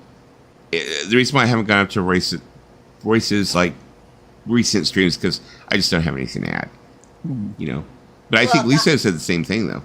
You know, like I just the thing is I find myself funny. Thank you, people. But you know what? If you're watching Michael Nolan, it's a joke. But you know, when I go into Royce's stream, right? If it's a subject matter that I don't know and I feel like I can't really contribute or add to the conversation, I won't go up. But one time, he wanted me to go up and talk about Ozzy. I know a little bit about Ozzy, but not enough to be like, a mega Ozzy fan. So I'm on there, bless his soul, I'm on there with James, and I'm like, I know more than James about Ozzy. And I was like, damn. But you know, the thing about it is, I'll go on a stream when I think I know enough about the subject to be able to, you know, give them some information about it. But I'm not gonna go up on a stream if I know nothing about the artist, because then I'd make an ass out of myself. Just sitting there on a stream with a deer and a headlights, be like this, while everybody else is talking. Yeah, I can't do that. Kind of like that. There you go. Tim's all like I'm doing right now. Here you go. I don't know any of these people or anything, so No, it's just. Yeah, I think it's like the other part of like the VC that the thing is you're better off, Tim. Yes, like not knowing about these people. That's the thing. I just stay straight and narrow, and if I'm not interested, I'm not interested. And yeah, Royce. Though, to tell you the truth, though, Tim, I think you would enjoy Royce's stream. Yeah, he does have a very good. You good stream. would, yeah. Yeah. Because like I said, he does talk music. He does try to stick to one subject when it comes to like certain band and stuff. It's just that I haven't really, like I said, gone on his streams. Because like when he talks about The Who, limited knowledge about The Who. So I'm not going to go up there and try and take a space that somebody else that knows about The Who could take. You know what I mean? So, and I'm not going to do the whole thing where I stand up there. I'm just like, because sometimes I feel like some people will go on some streams just because they see a lot of viewers and they'll take up space just so they could be seen and they think that they'll catch subs. I swear. Tim's like, oh, goodness. No, but I feel like sometimes people will do that. They'll be like, oh, here's a stream with like, oh my God, there's like almost 30, 40, 50 people up there. Let me go ahead and just be seen up there. But you're not adding anything to the conversation. Mail. So, so, yeah, it's a thing. So, I'll be right back. Hold on. My jokes don't land. They never will. But, I mean, Royce likes a bunch of different stuff. But, I'm just saying, if you're going to go on a panel, at least know what you're talking about. If it's a subject matter that they're doing. Because then you don't look bad. Yeah. I'll be honest with you, Pumping Vinyl. You have okay streams. I just don't really care much for the attack streams. Other than that, your streams are not bad.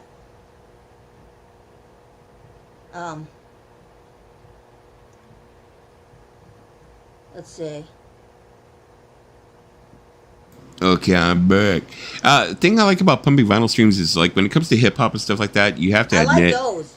Pumping Vinyl knows a lot about hip hop. He does. I like those streams and stuff like that. He does know a lot about hip hop stuff like that, the spin streams stuff like that.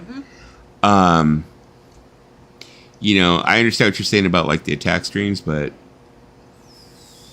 Pumping Vinyl says I really don't attack people. Fanchi Ponce had to go. Well, he's been gone. Has he been gone for like?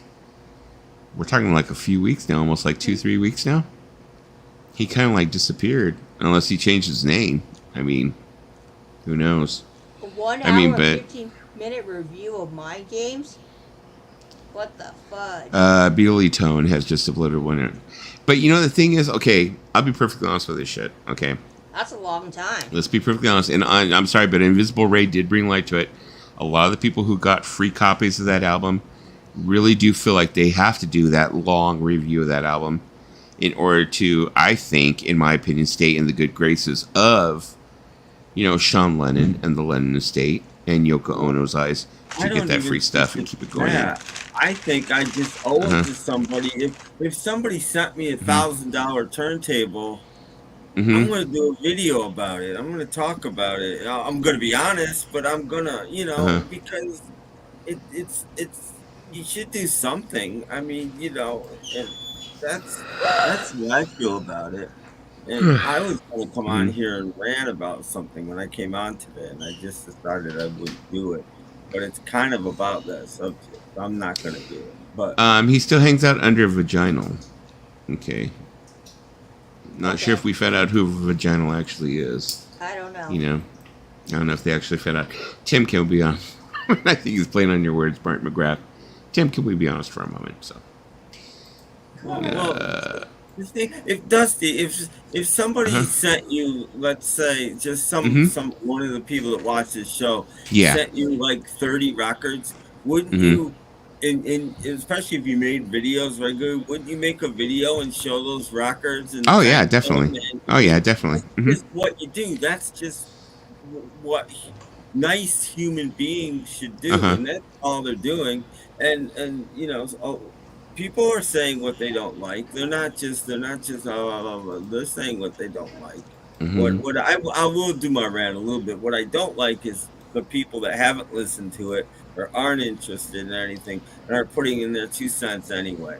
It's starting to get to me, or it's a load of crap, and they haven't heard one note of it, or they haven't seen it, or they haven't held it, and it's a ripoff, and it's a scam, and I'm tired of all of that. I mean, I don't mind the reviews, but I'm not gonna watch an hour and 15 You know, you don't have to Okay, watch but how come Yoko Ono and Sean Lennon only chose certain people to send that cube to for free? How Well, come it's like not none of the that. rest of us got Everybody it? says it's I mean, it's them. just, you know. It's the record company. It's Universal Music is watching YouTube and looking at your channel and seeing how many views you have. And if you have a certain amount of views and you talk about the Beatles, and they send you a copy. There's, I forget his name. It's one of the big Magic channels got one. I forgot his friggin' name. A Magic channel got one. But it's because of all the games and stuff on it. Here, watch this one. This one you want to see. Andrew If Sean Ono sent me a box of shit, I'd say it smelled like flowers if he paid me enough. But I said they went to a Magic channel, and he did a review on it. But I don't think he talked about I didn't watch the video, but something Ramsey is the guy's name. He, like I said, he's a magician. He's into puzzles and stuff, but he's also a magician. But because of all the games and interest Ricefields. on it, you know, he did a review of it to talk about that stuff, and I think that's fine. But people blame the artists for all this stuff, and they're not doing it. What? Maybe they say, okay, you know, and I'm not saying like Sean Lennon doesn't know some of these channels. I'm not, but he doesn't make the decision of who gets them. I mean, he probably more likely doesn't watch them. I don't think he You know, and they send him a bunch of cards to fill, and he signs them. You know, and then they mail him. He's not mailing them. He's not boxing up these records in his house and putting the card in and mailing it. I mean, obviously, you know. Sean, I look exactly like your mom, and I didn't get a big box. But you know, Martin said Mayo was furious Dixon got the free cube. Oh, I linked the video for Dixon's. I don't know about that, but I don't know about that. If you're only gonna send one out, I can't. You can say what you want about the guy. I don't watch his videos normally. Sean was a magician.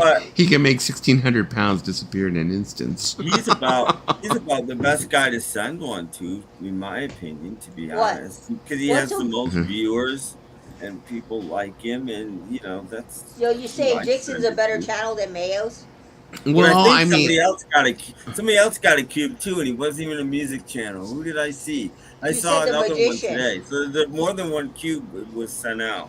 I forget who. It was somebody I'd never heard of, but it wasn't even really a music channel. I don't. I'm gonna look it up. I'm curious. I liked it. It was actually my favorite album. I like it more than the Secret Art of Daydreaming. So yeah, so actually, the debut album, I like it more. There you go. I said something about it. You insisted. I said something about it. Photograph Smile is his best album, but I think that's the second. PV, why haven't you had Dusty, also known as Puppy, up on your... You know what? Okay. He has asked me up before, but the thing is, unfortunately, at times he's asked me up, it's just been unfortunate times I have not been able to go up. So it's actually been on my end. He has asked me up. So we'll be honest. It's like, no, it's not like he hasn't invited me, Vinyl. Butterwood Mountain, Dixon's Gob. I want to, but I've been trying to clear the air. Oh, here's. Thanks, Dusty. Oh, I found the video of the magician who got it. Mayo said something that made me laugh. He chose payments of the cube over car brakes. I love that. Hold up. I don't know what that is. So this is the guy. This is the guy who got the cube. I mean, I talked to him tonight because I was on his movie chat. But you know, Yeah, a magician got the album. He's an actual magician, Chris Ramsey. But I wouldn't send a cube to Joe. I'm being honest. His channel isn't big enough. Yeah, but why did the But magician but you would think that like Joe Mayo's channel is almost, he's almost, in my opinion, I mean, correct me if I'm wrong. You guys correct me if I'm wrong. You know, I have no ego to bruise. But isn't he almost kind of like the hub, kind of like Rachel is? Think she's a hub for like, you know, the VC. Isn't he kind of like the hub for the Beetle people? Not really. I feel like I feel like someone like Ken Michaels or Kid O'Toole is more like the hub. They don't. Okay, they Kid don't O'Toole have- definitely, probably. They don't have channels. That's why I think Andrew Dixon. He's just. And I'm not.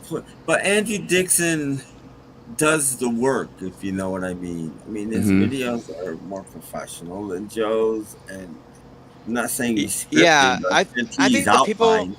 You know what I mean? He puts in some work and some effort, and he's rewarded by viewers, and that's all. Yeah, I think the people that really do like a lot of the great videos is like, you know, Andrew Dixon is one of them. Beetle Lee Tones is another one. There's another guy in England named Beatles Dave Beatles Channel, and then of course there is Andrew at Parlogram. Yeah. Cereal? Yeah, I'm sure I have some. Parlogram didn't get one, to be honest. I'm surprised. He's another guy they thought was going to send. Well, like I said, some guy I never heard of got one. So. And the magician got it. Yeah, the magician got one, and so there's 3 people I know that.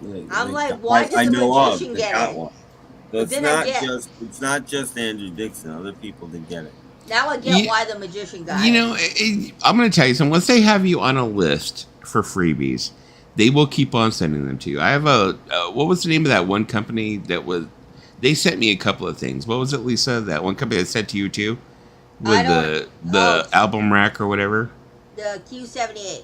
Q78. They sent me a couple of things. I never did a fucking video, and they're still trying to send me shit. I did a You video, know? but they didn't like my video. Yeah, I didn't even do a video, and it's like, and they didn't never bothered me about it again. But every time they come out with a new product, they're like, "Oh, hey, Dusty, would you like to?" And it was just came in a small envelope. I did all on my own. I did a video about the vinyl back because I really loved it and I wanted people to know about it. And they asked for permission to use it on their channel, and I'm like, sure. And then they just sent me some like refill edge pads put on it when mine wore out. That's it. That's all I ever got was a couple of edge pads from and I think my mother threw them out. You know, I actually honestly think the videos are more exciting if you're doing a video where you actually go out and you've bought something, or you go out and you like have gone thrifting, or you've gone like to, you know, the flea markets, or like I used to love when Mayo would go to the flea markets and he would find stuff. I fucking love those type of videos. I think those are more exciting to me than it is watching someone get something and they're like, oh, I just got the new blah, blah, blah, blah, blah, and let me go ahead and unbox it for you. And that's that. I'm trying to read a comment and talk at the same time. That's one of the things that I like about Recordology is simplistic as opposed to his channel is. Most of the time, 75% probably, he buys the items that he reviews, and so to me that's integrity. You know, he went out and he spent his own money, and he bought this turntable, and now he's gonna open it up and try it out. That's way better than if he just got them off free. You know, I mean, way better. Yeah. Mayo's as quick as a rat up. I used to really enjoy his like freaking flea market trips, though, those right? Flea market videos, dude. Yeah. Because I done one, and it got a good amount of views. You know what it is? It's almost like a POV type of thing, because you're like, it's like you're going with them, and you know, it's like when they're going through the records, you're kind of like, oh, look at that one, oh, you should grab, you know, it gets you like, you do get like enthralled in it, and you start like, oh, you should grab that one, oh, you should grab that one, oh man. Mayo is he goes to the flea market, he doesn't look at anything.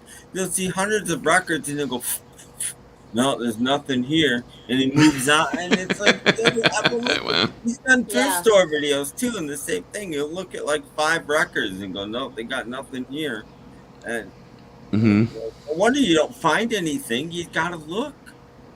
Yeah. Speaking of, I'm gonna bring up probably go to a whole other area of the internet. Does anyone here, like, well, I know we do, follow Spin Me Round Records? Yep. Okay. I'm sorry. I used to be really into their channel. Around the pandemic, I really got into their channel. Recently, not so much. I mean, it has really become obvious that he is just like really trying to just like sexualize her and his daughters. I'm sorry, he really is. The boob thing is just like off the charts now. It's like before it was, it's like before it was like subtle, and it's like, you know, she'd be flipping records and he would go ahead and he would, like, you know, the camera would pan down and he'd be like, oh, look, there's some cleavage. You know, it's obvious that she has very, very big breasts. We know this, you know, but it's like now it's become so obvious that that's what he's doing, that he's trying to cater to us looking at her breasts and hoping that he's going to sell records that way, and that he's going to get views, which, I mean, it's working for him. Let's be obvious. I mean, let's be honest. It's working for him. I quit watching them a long time ago when they started doing like opening boxes in the back room and stuff. That's what. Yeah, it got boring. I used to like watching.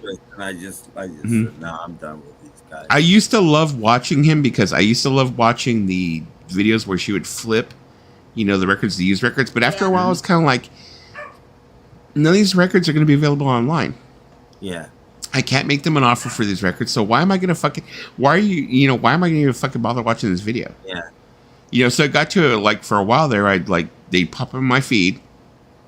Of course, I still didn't unsubscribe them, but they'd pop up in my feed, you know, box of views, blah, blah, blah, whatever.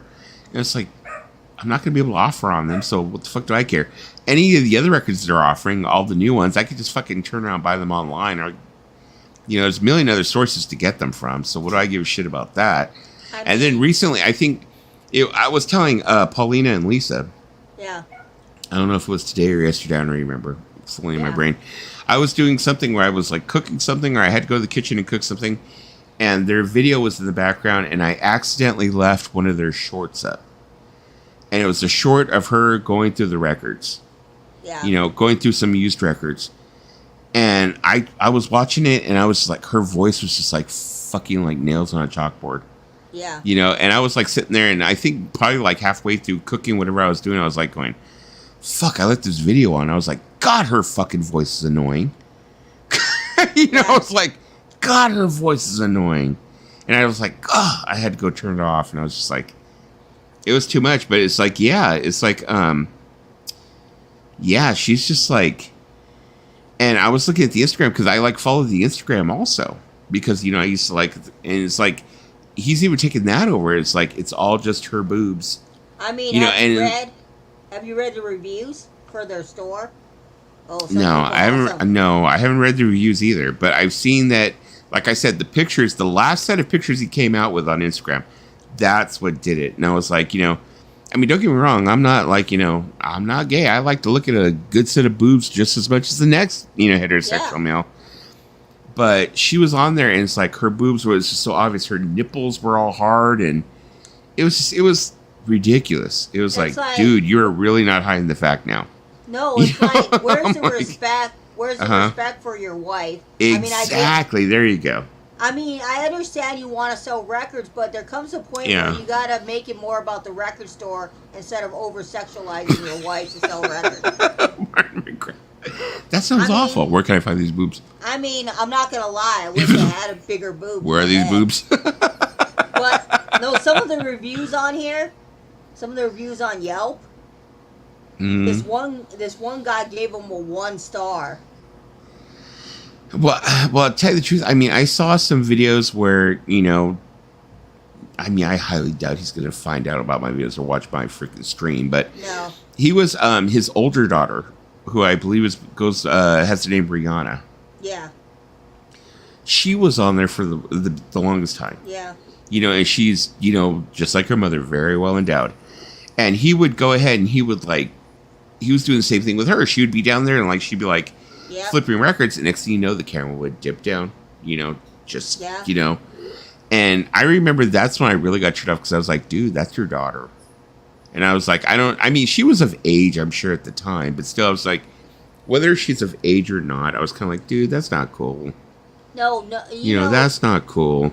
That's his kid. Uh-huh. You know, it's just not something you should be doing. That's kind of creepy and weird. They're at Spin Me Round Records. You can find them there.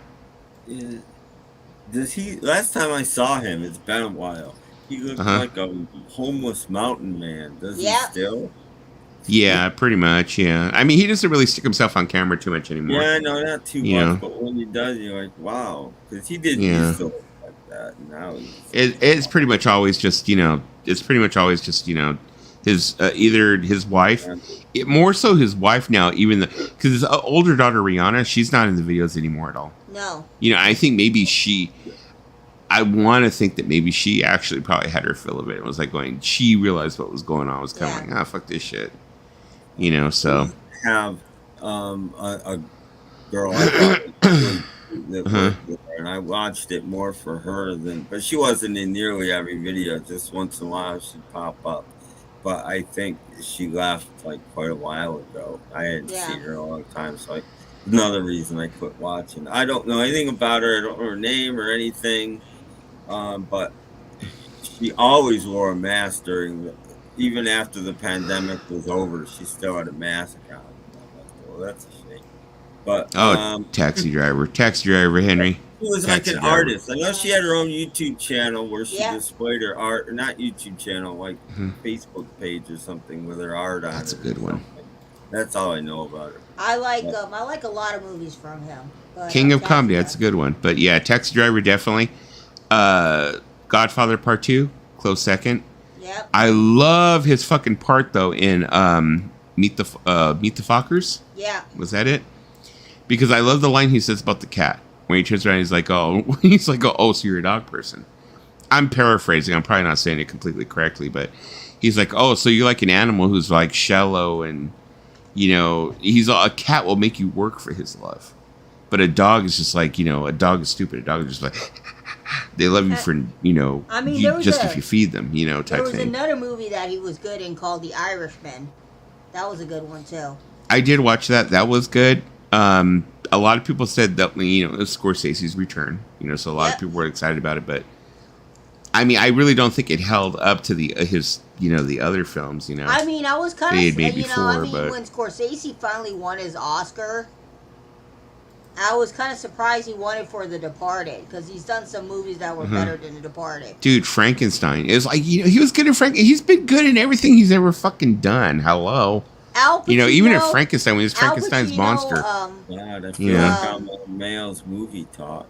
There you go. De Niro. Spent 90 minutes talking about De Niro. Here we go. You know. I mean, what You got Danny Ambrosi. Well, you like De Niro there, you know. I fucking love Danny Ambrosi. I'm sorry. I liked him. I liked him also in a movie when I grew up when I was a kid called Bronx Tale. Oh yeah, Bronx Tale most definitely. That kid went to jail, didn't he? Yeah. The kid. Both of those kids have been to jail. Yeah, and they were like saying that like, the young boy and the older, and when he got older, both of them have served time. No shit. No shit. And it's like funny because like they were saying the main line in that movie was, you know, that the main line was one of the saddest things was wasted talent. And it was like those two kids proved it. You know, they were great actors, wasted talent. They went and did stupid shit and ended up in prison, you know.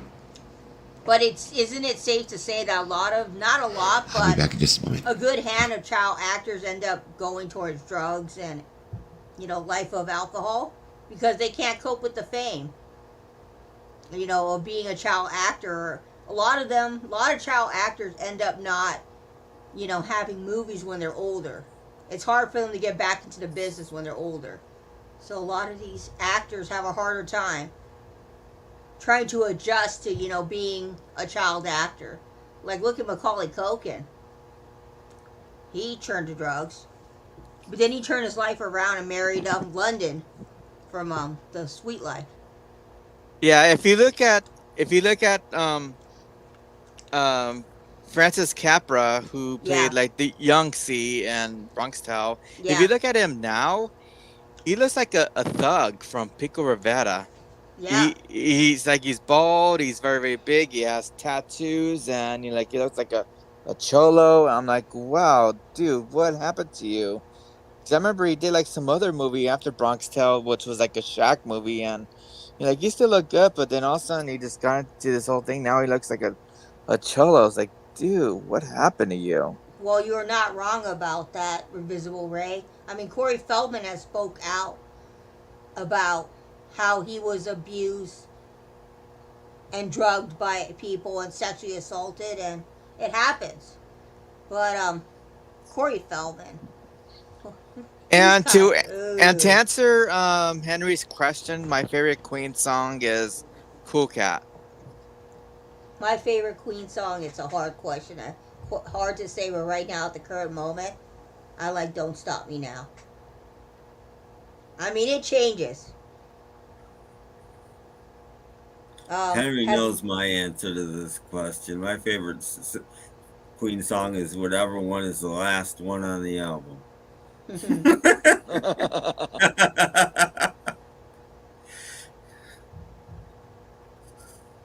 No, I mean, I've gone to flip through records and I'm like, wow, what is this doing here? You ever gone to a record store, Dan, and you see this record and you're like, holy shit, and you just don't think about it, you just buy it because you're like, who cares how much it costs? For me, Dan, my uncle, he used to work at like a golf course out in Palm Desert, and one of the guys that was like the members there, he gave my uncle a box of records as well as like a stereo system, and we're looking through the records, like there was like a lot of common stuff, like like common Beatles and everything, but then I pulled out in the collection a 1994 pressing of the Beatles live at the BBC on vinyl, and I was like, holy shit, this guy, who is this guy again, Uncle? And then he was like, I'm taking this record, Uncle, this is mine. And so he was like, sure, take it, it's a Beatles one. But I was like, oh my god. Don't you? And then you find that one great record, and then you never find another great thing for the next 5 years. You're like, damn. No, but that makes you look at the rest of the records. I've had that happen. Sometimes it's not the very last record, but you're looking, all of a sudden, what the? And then you're about to give up, and now you look at every single record in case there's more than sometimes there is. Yeah, I mean, sometimes you find the best records at the least unexpected places.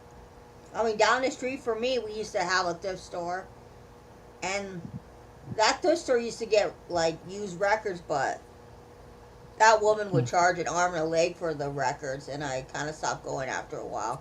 I ended up getting a few other records from that collection as well. I got 2 albums from Elvis Costello and the Attractions. I got that first Violent Femmes album, Velvet Underground, Oh, good one. And a couple other ones I'm spacing out on. Yeah. It might have been Beatle titles as well. I mean, it's always good when you go to a record store or you go somewhere and you find like a hidden gem or something you've been looking for years. Like the one time when I got overexcited about finding Buffalo Springfield's self-titled album. I know it's not like anything that's rare or anything, but I got really excited, and the lady next to me was like, or no, the one time when I found Joe Cocker on 45, and the lady next to me is like, what's so good about this album? I go, there's nothing like super spectacular about it, but I was just excited to find Joe Cocker.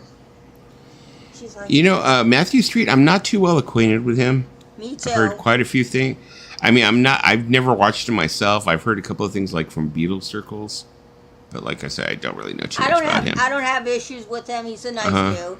I've talked to him a couple times. He's a nice dude, so I have He's a no nice issues with guy. him. He put me on his wall without permission. You're on his wall? There you go. I have to look at myself when I watch one of his videos. That's not pleasant. Now, Dan, that's the thing that keeps you hunting, though. Yep. So he said, have you ever flipped through a box of records and been all, fuck, nothing here, and the last record was killer? That's what happens to me with CDs and shit like that when I'm thrifting. It's like, yeah, because you never know. Because for me, if I leave a search uncompleted, like if I'm going through like discs or I'm going through whatever, and I don't go through them all, I will always end up having that self-doubt that I probably left something behind. That last record could have been a White Album, or it could have been something like that, you know what I mean? And I just left it there. I mean, That's the reason why I have to. Some of the amazing things I found for 50 cents at thrift stores, or less even. You know, absolutely amazing stuff. You know, the third Who album, Still in Shrink, an original copy. The first album released after Buddy Holly's death, the first Buddy Holly album. I mean, Damn. Meanwhile, California's like, we don't the give first a 10 years after album, a UK copy. Found Stones bootlegs. I found Jonathan Richman albums. I mean, it's amazing, but you have to look. I mean, you're why not gonna doesn't find it every California do time. that? You know, sorry, but you're gonna find it once in a while. I if you mean, look. Yeah, well, like my friend Monica, she turned around one time. You know, I went with her thrifting not too long ago, and it was like we were going through the records, and we went through all. I thought I had gone through all of them. I went through a lot of records, and I was just like finding nothing but the Mantovani's, the fucking the usual crap and stuff. The Firestone freaking album compilations. And I kind of like gave up, and I was like, whatever. So I went ahead and I pushed the box back underneath the section it was in, like under books, or whatever. And she turned and she said, "Oh, let me see what's in there." And she went all the way to the very end, and she found our Richie Valens debut album in mint condition. Wow. And she was just like, "Well, fuck you. Guess what I got?" And I was just like, "Fuck, I could have got that." I was like, "Damn," So that's the reason why, like. It's just I just got this thing in me now where it's like I've got to go through them all. You have to. Yeah. I went to a thrift shop that's like still a little bit off of the freeway, almost when you're going towards Ukaipa or Redlands, and I was surprised by two 45s that I found at this place. One of them was Ace with How Long, which is like one of my favorite songs ever. How long has this been going on? And it's a 45 that I've been looking for years. And then right next to it, I got a kick out of it. It was the 45 for Too Much Time on My Hands by Styx. And this is like around the time that Jimmy Fallon was talking about that song on his show. And so I was like, oh my God, there's too much time on my hands. I'm going to play this 45 all the time. And my uncle was like, hey, well, here's a Brian Ferry one. It's like, oh, that's cool, but look at Too Much Time on My Hands. I need 50 cents. The last time that I went to the record store that I used to go to a lot, the last 45 that I found over there that was really, really awesome was a British pressing of This Is Pop by XTC. Still in its original picture sleeve, and I was like, oh my God, this is pop. I love this song. So that was like the last thing I ever found at that record store before it closed down. Yeah, I mean, I love thrift stores, but there's one problem with our thrift stores. We don't have 50-cent thrift store records like Tim does. Well, we need to get with the $1 time. now, so don't. Boo-hoo. Ours is $4. That's where I got my name on kicks. Dusty Spins. Digging through dusty old musty records is a good time for me. That's where I got my name. Is just digging through dusty records. Getting dirty fingers. Conley Hooker albums. I mean, that still blows me away. I still. You know what? When his hair finally grows out, people will stop making fun of my hair. It's not Joan of Arc hair. It's Ziggy Stardust hair. She's doing the Bowie thing. Right? No, I think it's Yoko. currently. About 1982. Bring up that picture again. Do I still? Let me see if I still have it. I might still have it. Here we go. Let me see. That Yoko Ono hair. You know, the thing about it, Kicks, I love digging through the crates because you never know what you're going to find. You find some good shit. Too bad Ricky didn't find his Richie Valens. That would have been good for his collection. Oh, really? Okay, yeah, you know how that goes. You don't like Lisa's hair here? Let's see. Look, twins. Twins. Total twins. You're all total twins. Joogadoo. Oh, God, my hair is... Joogadoo. Joogadoo. Do the singing. What the? You gotta do the singing, though.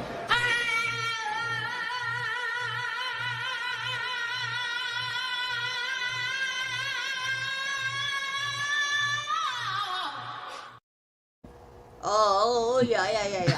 That's all. I can't do how she does. How does she? I can't do how she does it because my voice will go out. That's impressive. Yeah. But you should really look into Yoko's. Iconic. It was more recent. You should really look into Yoko's albums. They're not that bad. Lisa eating a spoon of peanut butter versus Tim listening to anything prog. Maybe you would get actually Lisa eating the spoon of peanut butter first. Well, you know what I'll do? Uh-huh. We'll have me eating peanut butter at Dusty's house, and then you guys can be like, Oh, goodness. Here we go. just kidding. I'm not. Come on, here we go. Her screaming is punk as fucks. First off, I'm never going to eat peanut butter at Dusty's house. Chuck Berry loved Yoko. No, I don't think he. It just shows me how talentless she is. I'm sorry, but okay, I do like Mayo. But when he bought that box set of her music, I was really like, what the fuck? I was like that. If I saw it, I'd pick it up if it was a decent price. I have the best stuff from it. Renko Disc also released the best stuff from it. I do have that. Yeah, I was like, what? Oh, excuse me. The records, she only really did one record where she did that and a couple of B-sides. And she started writing lyrics and stuff. But the music on that record is amazing. It's proto-punk. It's what the Stooges were doing. It's no different. Yoko's not that bad. You guys have not listened to Yoko. You haven't gone down the deep dive of Yoko like I did. Because Yoko's not that bad. Let's put it this way: when Apple Records was trying to reissue all their albums that they ever put out on CD, guess whose albums were not reissued? Yoko. Oh, well, they don't know talent. Yeah, there you go. They don't know talent. This is it. Ryko was the only record label that.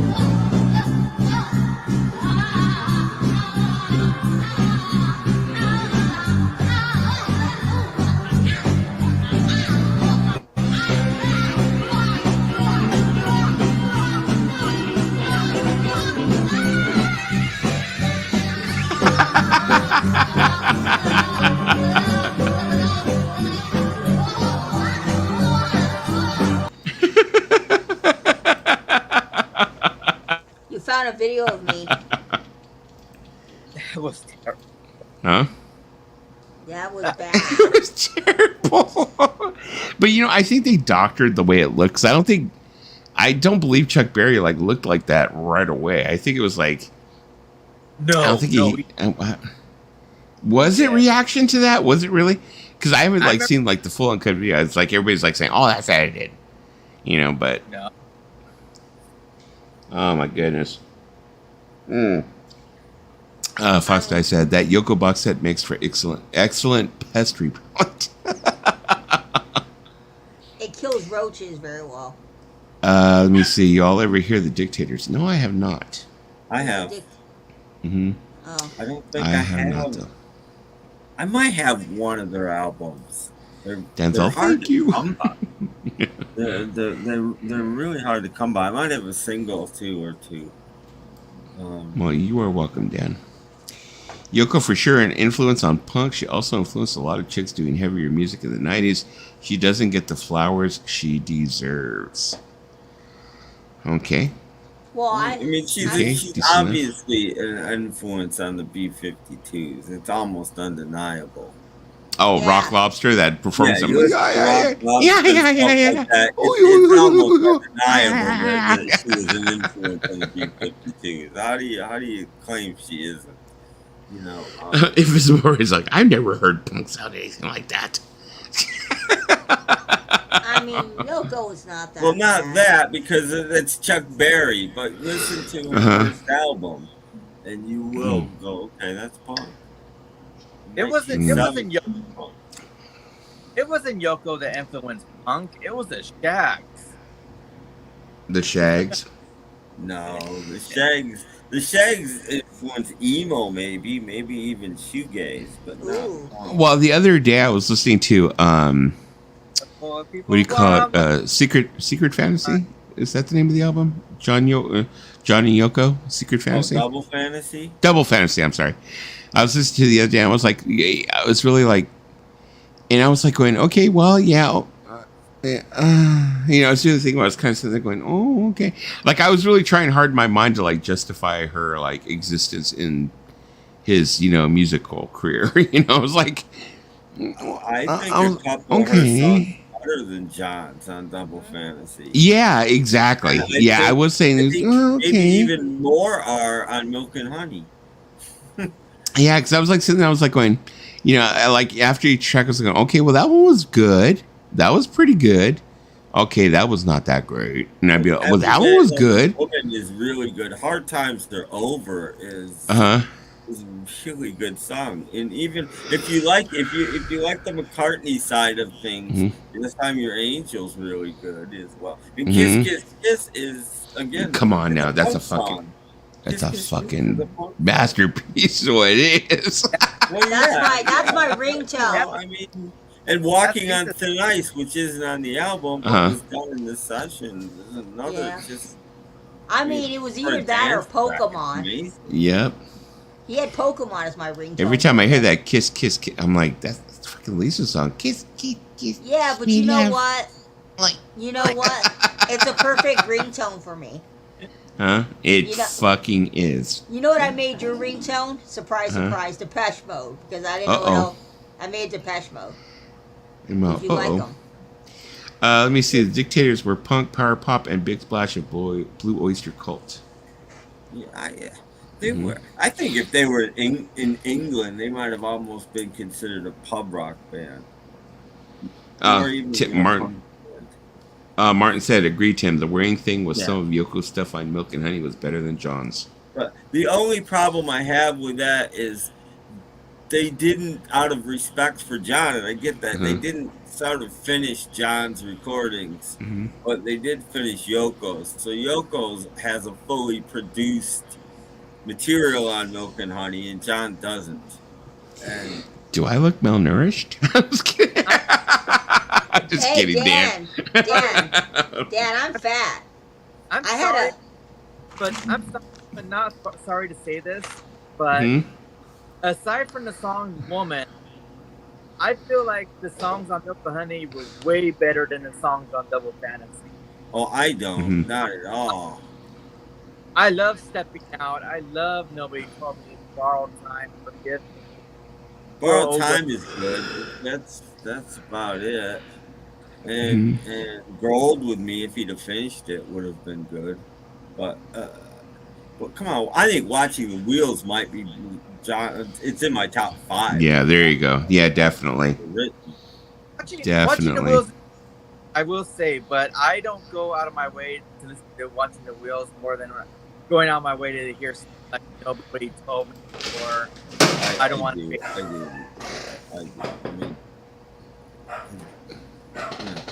Hold on, I got a kitty trying to get to the treats. Be right back. Number 1, John Lennon's song will always be Woman from Double Fantasy. I don't even like Woman. Woman's one of my least favorites on. Really? Yeah. Wow. It could have been on Mind Games. It's just too mellow, and I mean, I get the sentiment and everything, but it's just not my kind of song. God, I love that song. I always said to myself that if I ever meet my future wife, that's gonna be the song I'm. And I don't love Beautiful Boy either. I get it. I understand the sentiment and everything, and I get it. But again, it's just You not bust really into the Temptations, damn cat. I have him up on the counter. He jumped on the counter and knocked him over so they'd open so he could eat them. Yeah. I would have loved Beautiful Boy if he didn't make it so much about Sean. Well, that's what it is about, you know. Mm-hmm. That's the one thing about Johnny. He sang about his life. He rarely went outside his life. He sang about his life. He sang about Yoko. He sang about Sean. He sang about. It's sad that he never did a song about Julie. Paul had to be the one to. Isn't that sad? Hmm.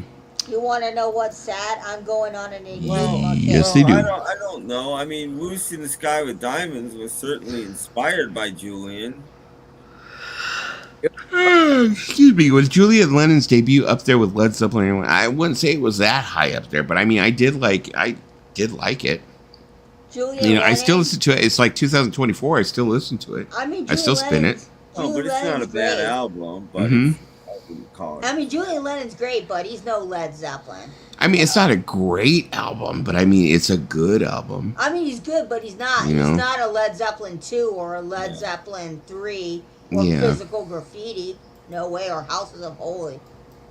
No, I mean, we can't even really put Julian Lennon on the same level as Led Zeppelin. But now, if I think about it, it's like, if I think about this, if I was to compare it to albums, my Led Zeppelin collection, how many times in the past have I listened to John Lennon's debut album as opposed to listening to Led Zeppelin albums? And I'm like thinking, I think I might have listened to that Julian Lennon album more than I've listened to. Yeah, but I both think on the more same people- label. They're both on Atlantic, so I whatever. think more people know of Led Zeppelin than Julian Lennon.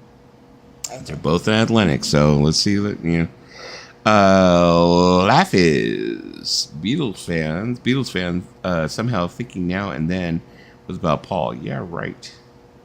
Who knows if Dan was being satire or he was being honest, Fox guy? Who knows? I don't think now and then was about Paul. No. Oh, it's a joke. Although, how fitting now and then. I mean, how fitting is like. Yeah. It's been years later. Well, there's some people out there, Fox guy, that actually thinks that Julian Lennon's better than Led Zeppelin. What do you? Huh? Who? I don't know. Probably. Come on. Who? I don't know. That's it. I'm gonna call you. You're on the spot. Explain yourself. I can't. Is this an instance of called talking out your ass?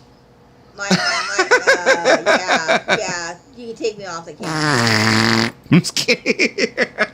I'm just playing. I get nervous when I have to be on I'm the spot. just playing with you. I wasn't putting you on the spot. Lisa, pretty sure the comparison was satire. Or that George Harrison painting. Okay. I like George Harrison. Yeah, there you go. It's a joke, Lisa. See. Lisa, you live in a house of holy. No, but we do have some religious artifacts in our house. Visible Ray says, Watching the Wheels is Lennon's best song. And he said, my wife would agree with you, Paulina. Nolan House of the Holy. You know what's crazy is I've been going down the whole vibe.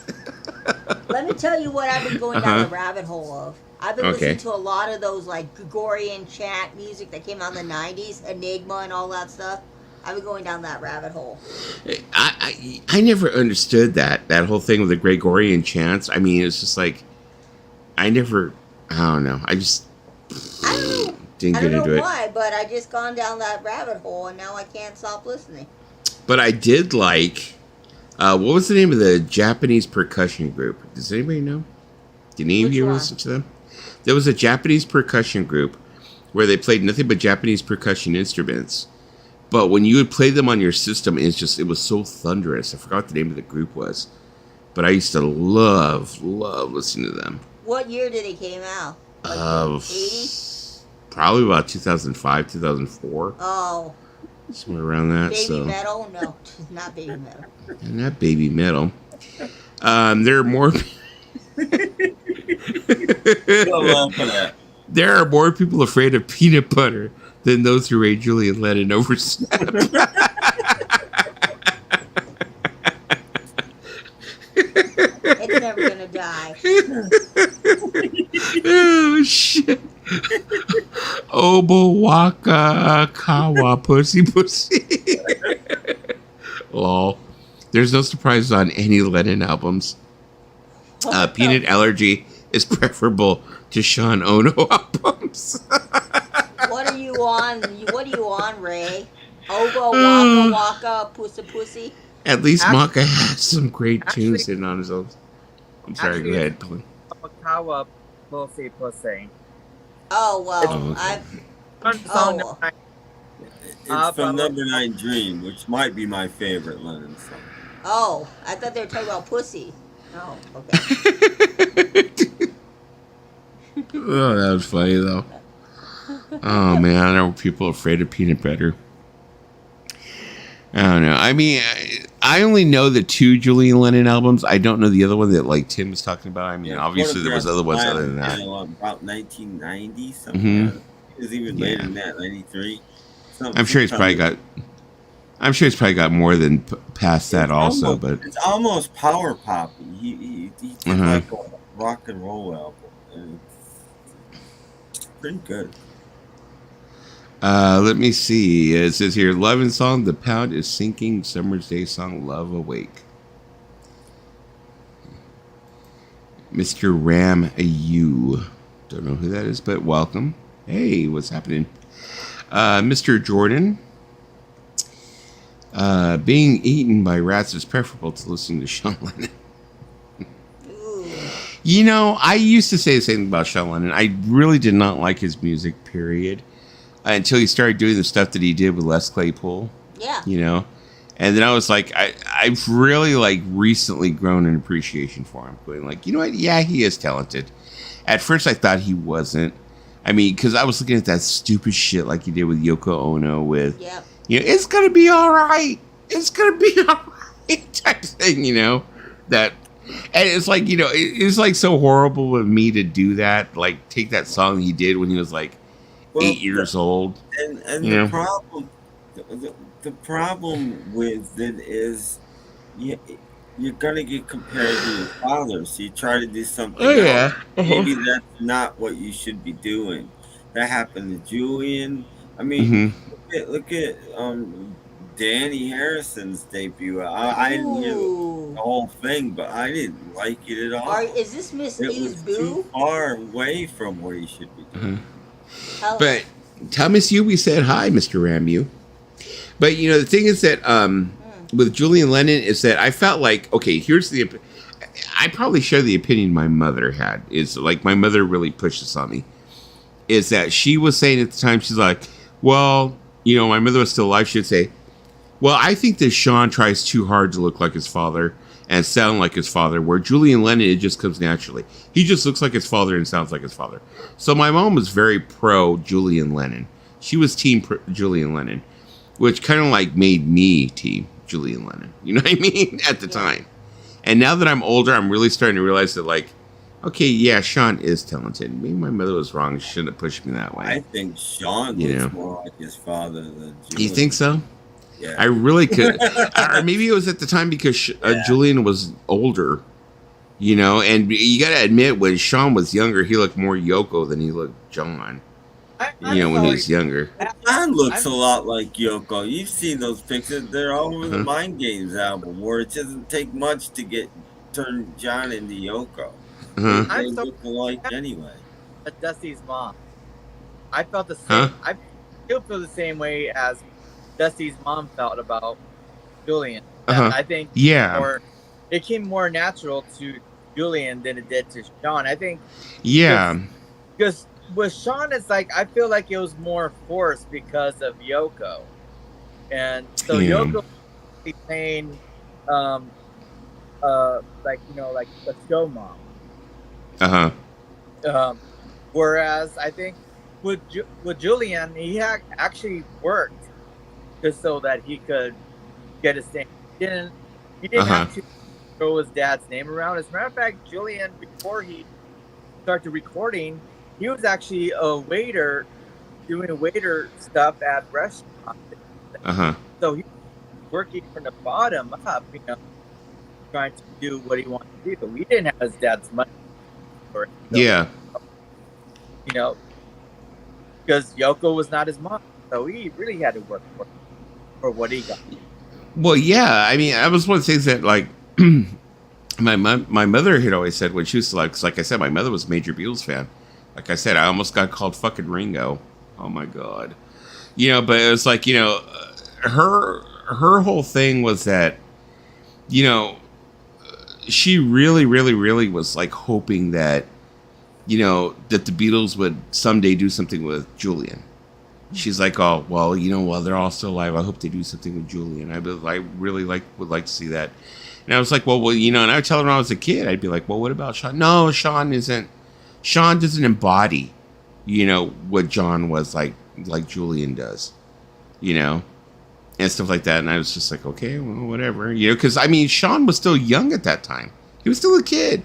Yeah. So it was like he wasn't really able to like show what he was capable of. And now that I'm older and he's older and I've seen what he's capable of, now I'm like kind of like, okay, well, yeah, Sean does embody his father. Very much so. He is his own person, his own, artist, but we do see what he's capable of. I'm not going to take his talent away. He is a very good person, but the thing is, like, I feel like Julian was more like his dad, because Julian, like his dad, were working class. John was a class guy. Julian was a working guy. Sean was not. There's nothing about Sean. He was basically handed a super.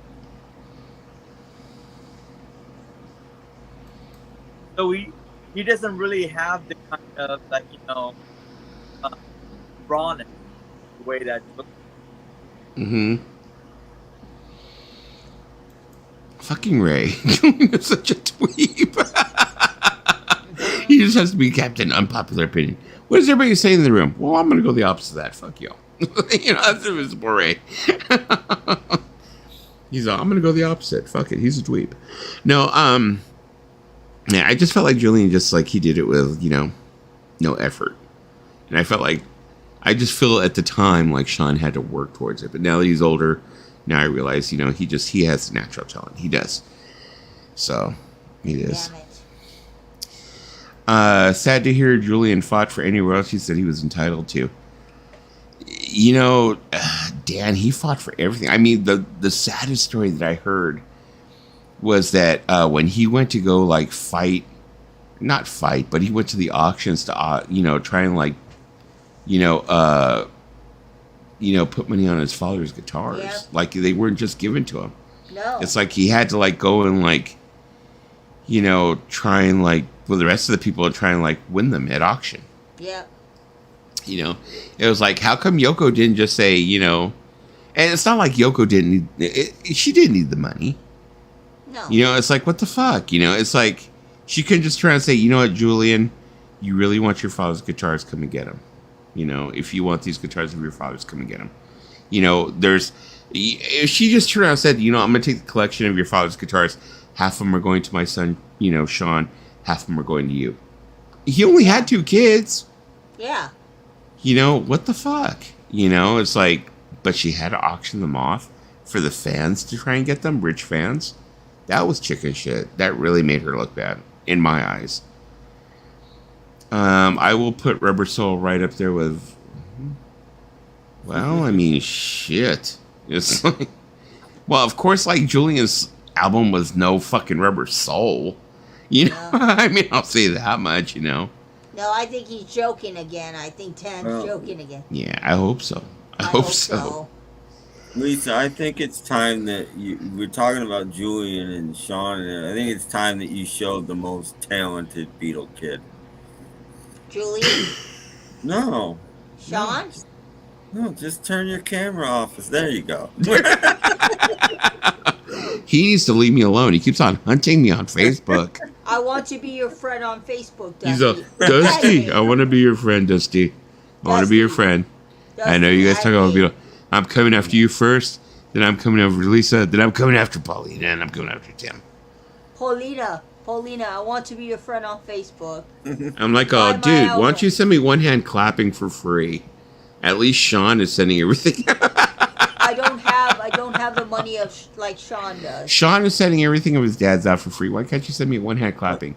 Fuck, you're useless, James. Get out of here. Julian started a record label in the 90s. It was the 90s. It didn't last too long, but it was a good label. Remember, Dusty and Paulina, you might know too. Was it Fuel 500 or Fuel 5000? That was Julian Lennon's label. Excuse me. He did a bunch of issues. It was a good label, but I don't know if it wasn't making any money or if he couldn't get distribution or what the heck. Are you okay, it didn't Zach? last too long. Invisible said neither looks anything like John. I mean, I think Julian looks a lot like John. And now that Sean is older, he looks a lot like John. When Sean was younger, I don't think he did look as much like John. But now he's older, he does. He does. Fox Guy said, MC said, mix that face. That guy behind Lisa looks like McCartney's father. She's like, God, he's can you an put her in the old background? guy for not being very young. Or very Welcome, old. Zach, whoever you may be. New person said, I would die a happy man if I could be buried inside of that gentleman in the Guinness shirt. That's kind of morbid, isn't it, there, Zach? That's kind of weird. How are you going to be buried inside? What are you talking about? We're talking about some sexual stuff here, there, Zach? Well, we don't. Sounds we don't pretty judge, sexual. We don't judge on the stream. Are Beatles bootlegs still better than official releases? That would have to be I don't in know the. if they ever were, but there's always been some good ones, and there still is. Well, better. How is this properly pronounced? What is the how is the name of the album properly pronounced, Paulina Velat. or Tim? Velat? Velat. Okay. Velat. Velat must be compared to Led Zeppelin too. I don't know about that. What a bizarre comment. Yeah, it is. I mean, very deep inside of the guy with the Guinness shirt. Okay, yeah, it's kind of bizarre. Lol. Don't stop trying to Dan, stop trying to shock. Well, guys, it's 4 o'clock, so I'm going to turn into a pumpkin. Okay. Okay. Bye. I'm probably just gonna be a couple of more minutes anyway. Okay. All right. Good night, Tim. Bye, Tim. We'll talk to you later. Bye, Good Tim. night. Bye, Get some rest. Be a different background.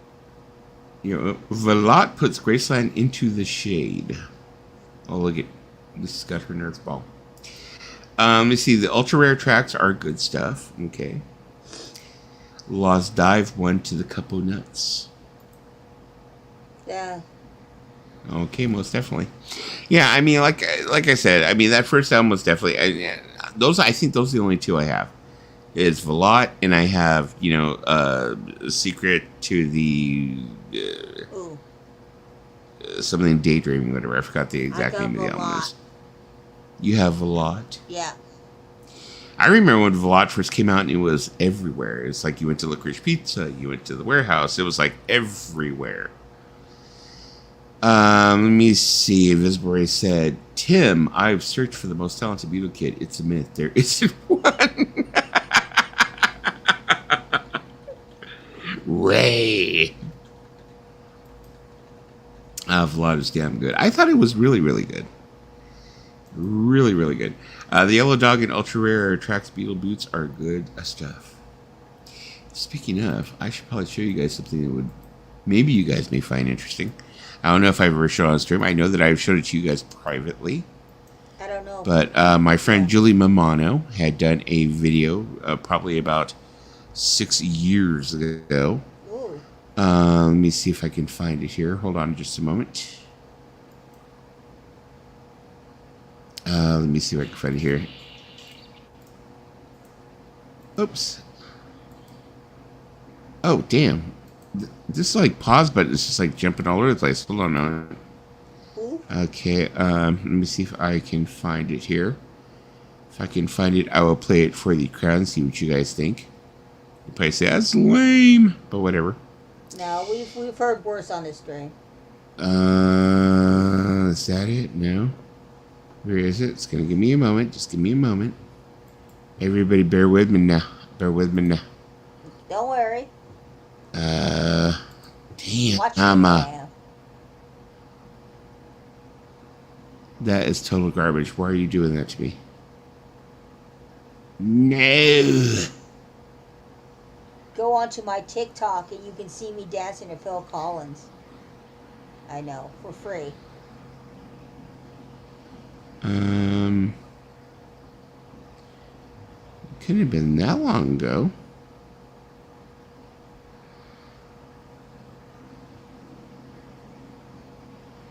Zach's a little No. weird. Zach hasn't came back. But yeah. Who is Zach? Yeah, I think Zach just wanted to stir the pot. That's okay. Just want a little wee bit of attention. I mean, Zach, if you're into Tim, that's okay. We don't discriminate in this chat. Okay. Damn, I didn't realize I had so many in favorites. Okay. I have 5,000 favorites on YouTube. Okay, so you're kicking my ass. Yeah. Oh, there it is. Found it. Okay, I found it. Let's just say I love a lot of things on YouTube.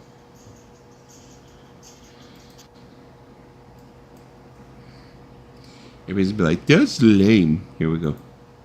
But it gives me a chance to go ahead and pour it in the drink. Hold on a moment.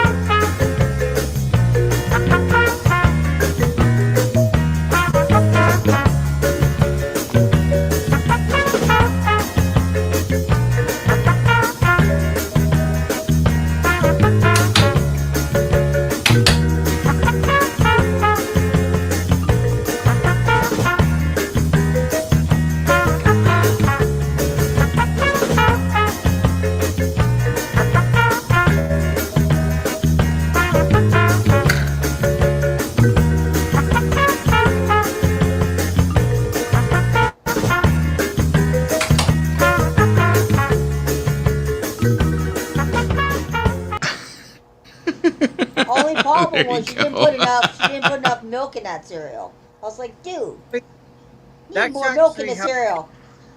That's actually how my life is every day. I wake up and do everything. I mean, it must have took her a long time to film that because it's pretty impressive. She had to go. I think it actually filmed like 3 days. Something like 3 days, I think. Yeah? Something like that. Yeah, if I remember correctly. Because it was like her and our friend, what was her name? Diane Daybrow. Who actually, Diane Daybrow, she belongs to a band called the, let me see if I wonder if I played any of their music, if I would freaking get dinged. Yeah, what the hell, whatever. Let me see here. Interesting. What was the name of them? So oh my god, my mind is like totally going blank. So we find out that Paul McCartney shops at Walmart. Shops at Walmart? What are you talking about? Because they have the Great Value cereal. What was? Oh my god, I just totally forgot the name of the band. I was like, girl knows. Great Value cereal was the way to go. Okay, never mind. I guess I can't show you guys. No, I forgot the total name of the band, but they had like a band that would do like Beatles covers, but it would be like they would do like acoustic covers, and they would do like these shows like libraries and stuff like that. And I mean, they were really good, you know. But and Julie, the one who did the Paul McCartney, she was a part of the band. She would she played bass, of course. Duh. You know, stuff like that. And, let me see. Shaking Stevens for the win. Skylar Moody dressed as Paul. Okay. Oh, that's some girl on TikTok. Yes, Racing. Tone not watch. I've seen. Tim, what's your review on BB talking about rare pressing on RG? She's very knowledgeable. Well, Tim's no longer here. Tim already left for the evening. Tim has left for the evening. Tim has left the building. Let me see. BB was here earlier. She was. She might still be here. I mean, there's like still like 15 people here. Yeah, they wanna hear about the peanut butter debacle. That's why they're here. Peanut butter debacle. But anyways, the people, we are going on like 5 hours, so I think I'm gonna go ahead and I'm gonna cut it here for the evening, you guys. I think we have had fun. Thanks, Dan, Invisible Ray, Martin McGrath, Fox Guy, Vinyl and Kicks, Pumping Vinyl, Beetle Babe.